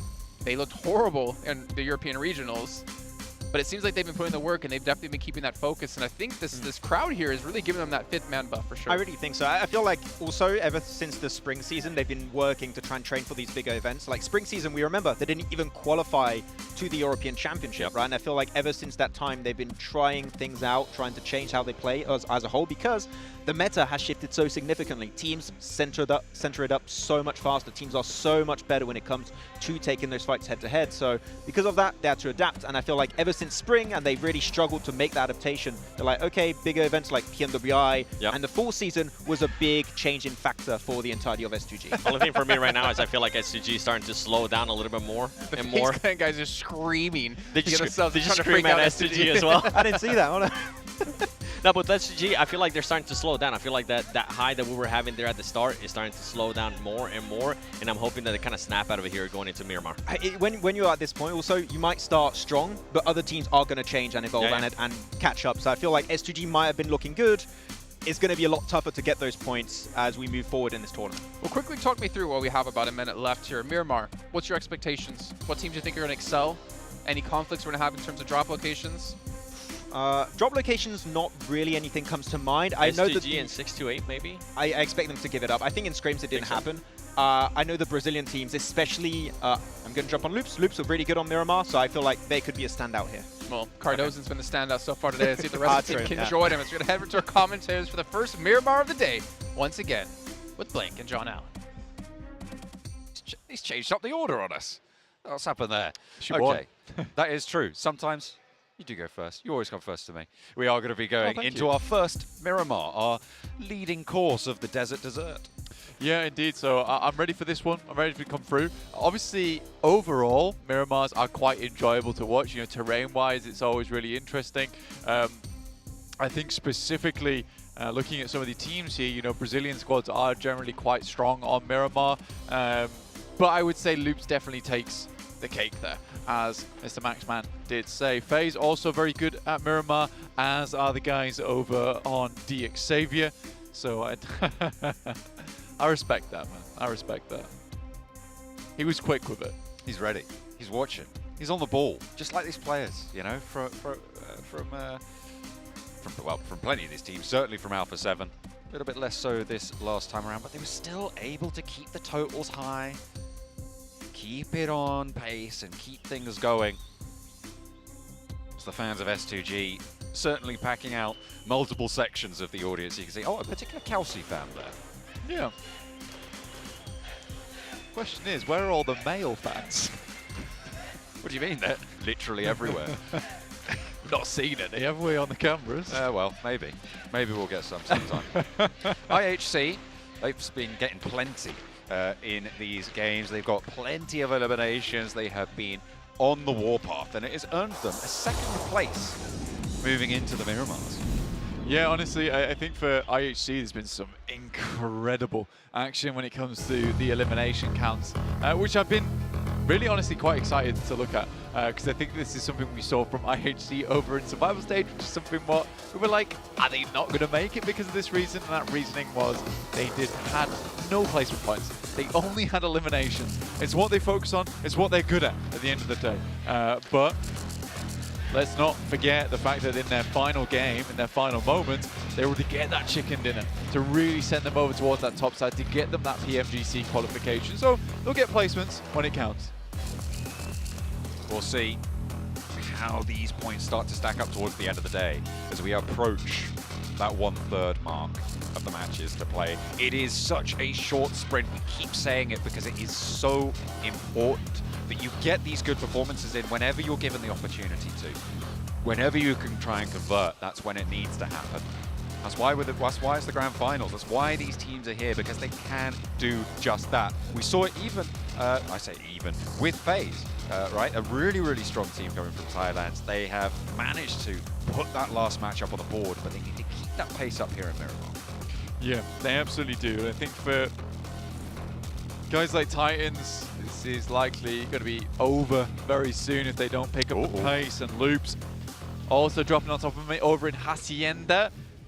Again for Loops, can't just be all down to Cardozing over and over again, but what a shot around the corner from Suki. Oh, that's bad news. All of them are going down. Oh dear, Loops just getting felled one by one, but there's still a chance for a little bit of a comeback. His weapon's not the best that we've seen. Mythic has to lose that trade there. Bamboo shoots on through. Cardozing with the M249. Keeps it together for now. It's always this guy. I don't know what it is, man. It's something in the water. He has been the Lone Ranger for Loops plenty of times today. Yeah, things were heating up, so I got out of there. Oh no, you guys are in a fight? Oh, I better leave, as he is going to be exited from the match as well. Looks like Titan aren't too happy, but they don't lose anyone. They get 4 points, and that is great news for the Chinese team. Jason was giving them flack over on the desk, but maybe he'll cheer up a little bit. I mean, now. they deserved it, though.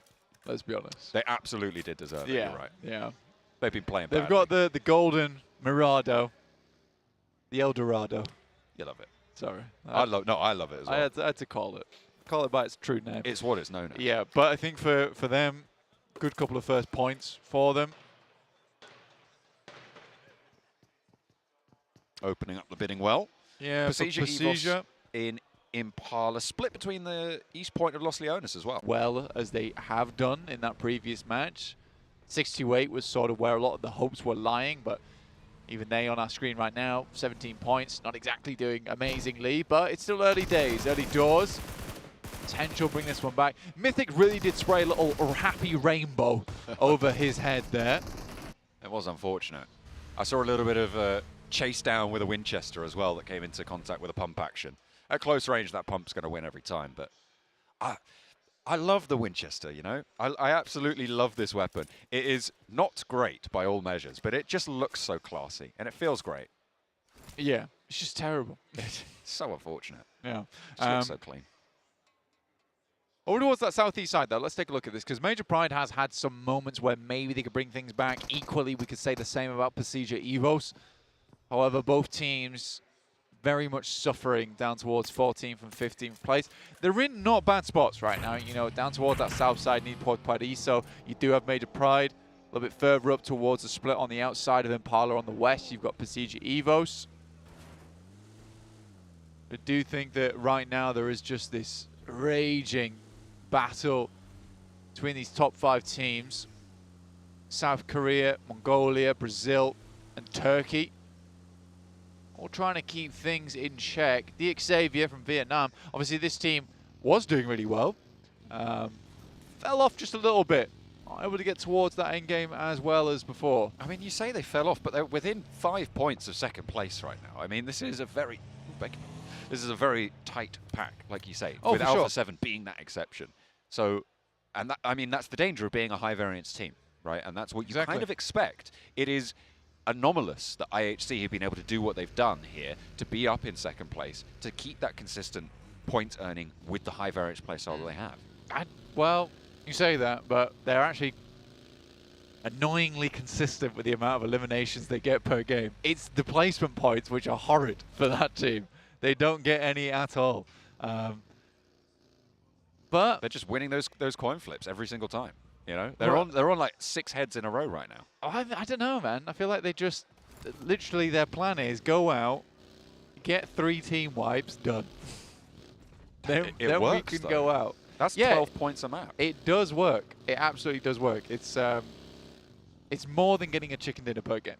Put it that way. But that is, as I keep highlighting, it is that variant style, right? Because it's maybe they're very skilled at it, and maybe they win, let's be generous and say 60% of those engagements, right? Because, I mean, that is quite a big jump to have that 10% advantage. Even if they're doing that, they're still winning. If they're able to do that like 6, 7, 8 times in a row, that's still incredibly unlikely to be able to pull that off. So the fact that IHC have been able to do it, they have been showing true mettle here so far in Istanbul to be able to take the rest of the lobby to task. But it is a question of keeping that pace up. I mean, I'd go look at Last Chance. If any of you are interested, go look at Last Chance and the scoring there, because I'm pretty sure that the few placement points that IHC got were literally from the last game. It was all eliminations. It was insane. It was insane. But it took them very, very far. But like you said, though, it's one of those things that it required them to get a chicken dinner at the end. Otherwise, it was going to be a little bit tough. Ooh. So picking that one up at the end there was important for IHC. In the meantime, Alpha 7 taking a knock. You know what? This team has been targeted by a lot of different squads, you know? They battle through thick and thin. And they're still 13 points ahead. Still 47 points. Yeah, it's great to see. Streaking out a little bit now are Alpha 7. IHC hot on their heels, though. Circle heads down towards that southeast side. Very much over towards Impala and Potapadiso. So likely a lot of teams looking to head over towards that coastal edge. Crio. Not quite able to take down the first, and not quite able to turn it on for the second. Remember, Titan able to get those 4 points earlier on against that hot drop for Loops. So Alpha 7 wanting a little bit of revenge for their countrymen. The two Brazilian teams have each other's back in this match, certainly. Sure, that will change very quickly if they come into conflict with one another. Alpha 7 trying to get out of here, but Mafioso's kind of isolated. And I think he's going to have to pull out a miracle here, Blank. Suki, first to pass the position, takes a lot of damage. The high ground is under control, but it is going to be the knock sent to Mafioso. Can there be an answering elimination? Can there be a flush coming through from Alpha 7? And given the early stage of things, there's potential for a res unless Titan just roll on in and get this flush, which will come on through. So no res available. Alpha 7 turn tail. Interesting that Titans are trying to make enemies of both Brazilian teams. I'm not sure how well this is going to work out. It's a bad idea. Yeah, see how this pans out, Cotton. It's a bold strategy. It truly, truly is. For Stalwart, still on 4 players, though, is what you want to see if you're a Stalwart fan. PCG Evos, I would say it's a good spot they're currently playing. It has a lot of rotational value as well. Currently on the crossroads over towards the eastern edge of Los Leones. With a lot of strong teams still in the mix, I think that realistically I should more than likely be focusing over towards Noxian Red Force and maybe S2G at the moment. Just trying to keep that northern side under control for S2G. It's very difficult to make that approach if you get too far towards the buildings. Over in the center of things, you've got Major Pride still just to the south side between Impala and Puerto Paraiso. And again, it's their time to get that opportunity. They need to try and convert more, find 4MV. The first of it, certainly. Yoru wants to try and turn around for a second. Doesn't quite have the backup on his exact position, but from the high ground and from far away as well. There's suppression onto this 4MV position. A nice hold out towards the south side, but opening the bidding, it's Doc to try and be the savior for his team. Tags the res as well. The smoke's right on top of them. They might be able to stick this one, keeping themselves up and alive as much as possible. The 4 players available will be a massive boon to them. Boboho trying to take some shots, but he's kind of isolated up there. It's a dangerous position in the tube there. And a nade being cooked for Cleon. Through the window, he might tag Apex if the heal doesn't come through. Right on the money. That's what you want. Cleon pulls another nade, pulls another pin. 4MV coming to their likely conclusion quite early. A lot of their matches right now. Boboho has to move away due to Alliance. Picks up, takes up residence over towards the hilltops Great little time to go for a third party there as well for UDO Alliance. I like that from them. Allows the rest of the team like Flax as well as Cluck to actually regroup with Iftar on that top side whilst this engagement just carries on. This is a good play from UDO Alliance. Iftar just needs to make sure that he does confirm things for as long as possible. Just keep that encircling position, but maybe taking position further north in those hills could be more valuable for them at this point. Major Pride with some of the best of it. Nongshim Red Force as well. Further in the middle still to the west side of Impala. A lot of open ground there though, so dangerous to get rolled up on. Difficult to maneuver. Major Pride further to their south, trying to hold that one out. 4MV still scrapping back and forth, and the nade finds Boboho and Morph looking to start to falter now. Cleon wants to try and keep up the mantle, but he's the last player standing. He's right in the corner, and Apex seems to know about it. They shut him down, and it's 4 players to continue for 4MV. Can UDO Alliance guard them out? Yeah, 4 Miracle Vibes haven't quite hit their 5 elim quota just yet, so have to go a little bit further here. Flax could be that 5th one, how low he is. But in 4 Miracle Vibes, it's going to be a difficult push towards that northern edge jump. Could be a little bit too much to ask of them, potentially. UDO Alliance starting to make their way further north. They've heard the cessation of gunfire to their south side, so they are probably aware that the fight has concluded. We've seen those eliminations come up on the feed as well, so they'll see something. DXavier look at a regroup on the south coast. Lamborghini, a fast south backstop for the roster, has looked to regroup as he spotted Baron moving up that coastal road. You can see 4MV just looking to continue to encroach there. UDO Alliance have other ideas though. Gentar with the shots down, a very low HP target found as well, and that's the knock. Should be the flush almost instantly, and no answer from 4MV. Can they roll up on his position? Seems like Baron's putting him under pressure. Right up and into the fray. 3 players now active for 4MV. They were able to win the scrap. Can they get that 5th elimination on the cards plank? They're going to be looking to take it here and now because Baron right around the corner. Flax close with the nades. Neither team losing another, but Baron does go down. Cluck on the off angle does get that heal off, so now UDO Alliance have all 4 nice and healthy. Flax is backed off in the meantime, and Baron isolated. A nade in through the window. Doesn't quite do the damage they were looking for. This one might though, as Olio steps out, and there's the flush. Apex has to deal with the nades that are flying through the windows now. Flax, as well as Olio, trying to hit some more on towards him. Warehouse storing the nades quite nicely right now, but no tags over towards 4MV. One knock down. Is this the 5th elimination we're looking at? Potentially. Looks for another. It's a great shot. There's a chance here. The drop shot's not in play. 1v3 so far achieved. One more on the outside. Closes the door on them. But is this closing the door on the chance of UDO Alliance getting further into this game? Finally dealt with.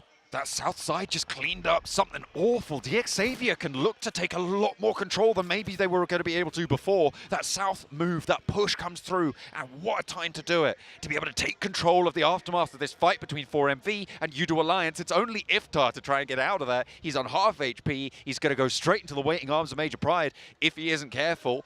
It's a really tough spot, but now DXavier have to regroup further north after that control that they've been able to take. You know what? 4MV are nothing but consistent. I'll give him that. 6 eliminations. They broke the barrier. Yeah. Honestly, fair play. Every single game. It's almost impressive. Not going to lie. Major Pride, currently on the outstretch. But you're right, John. The wrap coming through from DXavier, trying to control as much of this south side as possible. It's a smart decision. It will give them a lot of chance going into the future. Unfortunately, they do still need to sort of clear out WBG and Alpha 7 up towards their northern side. Alpha 7's currently camping the road. Cruel, I would say, over on that side. WBG holding the warehouses. Bit harder to assault. And Alpha 7's looking to do it.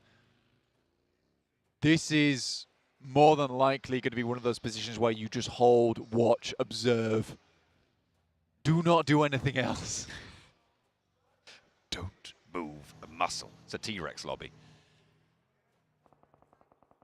Trying to keep the attention sent elsewhere. Try and divert that pressure if you can, but it's a tough time. Nongshim right in the middle. Holding on the area. Looking over on the north side, you've got FaZe and IHC, both looking across. IHC been blinding today on a hot streak, and it's what we wanted to see from them. Able to clutch so much out with their streaky performances from that last chance, from their group as well, with the final day, the final few games, in fact, for IHC being crucial from their group and coming through, as you highlighted earlier, from that last chance stage. It seems like every time IHC are about to be denied, they just find something, they dig a little deeper. And this Mongolian squad is certainly never to be counted out. Udo Alliance, Iftar, Okay. no HP, still getting it done though. Over towards DXavier, they'll be pretty annoyed about that one. Gets that first aid, gets that resupply on the crate as well. Paragin moving away, and Major Pride maybe actually looking to be the other side of this stopper. Tries to move on over, and Paragin in danger. In the meantime, Alpha 7 in a scrap with 628, and it's 1-for-1 on the trade. Alpha 7 have the better position for the res, but Senab is low. Sunan taken care of, though. A nice roll in coming through from Carrillo. 2 players down, and an aid to the back sees Revo very low on the knock, and now it's 2 players active for 628. What Sorry. is this? And there is another team rolling on in. It's Titan to try and back up their Chinese teammates, and Alpha 7 are just swept aside. An excellent opportunity for IHC, for Stalwart, for Nongshim Red Force to try and ladder up, as well as S2G. Damn, Alpha 7 hit with the Chinese pincer. That's kind of unfortunate for them. Your Titans on the side. But 628 certainly held their own. I'll give them that. That was very, very well done. This is one of the most cruel positions to be finding yourself in, though, because nades are absolutely deadly. Good attempt there from Xing.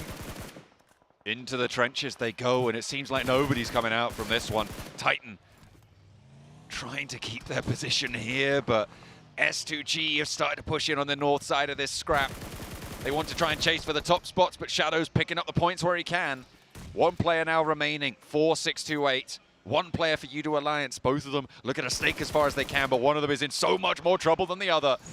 Can he find anything here? Hero wants to stand tall, has to hit the deck though for the time being and pop that first aid. Suki in the back lines for Titan to try and get that heal on, try and get that res onto Bamboo and keep them going. 6 eliminations for Titan so far, but they're being lit up and Hero is still going. Suki down, Suki flushed, and Shadow now with the challenge has the chance, and Hero falls finally. Bamboo, the one to be able to take him down.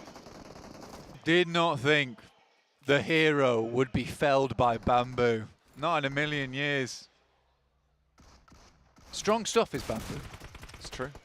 Certainly is. Stalwart, though, looking a little bit weaker than Bamboo this time around, unfortunately, as it is going to be IHC they've come into conflict with. Alex has been knocked in the meantime. Pasija E-Force, who, by the way, they've subbed out Redface, so both the twins are playing this time around. Zuxi and Luxi on Miramar. You'd love to see it. IHC continue their frag fest, though, picking Alex back up, but trading him down for Demo, who is on a forward position, so a tricky spot for them to be able to pick this one up. Nurzed close by for Stalwart, and is able to get that flush onto Demo. IHC playing as 3, but Stalwart on 2. Pasija Evos on the north face of it, trying to keep things together themselves. 4 players alive for their squad to try and stay in the running. Ziol low, but he wins the trade, and Nurzed falls. Stalwart, not many players left for them.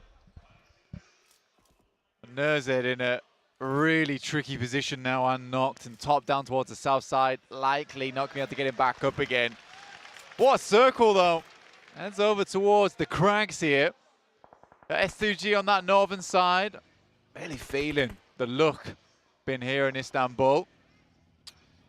Gonna have a little slice of it. Nongshim Red Force, they've been in this position for a while. On the south side, they've got a bit of open ground to their west, a bit of open ground to their south, which will help fend off Major Pride. But you can see how undulating this terrain is, Blank. It is not the easiest to cross, but you do have those ladders, those pepper pots, those solo steps forwards that you can start to encroach. But you have to take care of business closer to home if you want to be able to give that opportunity. Lamborghini with the challenge from Naomi. That does take a lot of damage, and in the end it is that knock coming through from Nomi. Paragin up and into the monster truck, does go down, and it's a nade from Effect. Wow. A lot of team play coming through from Major Pride to try and open up on Miramar. Damn, rinsed by the nade. What a shot there coming through from Naomi.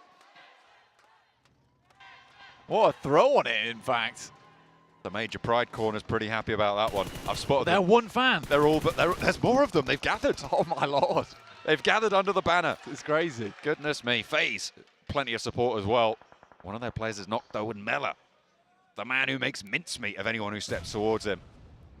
Sometimes, this time, maybe not so lucky. Does go down, and they'll have to move further forwards because this roadside not going to be their friend, certainly as the blue zone crunches them towards it. Yeah, S2G in front. Pretty sure that was the tag there that came through. Nasty connection from Kelsey. Keeping everyone at bay towards that south side. Looking over towards the west here at FaZe at the moment. Vintoris keeps popping over, but they've got a really nice setup here, the S2G, honestly. The only difficulty with the setup is the setup's outside the blue. That can be a problem. Yeah. I hate that that's how this game works, you know? You get a great spot. Oh, the circle's all the way over the other side. Gotta go, guys. Let's try again next time. Yeah. I do forget that I'm not playing TDM anymore. Yeah. Sometimes the circles just don't go your way, but that is when you prove your worth in the lobby, in the grand finals. The world's best teams stepping up to the plate here. And you won't always get the circle. It's a life lesson, Blink. You won't always get the circle, but you got to make the most of it. Yeah, and then be the one. Got to be the hunter or the hunted. Let's just not do all our catchphrases all at once. Let's not. Major Pride, though, like I said, on that northwest side, start to make their way over. But now that we're out from that area up towards that northwest, we're coming over into open ground. Realistically, a lot of teams would like to bank their way down towards where WBG is currently playing. There's a nice bit of cover in that area of the map. PMGC Evo still running this one, like you said. The twins together once again. Nice nade comes over towards S2G. That's from Titans. It's on the other side of this scrap phase. Kind of spread a little bit thin right now, but Vintoris holding close towards PMGC Evos, who really do need to turn this game around for them. They're way down on the tables compared to maybe what a lot of people would have expected from them, and they've just taken a knock to Luxy. 4 players are still alive, but with that one knock, they're playing as 3. IHC not going to be afforded that opportunity. However, they were down to 3 a little bit earlier on. And FaZe are playing on 2 fronts now. Mela playing as that backstop. It seems to be the 3-1 split is the style as Titan go down. Welcomed into the position for S2G. And that's a couple of points earned there. 2 knocks sent to S2G, though, and they need to be careful because FaZe have smelt this, and they are going to reposition against it.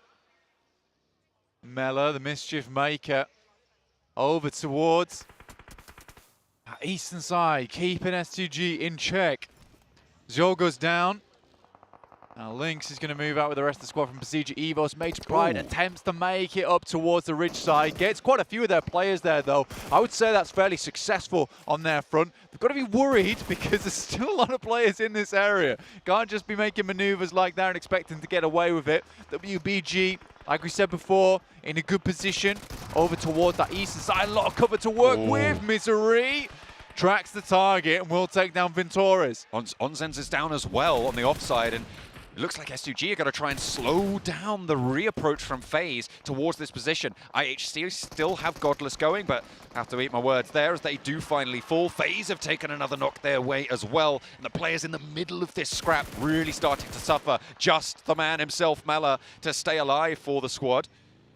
And now he's got S2G just in front of him. He's got the remnants of PMGC Evos as well. 3 players alive, but with 1 knock on the backline. Zuxi unlikely to get back into the fold here. Would take quite the mission to be able to get him back and into the thick of it. In the meantime, WBG rolling up to Major Pride's position. Nomi has a crack at it, but Wymal stays alive in the party bus on the south edge.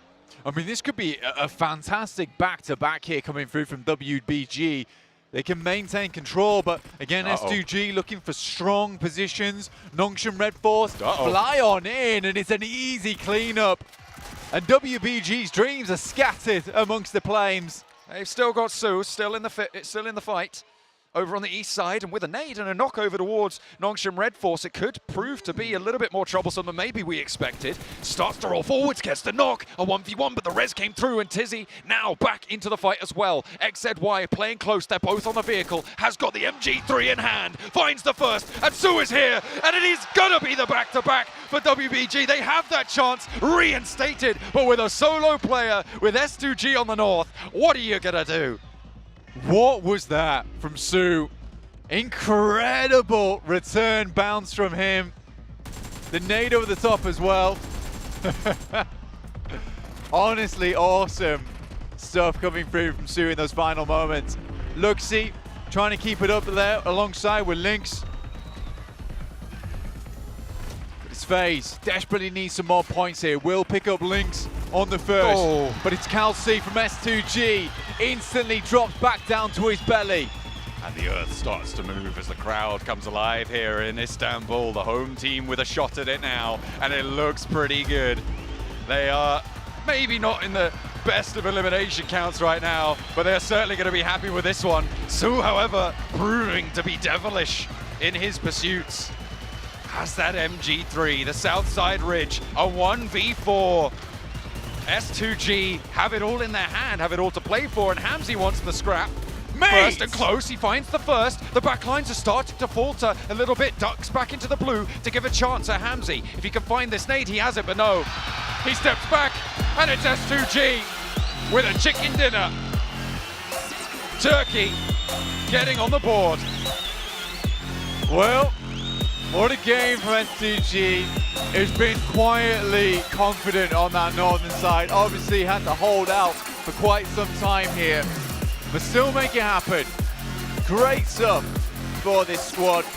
I think that when you look at Sue there though, he has to be the lad that you were looking at that whole time.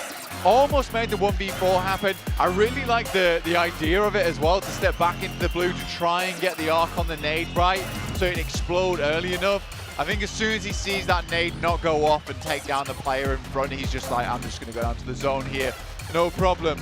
So, happy days for Turkey as S2G on their very first day pick up their very first chicken.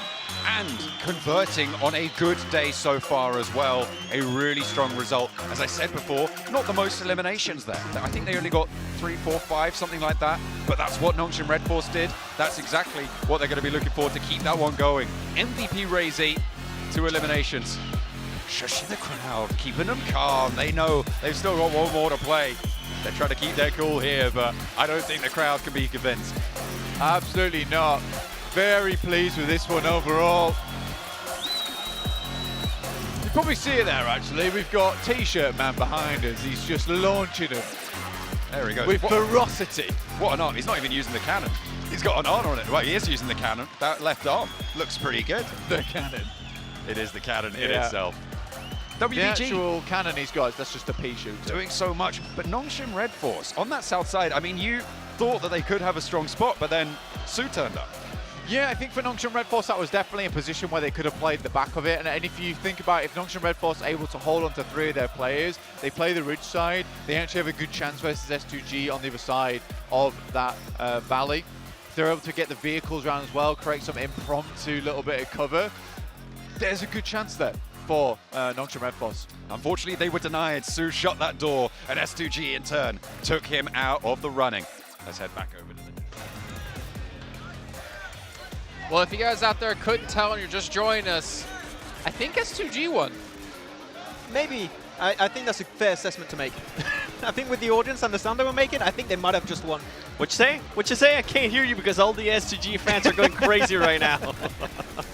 Oh man, great game for them. Obviously closing things out, getting a big win under the belt to keep them in contention here towards the top of the table. My question will obviously be, where does this actually put them on the list? But honestly, a lot of great play from quite a few teams out there, actually. To be fair, Weibo Game, we've seen Swoop there with the MG3. What was the sound his gun made? What? Oh, what? What's the sound his gun made? Aww. Oh. There you go. There you go. Both work. No, it does now make the same sound as Su. It's been rebranded, okay? That's the MG3. But yeah, Nongshim Red Force had a really good early game, right? But when you have an MG3 in close range. I can hear it right now in the highlights. Chances are 7, you're not going to survive. So good game from Nungshan Red Force, but the MG3 in the hands of Su is just, it's too much to deal with. Yeah, Su was too much right there for him. By the way, for Weibo to even be able to survive, for Su to be able to even be put in that position, remember they were holding off the right compound, which is very hard to get out of. True. And they were still able to do it. They were able to time it perfectly, and Su being able to clutch it up there at the end. Yeah, and you can see here, getting himself 14 points on the board with the 8 eliminations. What I'm really happy, especially with what they've done, is in that warehouse you mentioned, which is very hard for them to leave. Yep. They have very minimal information. They hear Major Pride taking the fight against Xavier. They see this as a great opportunity to leave that position that's secluded from the rest of the circle. And off the back of that, have a little bit of elevation, can get more intel, and can start taking the fights and get a second place. Very so patient. that timing, to know that that was the one opportunity to leave the warehouse, was on point. Who's 16th place? I can't see. What? Loops? What? I don't at all have like a little card in front of my PC right now. Is Loops a team? I don't know. Also, last little note here for Weibo, though. Very smart by Soup to just die to blue. Yes. Don't give the extra point. You never know how close it's going to come down to. I mean, look at PL. It literally came down to a tiebreaker. It's definitely possible that 1 point can be the deciding factor as we take a look. He's going to be leading the charge here with his 5 eliminations. And also for Titan, hey, you know, I've been talking not so positively about them throughout the day so far. Nice to see them finally get a little bit ahead of the curve of the rotation, take it on early fights as well. They took down the team that shall not be named, Loops. I just kind of named them. They took out Loops. Good to see some life out of them, but we need to see more of this team from PEO. Took down also players of Alpha 7, if I'm not mistaken. Yes. They've been going after Brazil really hard this match, it seems. But when you're looking at Alpha 7, they were playing in a dip.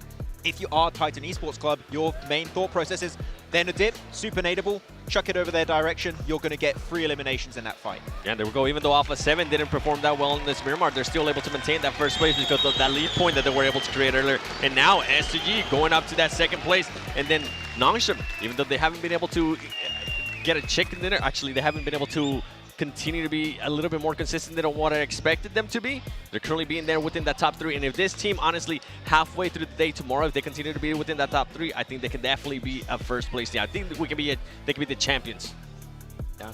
It's a bold claim, but I think you're right. I think they could take themselves that win. Just the way they're being able to adapt, the way they're being able to make those decisions really, really fast, it's really impressive, and it's something that I feel like we're getting to a hype train, and maybe I thought it was a little bit too much, but we keep going back, and they're doing everything right. You converted me. You got me, 7. I'm on. Okay. I'm not. Oh. Keep going. Keep trying. Oh. Not yet. Keep going. No, not yet. Let him cook. He's cooking. IHC, by the way, only team I believe that was in top 6 without a chicken dinner under their belt. Typical IHC style from what we've seen so far. At least they're continuing the pace. They're still keeping up there. I still want to see a little bit more out of them. Going back, though, to that fight with 6-8 up against Alpha 7, it's good to see, as we talked about, Titan being so prevalent in their macro play. Yes. Kind of realizing the fight was happening, realizing that some points they could take away from them, and obviously punish 6-8 as well. Yeah, I mean, you mentioned tiebreakers, right? It could be down to a tiebreaker, 1-2 point difference. So gathering as many points as you can when those opportunities come your way is so important. So you're seeing it from a lot of those squads, Alpha 7 in particular. It's really good to see that. And they know, okay, we're not going to win this game. Let's just try and gather a few extra points on board before we go out, because that can really go a long way in an only 3-day tournament. Yeah, and I'm glad with what you were talking about, Titan. For them to be able to kind of go for that third party at the right timing, that was good too. And for 6-8, for them to actually be able to defend that push there from Alpha 7 and at least be able to get some of those elimination points from Alpha 7, that was impressive to see as well, considering that even going back to the beginning of the match when Alpha 7 decided to just bail on Mafioso. Yes. That was interesting too. That's something that we usually don't see out of Alpha 7, especially out of the Brazilian teams, right? They're usually willing to take the fight. They're usually willing to stay there the fight and also gatekeep, which is something we've been seeing some teams here do outside of the circle. They're kind of focusing more on the circle, and I feel like this is the new Alpha 7 that we're starting to see. Even though that wasn't a good match out of them, the changes that I'm seeing out of this team definitely champion caliber. I mean, I think it was Mafioso. He had no mini ammo left. Yep. He had no 5.56. He was left with the DBS, which he did get a knock onto him. But I think maybe it was because the circle, the zone was so far away from where they actually had to transition that gatekeeping was just not a possibility there. Yeah, just want to try and get as many points again as possible before that transition afterwards, because the circle, as you said, went so far south. You have to go uphill. Very similar to WBG, you have no information, so even if you win that fight, that transition is not going to work out. So just get as many points as possible, go out and just try and make it up for that in the next match. The thing is, before Alpha 7 would have just stayed there and be like, all right, we can take this fight. It's a completely different Alpha 7 this year. Playing chicken. Yeah, pretty much. Yeah. It was an ego thing for them before. Yeah. Well, moving on ahead to another team. which you heard John mention, Prestigious actually taking out Redface, bringing in Zuxi back when Zuxi started off the day and Luxi wasn't in. So we have the twins back into the equation here. I'm actually really curious, what's the reasoning for them to constantly do these swaps? Because you look at all the other squads here, and they're not really making the substitutions because you kind of need to get those reps in. You need to get that experience in if you want to continue to grow and perform as a team. I think it's kind of map specific. I feel like we saw it on the first Rankle, they did a change. We saw it on the first Miramar, they did a change. I feel like they have some players that have their skill set just adapted to a specific battleground. So if it's Sanhok, Miramar, well, that even dates back to BTR days, right? Where so like Microboy was one of the players would come out. I want to say like on Sanhawks they wouldn't play him, if I'm not mistaken. And then obviously we'd see Ryzen play heavily when it came to Miramar. Thinking of the Ryzen Bush back to PMGC in 2000. The Bush. 20 or 2000, I think it was 2020, 2019. 2021 league stage. Was it? It was a long time ago. It was long. The Terminator. But obviously something for them is still not kind of clicking, and might have players who are map specific, but for me, if you're going to put me in all of a sudden out of nowhere like that on a map, and I haven't been able to see how these teams have been playing and really experience it firsthand, I feel like for me at least, it's not going to work out too well. I feel like they need to figure out that team. And they need to stop switching out so much. Yeah, you can use your subs, of course. That is what they're there for at the end of the day. But I feel like changing them every 3 map to a maximum is just a bit too much. I want to see like a team stick together for like 4 or 5 matches if possible, because having players that are really hot, looking good, especially after the back of a good game, and then players that I've never played like the start of the day is a really rough transition. So maybe just a 4-man core player would be the best approach for Procedure in the future. I'm with you. Yeah. I want to actually bring up something, Max, and I'm not trying to put you on the spot, but we're going to have to hit back to this. We had an interview with one of the Brazilian casters. Actually, was here just talking to some people. And you said to him that Loops to you is like the team to take it home for Brazil. Now, I'm not trying to call you out in particular. It's more of, in your opinion, from what we have seen, what is going wrong for Loops?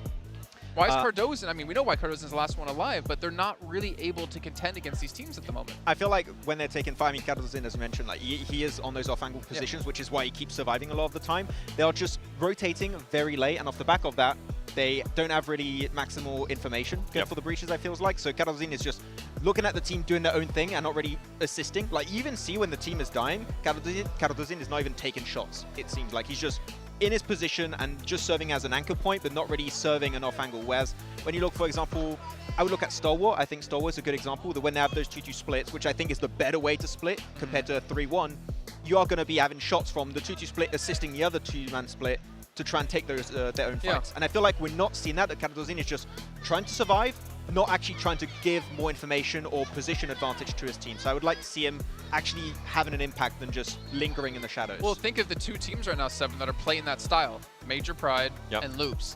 Both teams not having great success so far. Yeah, they're not having it, and I feel like they're not going to continue to have any success, even on this last match. I feel like for a lot of these teams, even like when we're talking about Precision, it just keeps appearing out of nowhere. Let it go. It's going to be too late. But even for Precision, I feel like we're not going to be seeing any changes from Loops, from Major Pride. Precision, from Major Pride as well, until tomorrow, when they get a little bit more time to figure out, especially with Precision, when they try to figure out, okay, what team are we going to sit? Are we going to continue to make those changes at what it seems like to be every other map, or we're actually going to have a set team? And then when you have Loops, especially first day tomorrow, I want to see if they're even going to be trying to hot drop with considering where they currently are within this team. And that's kind of what we're talking about with Alpha 7. Are they going to continue to be an ego thing? Because it's PMGC. Don't get me wrong. I usually tend to love hot drops, but a PMGC, that's an expensive hot drop, yeah, don't do it. Don't do it unless you really have to, right? On the note of substitutions, right, of like swapping people, think back to Vampire during league stage. They would put Newsy in over Stoned, and they still couldn't really find their stride. But you know what? We are heading to the last match of the day. It's going to be back on Miramar once again, and it's going to be with your boys, Johnny A and Blanky B. I'm not sure that's your name, is it? You can have that back, by the way, Seven. I had to pull that off for you. We're going into the final match of the day, the end course of our Desert Dessert. Oh yeah, you know, the final one, moving it through. I'm excited for it, honestly. Miramar always is a good time. I'm excited to watch some of these teams actually be able to hold on to some of these spots. At the moment, they're all over the place. It's crazy. It is a little bit wild, a little bit windy in Istanbul. We are certainly looking at a lot of high-performing teams who have, as you say, had that volatility. We saw IHC take a little bit of a dip in that last match.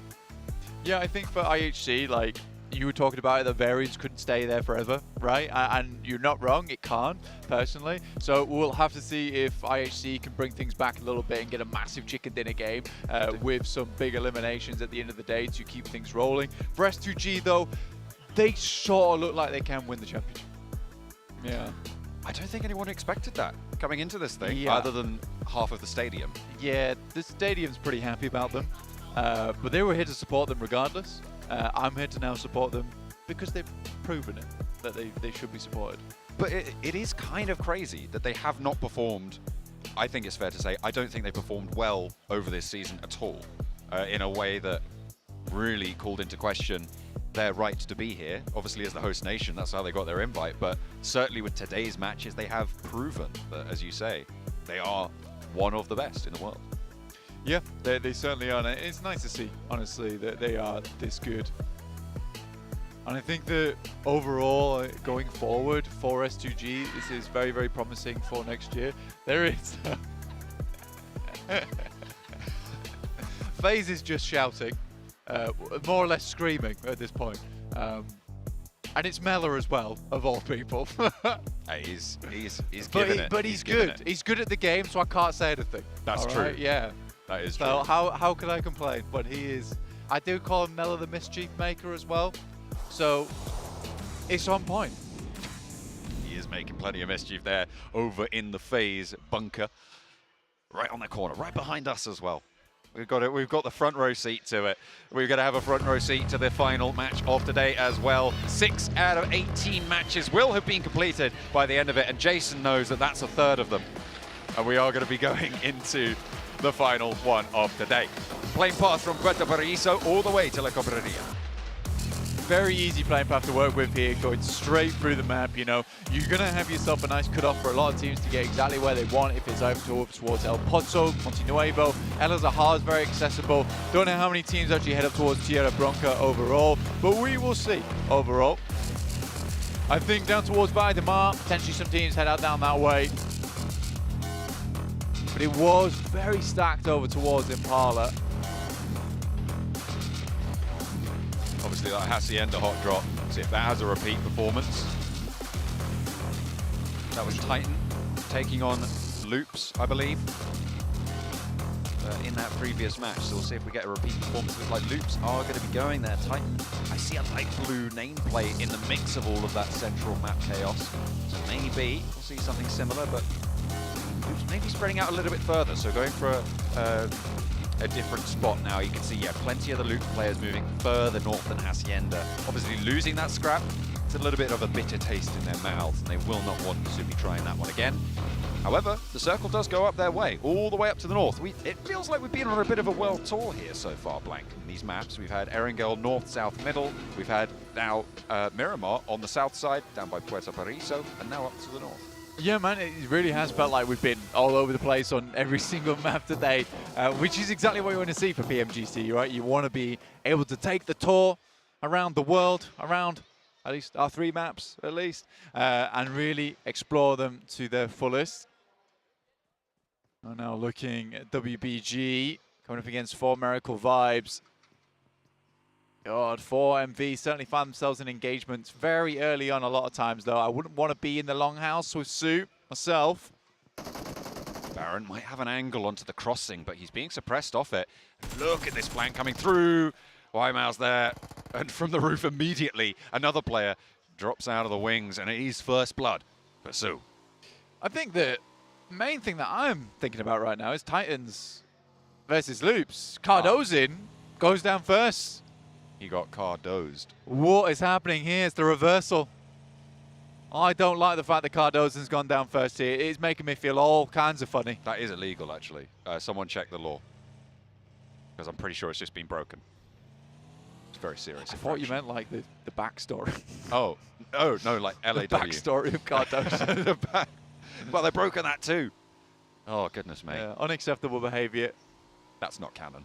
To be honest with you, Loops is an interesting one to talk about so far, though, because I do feel like this is a team that should be doing much better than they currently are. And I know that right now, this does very much feel like a PMGC because the majority of teams are in that 20-point bracket.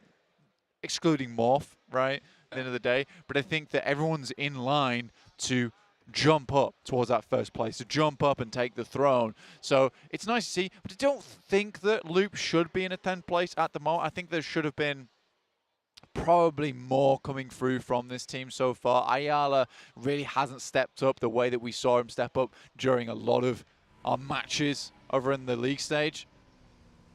Seems like IHC have stolen their variants, you know? That's what's happened.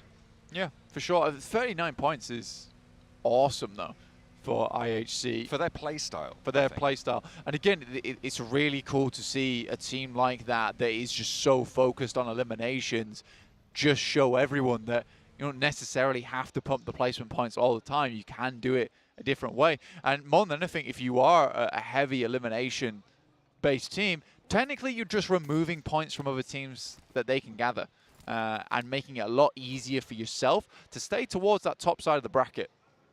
That is, I mean, a major earner, obviously. I mean, a lot of teams will sort of go somewhere near even, probably within about 20% total of their elimination points to placement points distribution. But you do have these outliers, and IHC certainly proving that that is up to the task. Alpha 7 took a little bit of an early exit from that last match, earlier than they would have liked, and had that gap closed between them and obviously S2G making a lot of headway up the tables. They are still very, very closely pursued, though, by pretty much everyone still, as we only 5 matches of points worth deep into this tournament. Plenty of ground left to cover. WBG, they're making their way up past Cruz del Valle, a little bit further north for them. Yeah, WBG looking for another good game here. Obviously, Sue really did bring them back up to speed. And I mean, for WBG, who was basically hanging out at the bottom of the tables earlier on today, looking very glum. A bit more smug with themselves, I'd say, right now. Especially with Sue really clutching things out, getting themselves a chicken dinner, 2 off the back of it. 37 points, 5th place. It's a fantastic jump up from them. They were right down at the bottom before the start of the last few games. This second half of the day has done wonders for their points total. They had me in the second half, I'm not going to lie. They certainly did. They've had plenty of teams on the ropes this time around. Not least of which sit 2 places ahead of them and only 3 points. Nongshim Red Force at 1v3. The stuff a legend, Blank. Yeah, it's really nice to see. I think that, again, there's a lot of legacy right now in PMGC as well, with returning players that have made a name for themselves in the past, and Sue is certainly one of them. The 1v3 versus Nongshim Red Force that kind of felt meant to be at the end of the day. Xavier, though, a team that's fallen down towards 8th place. And I think that, yes, they're doing well for themselves, but there's very much a switch up in terms of speed, in terms of prowess between that. Our angle where Lamborghini helped his team get 12 eliminations total. So I do think that for Xavier, there's much more to be done here in this tournament that they haven't reached yet. Still something to stretch for, still something to see off on that horizon. See if they can sail their way on through. And you know S2G's just come on the screen because the crowd goes wild. Instantaneously, of course. And fair enough. They have been outperforming themselves of this last season.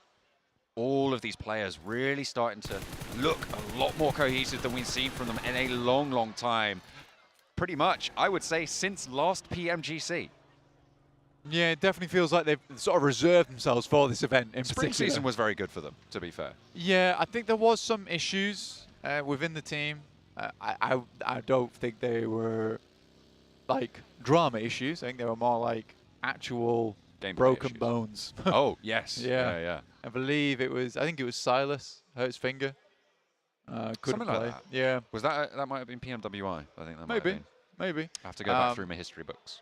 But obviously that's very difficult to play with, right, at the end of the day. So I think respect to them for them trying to push through. And you can see here, now that he is up to full speed, like Silas is such an important member of the team, like such a integral squad mate, that it would be very bad to lose him at full strength. And I think that the rest of the team sort of rallies around him. up towards that northwest side at the moment. We've not really talked too much about a lot of the teams in position. There's just so much to talk about in general right now. Not too sure who's just walked in, but the whole crowd's turning his attention his way. I think he's an S2G fan as well. They're pretty happy with that one as they roll on down the hill.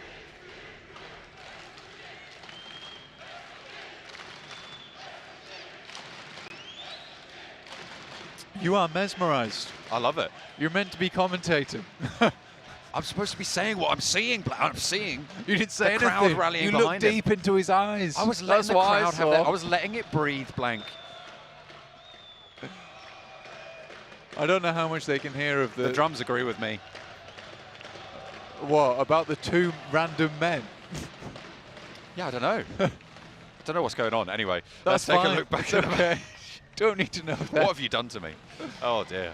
Yeah. FaZe back into the mix of it as they try and cross the open ground near Nongshim and near Titan as well, who have come off the back and taken down one of the Loops players. Tizzy, first to receive, and does so fairly strong.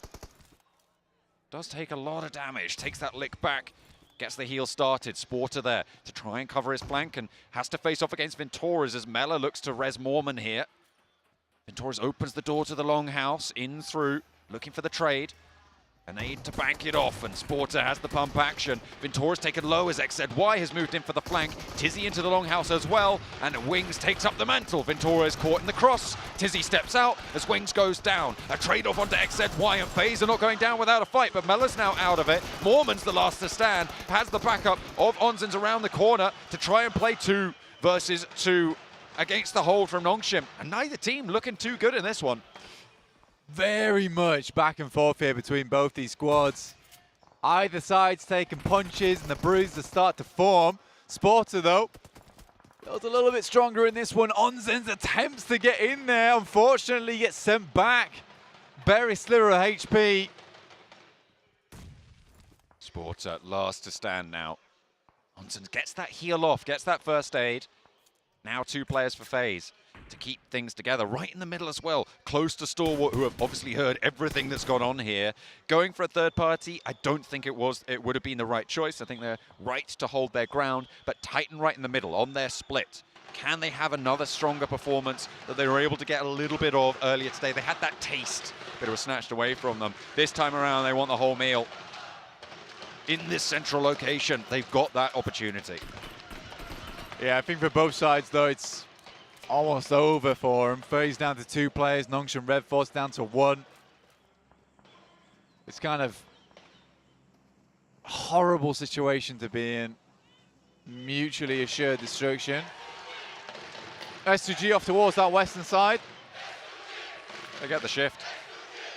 It's a really good shift for them, actually, because it's going to be difficult for them to cross that road, but they need to cross it soon rather than later, honestly, because that little valley is something that's very deadly later on. But they can get up towards that ridge side on the east. Try and stop 628 from pushing up towards them as well.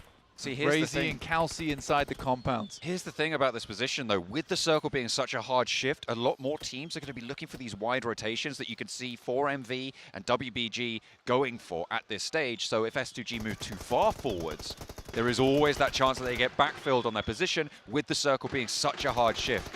So they'll have to try and figure out what else they can go for. Sporter, in the meantime, with a pump action through the longhouse, trying to hold it down for Nongshim to try and keep consistency, stay in the top 3 at the end of the day, because IHC will give no quarter. Sporter for 1. Shouts pull, gets the second to peek on out, but Onzins only gets half his HP bar. 3 shots in the chamber, and it's Nongshim to keep it together.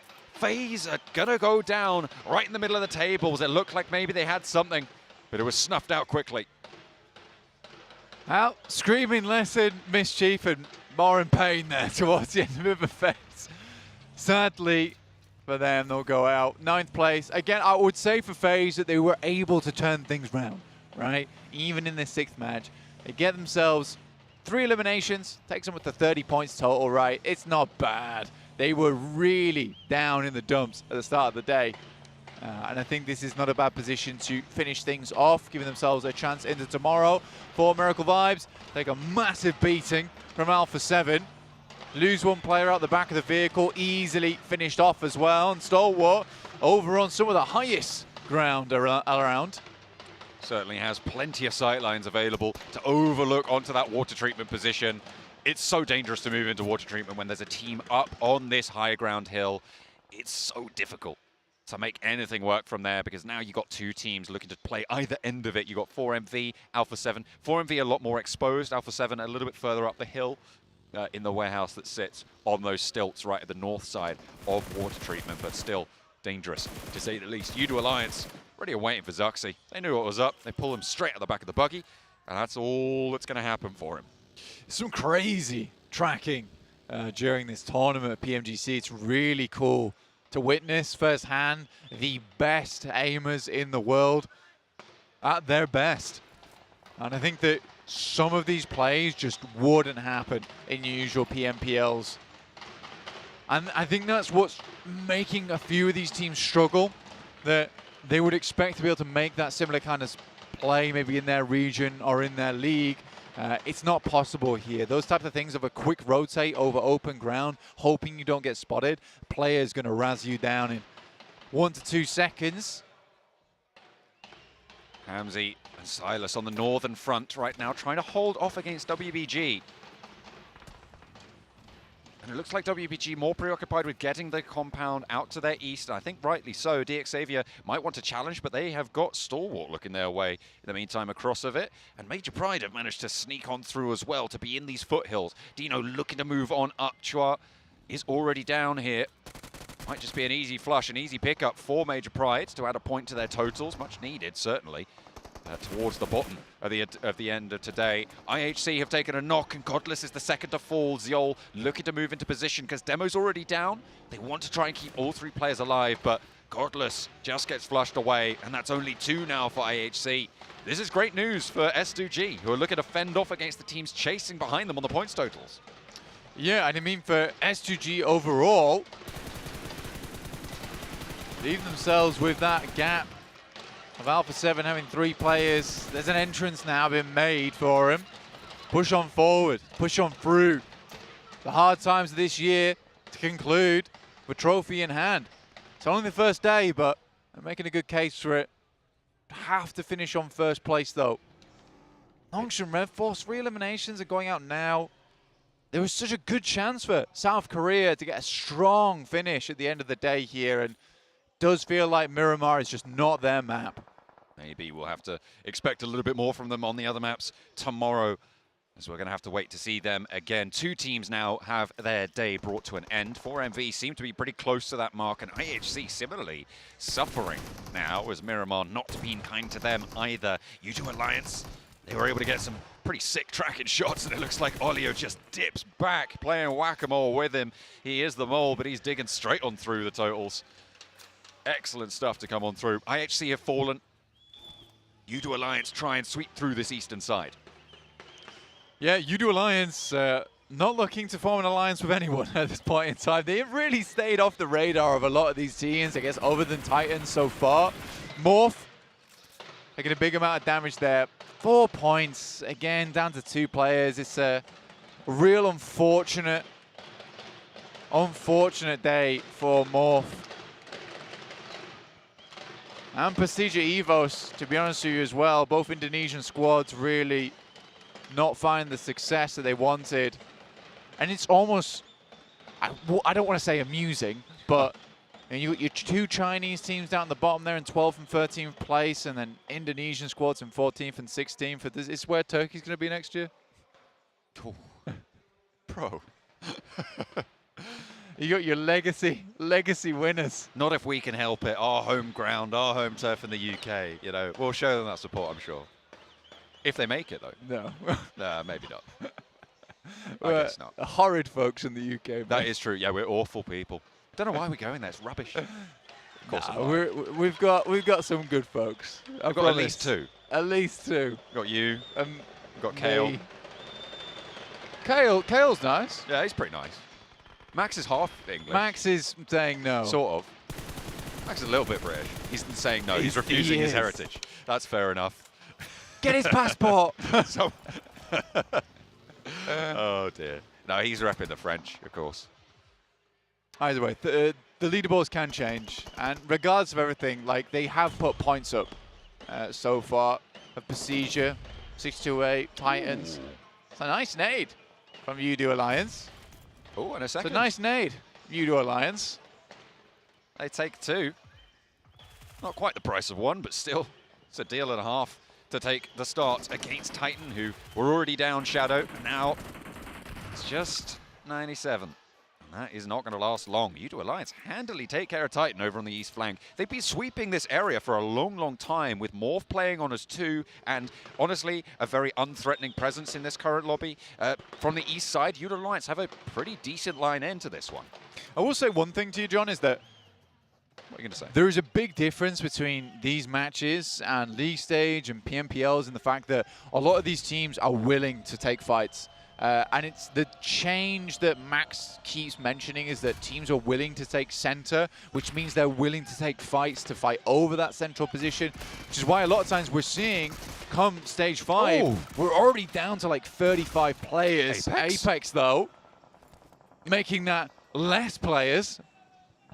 Apex was a 1v3 opportunity there, got the flush as well. Sunan low, trying to crawl back behind, bleeding out pretty quickly there. 33Z trying to put the nades behind, and a long crawl for Sunan results in a potential pickup here. But if Apex can land the nade, it's right on top of 2 of them. Has the DBS, plays up to the corner, but it's Nerzed to look for the shot, and Sunan gets flushed away. Now 33Z in a 1v1 opportunity around the dump truck as Apex steps up to behind it, but Nerzed from Stalwart still a factor in this scrap.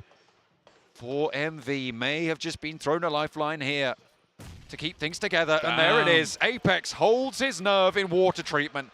They've been scrapping for so long around this south area, and Stalwart from the high ground able to prompt it into a finale. Let's be honest, man, they've not hit their quota in this game, so, you know, back to work for you, 4MV. That's true. 5 limbs, please. Loops, start things off well versus Major Pride. Effect, who has honestly been very good during this PMGC, attempts to get some shots off, but they are embroiled in combat versus DXavier. They're busy. So, a difficult scenario for them to be in. Certainly the team from Vietnam giving them a run for their points towards the bottom of the table. Each one is precious. Major Pride on the north side. Next circle just about to come through. S2G still holding out WBG on the north side of their area. We'll see where the shift goes. Stalwart have been maintaining a lot of control on the south side. We spoke about the high ground before. They've extended action up towards the north. And Loop's got a decent chunk of this one. If the fight to the north concludes in a lot of casualties, there's a lot less threat from that area. I'm looking at the approach from the west, though, and thinking, whichever team comes out on top of that, it's going to be a danger to them. Yeah, I think if you're Stalwart, I think they did the right thing, right? Is they took the high ground, they used that high ground to position players further forward whilst having the cover available for them. So that's smart, gives them the ridge. Realistically, they should have heard Udo Alliance. I imagine that Udo Alliance has taken shots towards Stalwart this entire game, so likely they're just looking to finish off those teams on the eastern side and deal with the rest later. Effect goes down to Ayala, now just Dino, alongside with Naomi underneath. It's not really the best of spots for Dino. Lamborghini can't quite peek out because of Naomi's position, but he's going to be pushed in. DXavier going to have to leave. Paragin steps out, gets a little bit too bold there.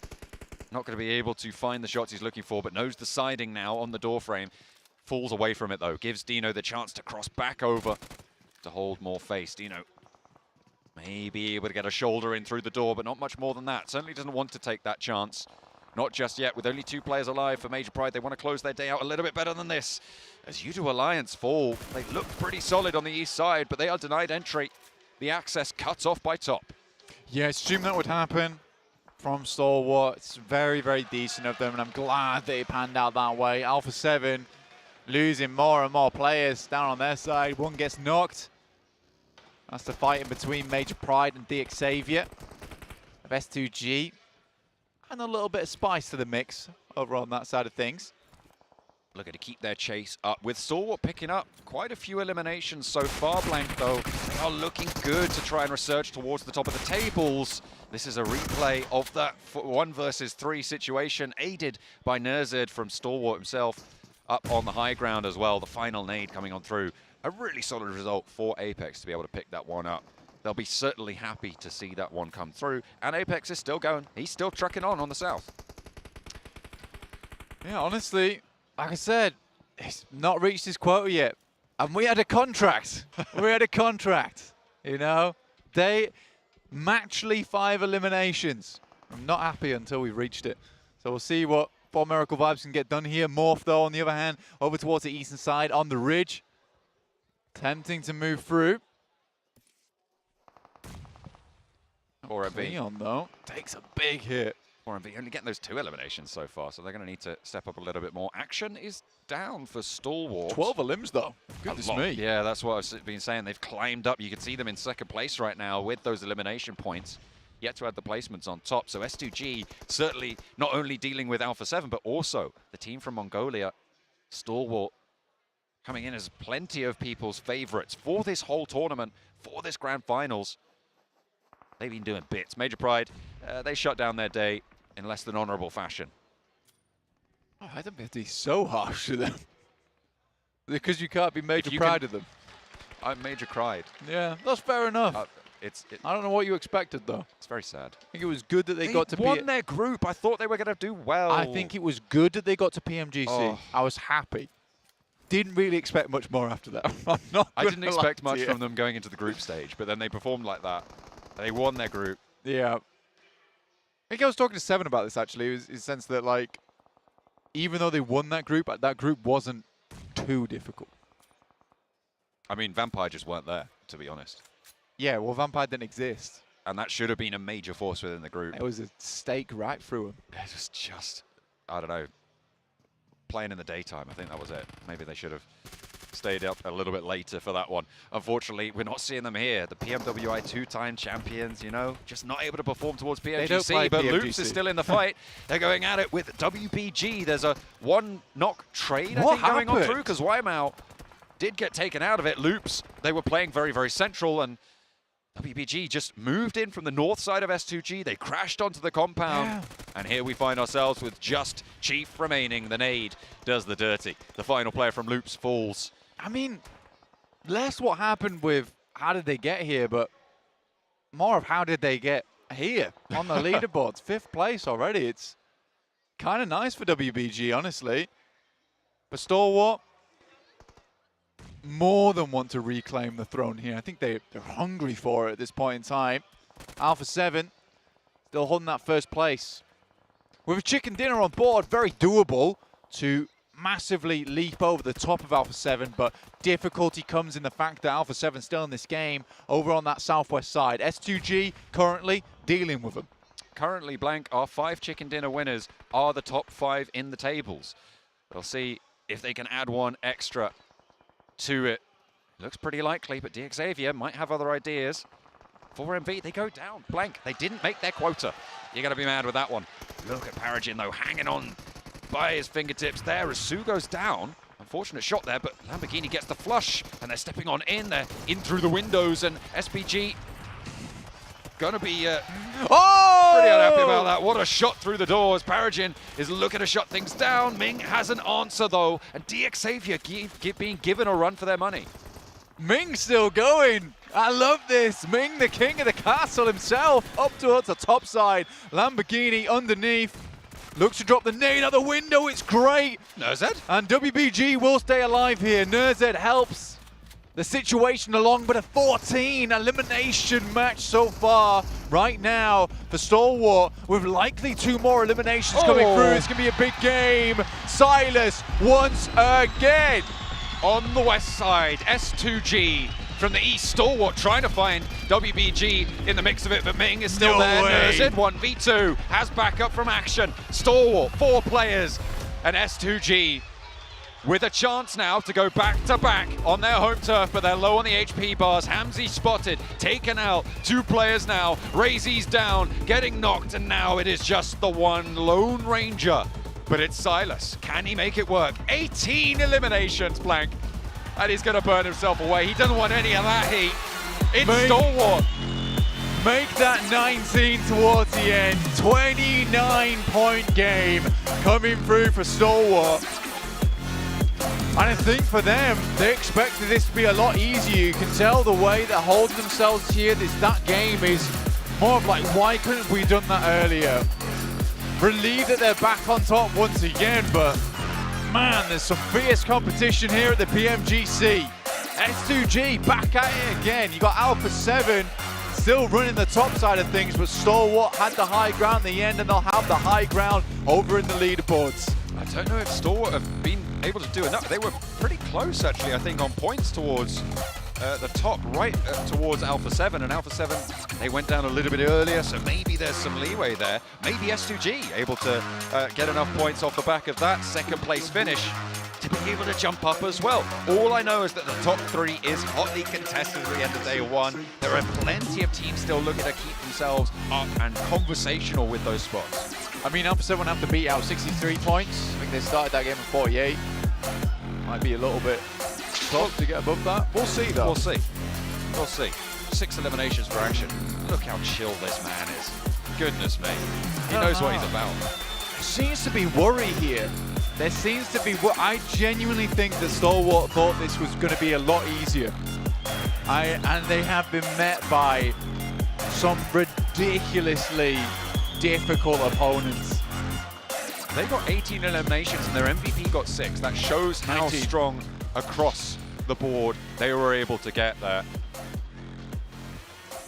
I mean, it's a great final game. Only... It was 18 because he burnt himself. Oh, did he drop the Molotov? Yeah. Oh, cheeky. I thought that was one of theirs. Silas took the point. Damn. Okay. But this is fairly even on terms of damage. Obviously, more eliminations going to the left side of your screen. I mean, that's cool from Silas, though. I like that no one gets to eliminate Silas. He eliminates himself. I mean, denying the point, and in such a closely contested top of the tables, that could be a crucial denial. Yeah. I mean, there was 3 points denied. Maybe 2 points denied, because I think there was still one player from S2G up towards the end there. They couldn't grab him either. And then they weren't able to take up the elimination over towards Silas. They only got one. I think it was from Ray Z in those final moments, which is pretty frustrating if you are the guys over on Stalwart. It's so frustrating. It's so frustrating when I only get 18 eliminations. But it could have been a 20 element, which would have seen them really with a good buffer into tomorrow. 18 sucks. I'm looking for 20. We are going to be going to the final death segment as well in just a moment. But S2G able to put up a good fight on the west side. Unfortunately, that high ground position that we talked about to the east side of water treatment. It seems like when you give Stalwart high ground, they did it over towards the military island with the observatory position to the east side of this water treatment area as well. They were able to use that high ground to leverage a forward move into the north side of the area, take control, and from there they dominated. So many eliminations. So We're right in front.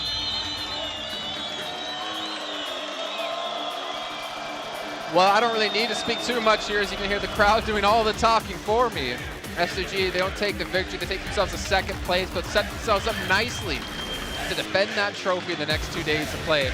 But we really have to talk about Stalwart Esports, Max Man's favorite team. Oh yes, I'm jumping in, Jason.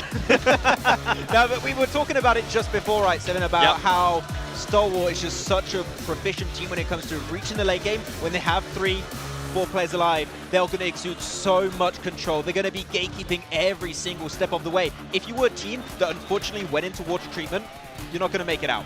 Right, so and they just more eliminations. They could have got almost 20 eliminations if they got the last 2 elims on S2G, but if they get to the late game, they're just going to win it. Yeah, and this is perfect with what we've been talking about for the whole day, right? Especially for Stalwart, if they're able to control a certain area, they're going to be taking full advantage of it. Even earlier on, when they were in water treatment, east of water treatment, they were already starting to control that area. They were already looking out at where the other teams were going to be rotating to and making sure that whenever the circle shifted, they were going to position themselves to take those fights and win those fights as well. So overall, if Stalwart Esports, if I'm a team and I see them being able to get a good position, I'm going to be a little bit scared because of this right here. 28 points. Man, the fact that they sent Nozed to clear Deke Xavier versus WBG and they keep 2 plays on the hilltop, you do not see any team do that. Like, it is such an overly aggressive play, but Nozed has just been able to survive fight after fight, and they're just assisting him from that ridge on the back line, so he has some semblance of safety off the back of that. And no one does that, but it's Stalwart, so they're going to pull it off. As we're looking at the stats here, 2nd place, Weibo. I mean, for them to be able to now perform 3 good matches in a row, that's great momentum for this team, considering that at one point they were in last base sitting with 3 points, I think it was, before they got that chicken dinner. For them to be able to continue on this is going to be great and setting them up nicely for tomorrow as well. Yeah, 28 points. Weibo as well able to step up. The only team really from PEL that's been able to do so far in this event. And we can see top 4 fraggers, of course, it's going to be Stalwart. Obviously, when it comes to that last match, I mean, no other team came close. But to be honest, we saw yet again some great individual moments of greatness. You talk about Nozed, obviously. We have to talk about Apex from For Miracle Vibes, because he's done this multiple matches in a row now where he held off 6-2-8 in a 1v3 and was able to pull that off through. If you hear DBS, just run. Or nades. Also, the ping coming out from Apex is able to keep it alive. I feel like for Miracle Vibe, that is one thing we can see them work around, similar to loops with Carlos in. Not just let a solo player do all the work for you, try and play as a squad, just like a Stalwart, and it might work out. all right. Come down before we end up cursing them. Are you saying you're on the Stalwart train now? Nope. I am not. Okay, I've said it. Legally, I am not binded to this. While we're talking about trains, can you please get off the Nongshim train? Because ever since you got on the Nongshim train, no, they Seven. Oh, no, I'm not. Man. I'm still on that train. We'll see. And Max, man, is using that curse to his advantage here. But obviously, you know, Stalwart, they have been so close so many times in the past. And not able to take the trophy. We've seen them. We have obviously IHC coming in from Mongolia as well. It's great to see the power that Mongolia has as a region. And they do indeed take the lead away from Alpha 7 at the very last match here. But you can see it's not too big of a gap between them. And you have S2G in 3rd place with 52. Well, seemed like our prediction here, 7, of Brazil or Stalwart is actually looking pretty relevant. It is looking relevant. More than I thought, yeah. I'm actually happy that Alpha 7 is currently not in 1st place. I feel like this is a team that we're seeing in the past where they get 1st place, they get a little bit too comfortable, and then they end up losing that 1st place. I kind of don't want them to be 1st place for quite some time as well, but it's good, the performance that we've been seeing out of them. Towards the end of the day, Miramar especially, we saw Mafioso getting eliminated early on every single time. Hopefully they're going to be able to adjust that after they get some time here after this match, right, coming into tomorrow. And then for S2G, out of all the surprises that we got in today, out of all the crazy stuff that we've seen today, S2G being in the top 3 for me has been the biggest surprise. Yeah, I feel like S2G here clearly have improved so much throughout the entirety of the year. Spring season, let's forget about it. We've got to remember the fall season where they start to pop. There's a spring season? I don't know there was one. Nah, definitely not. But they've been able to improve significantly, and I feel like I don't know if you'd agree on this one, Seven. You could compare them to Nongsham Red Force in the sense that they are very good at understanding what fights they need to take and how they rotate. I feel like that Irango in particular, where they didn't get the win, they were able to linger in the long term of that match. They just took the fights to make sense, and that is just such a major threat in this type of lobby. And we are starting to see that more and more out of them, so I do enjoy that. And by the way, for them to be able to currently be performing, Silas being in the MVP, 2 average elims, like, this is what we want to see out of this team. And you were saying Silas has a land buff? Yeah, he has the land buff right now. He's popping off. I almost want to know his stats when he's the last player alive for his team, because there was 2 matches in particular where he was the last person left alive. He was still picking up eliminations. He was still getting them extra points when it came to placements. He's really been a solid anchor for the team so far. Yeah, he has been clearly the standout player of the team throughout today. I mean, clearly he's MVP, so duh. But I want to see Kalsi in particular. He's my favorite player from Turkey, and I want to see him being set up in such a way. But they played good today. You're going to have some VODs available now compared to the scrims. You're going to have actual real games anchored in reality that these teams can go back, look upon. You're going to see your Sanhoks, your Orangles, your Miramars, and enter even stronger, hopefully, in tomorrow's matches. Yeah, the real PMGC for me begins tomorrow. Because it's about the prep work you do tonight for the next day of matches. It's about the review. It's about the VODs. It's about figuring out what to do with your team. And obviously, you just played 6 matches back-to-back. Your day's not done.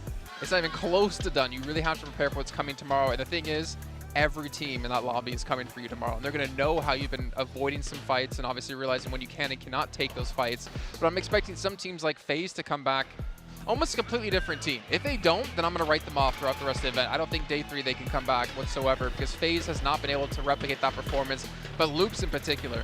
This has probably been a very unexpected underperformance, underwhelming performance out of this team from Brazil. I would say very disappointment, especially even from the get-go, right? When we saw them hot drop in Sanhok, I was like, why?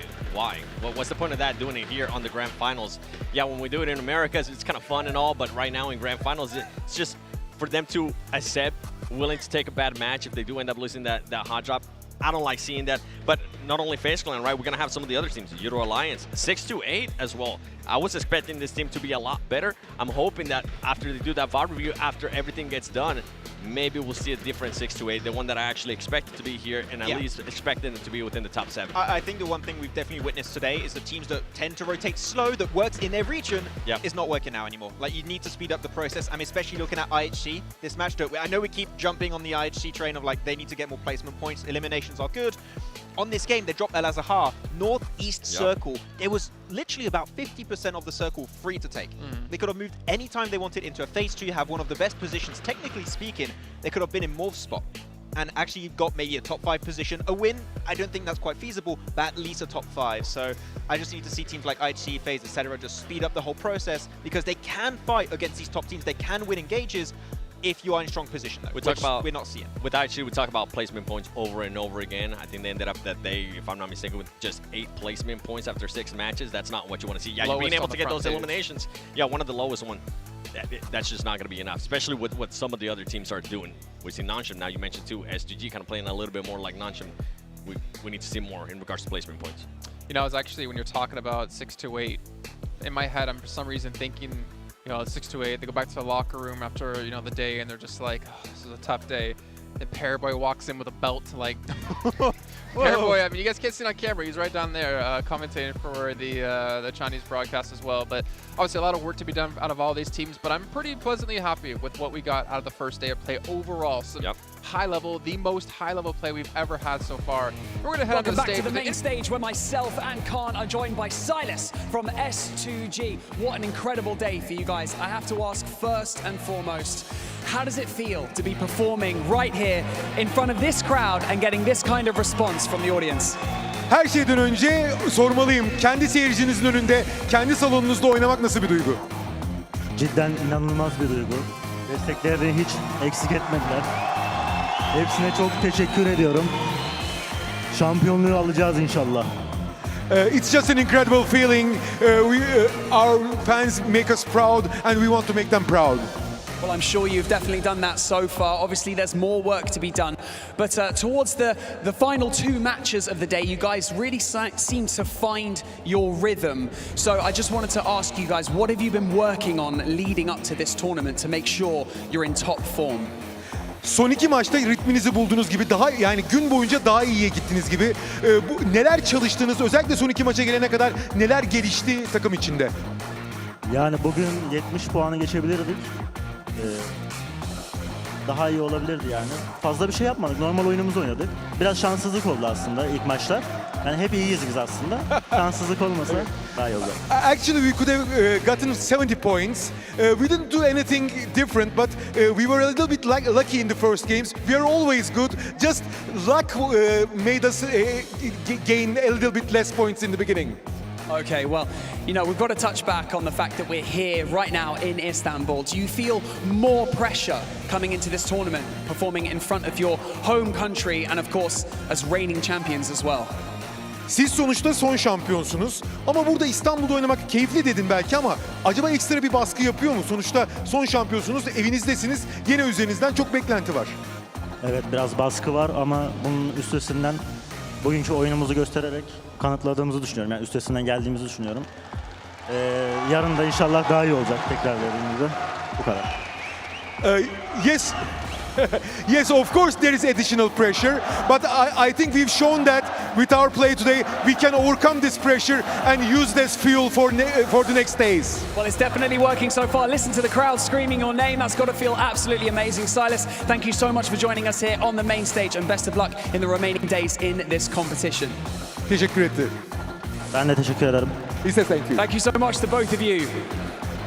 And with that, What a way to kickstart the 2023 PUBG Mobile Global Championships. We've had such an amazing time so far, and we already have a battle on our hands for the top spot. What an incredible last match we just had. I just want to say thank you so much to the production and of course all of the talent for putting on this show and all of the players for making it to this point in the competition. But remember, the hard work has not finished yet. But most of all, I want to say a huge thank you to all of the fans, both here and at home, for watching and for supporting your favorite teams. We still have 2 more days of this competition to go before we crown our champion. We'll see you there. PUBG Mobile 2023 Dünya Şampiyonası'nda harika bir gün geçirdik diye düşünüyorum. 18 maçlık büyük bir serüven bizleri bekliyor. İlk 6 maçı geride bıraktık. Takımlar oldukça heyecanlı ve oldukça hazır gelmişler. Yarını kestirmemiz mümkün değil. Pazar gününü hiç kestiremiyoruz. Daha dolu dolu 2 günümüz daha var. O halde heyecan dorukta. Devam ediyor heyecan.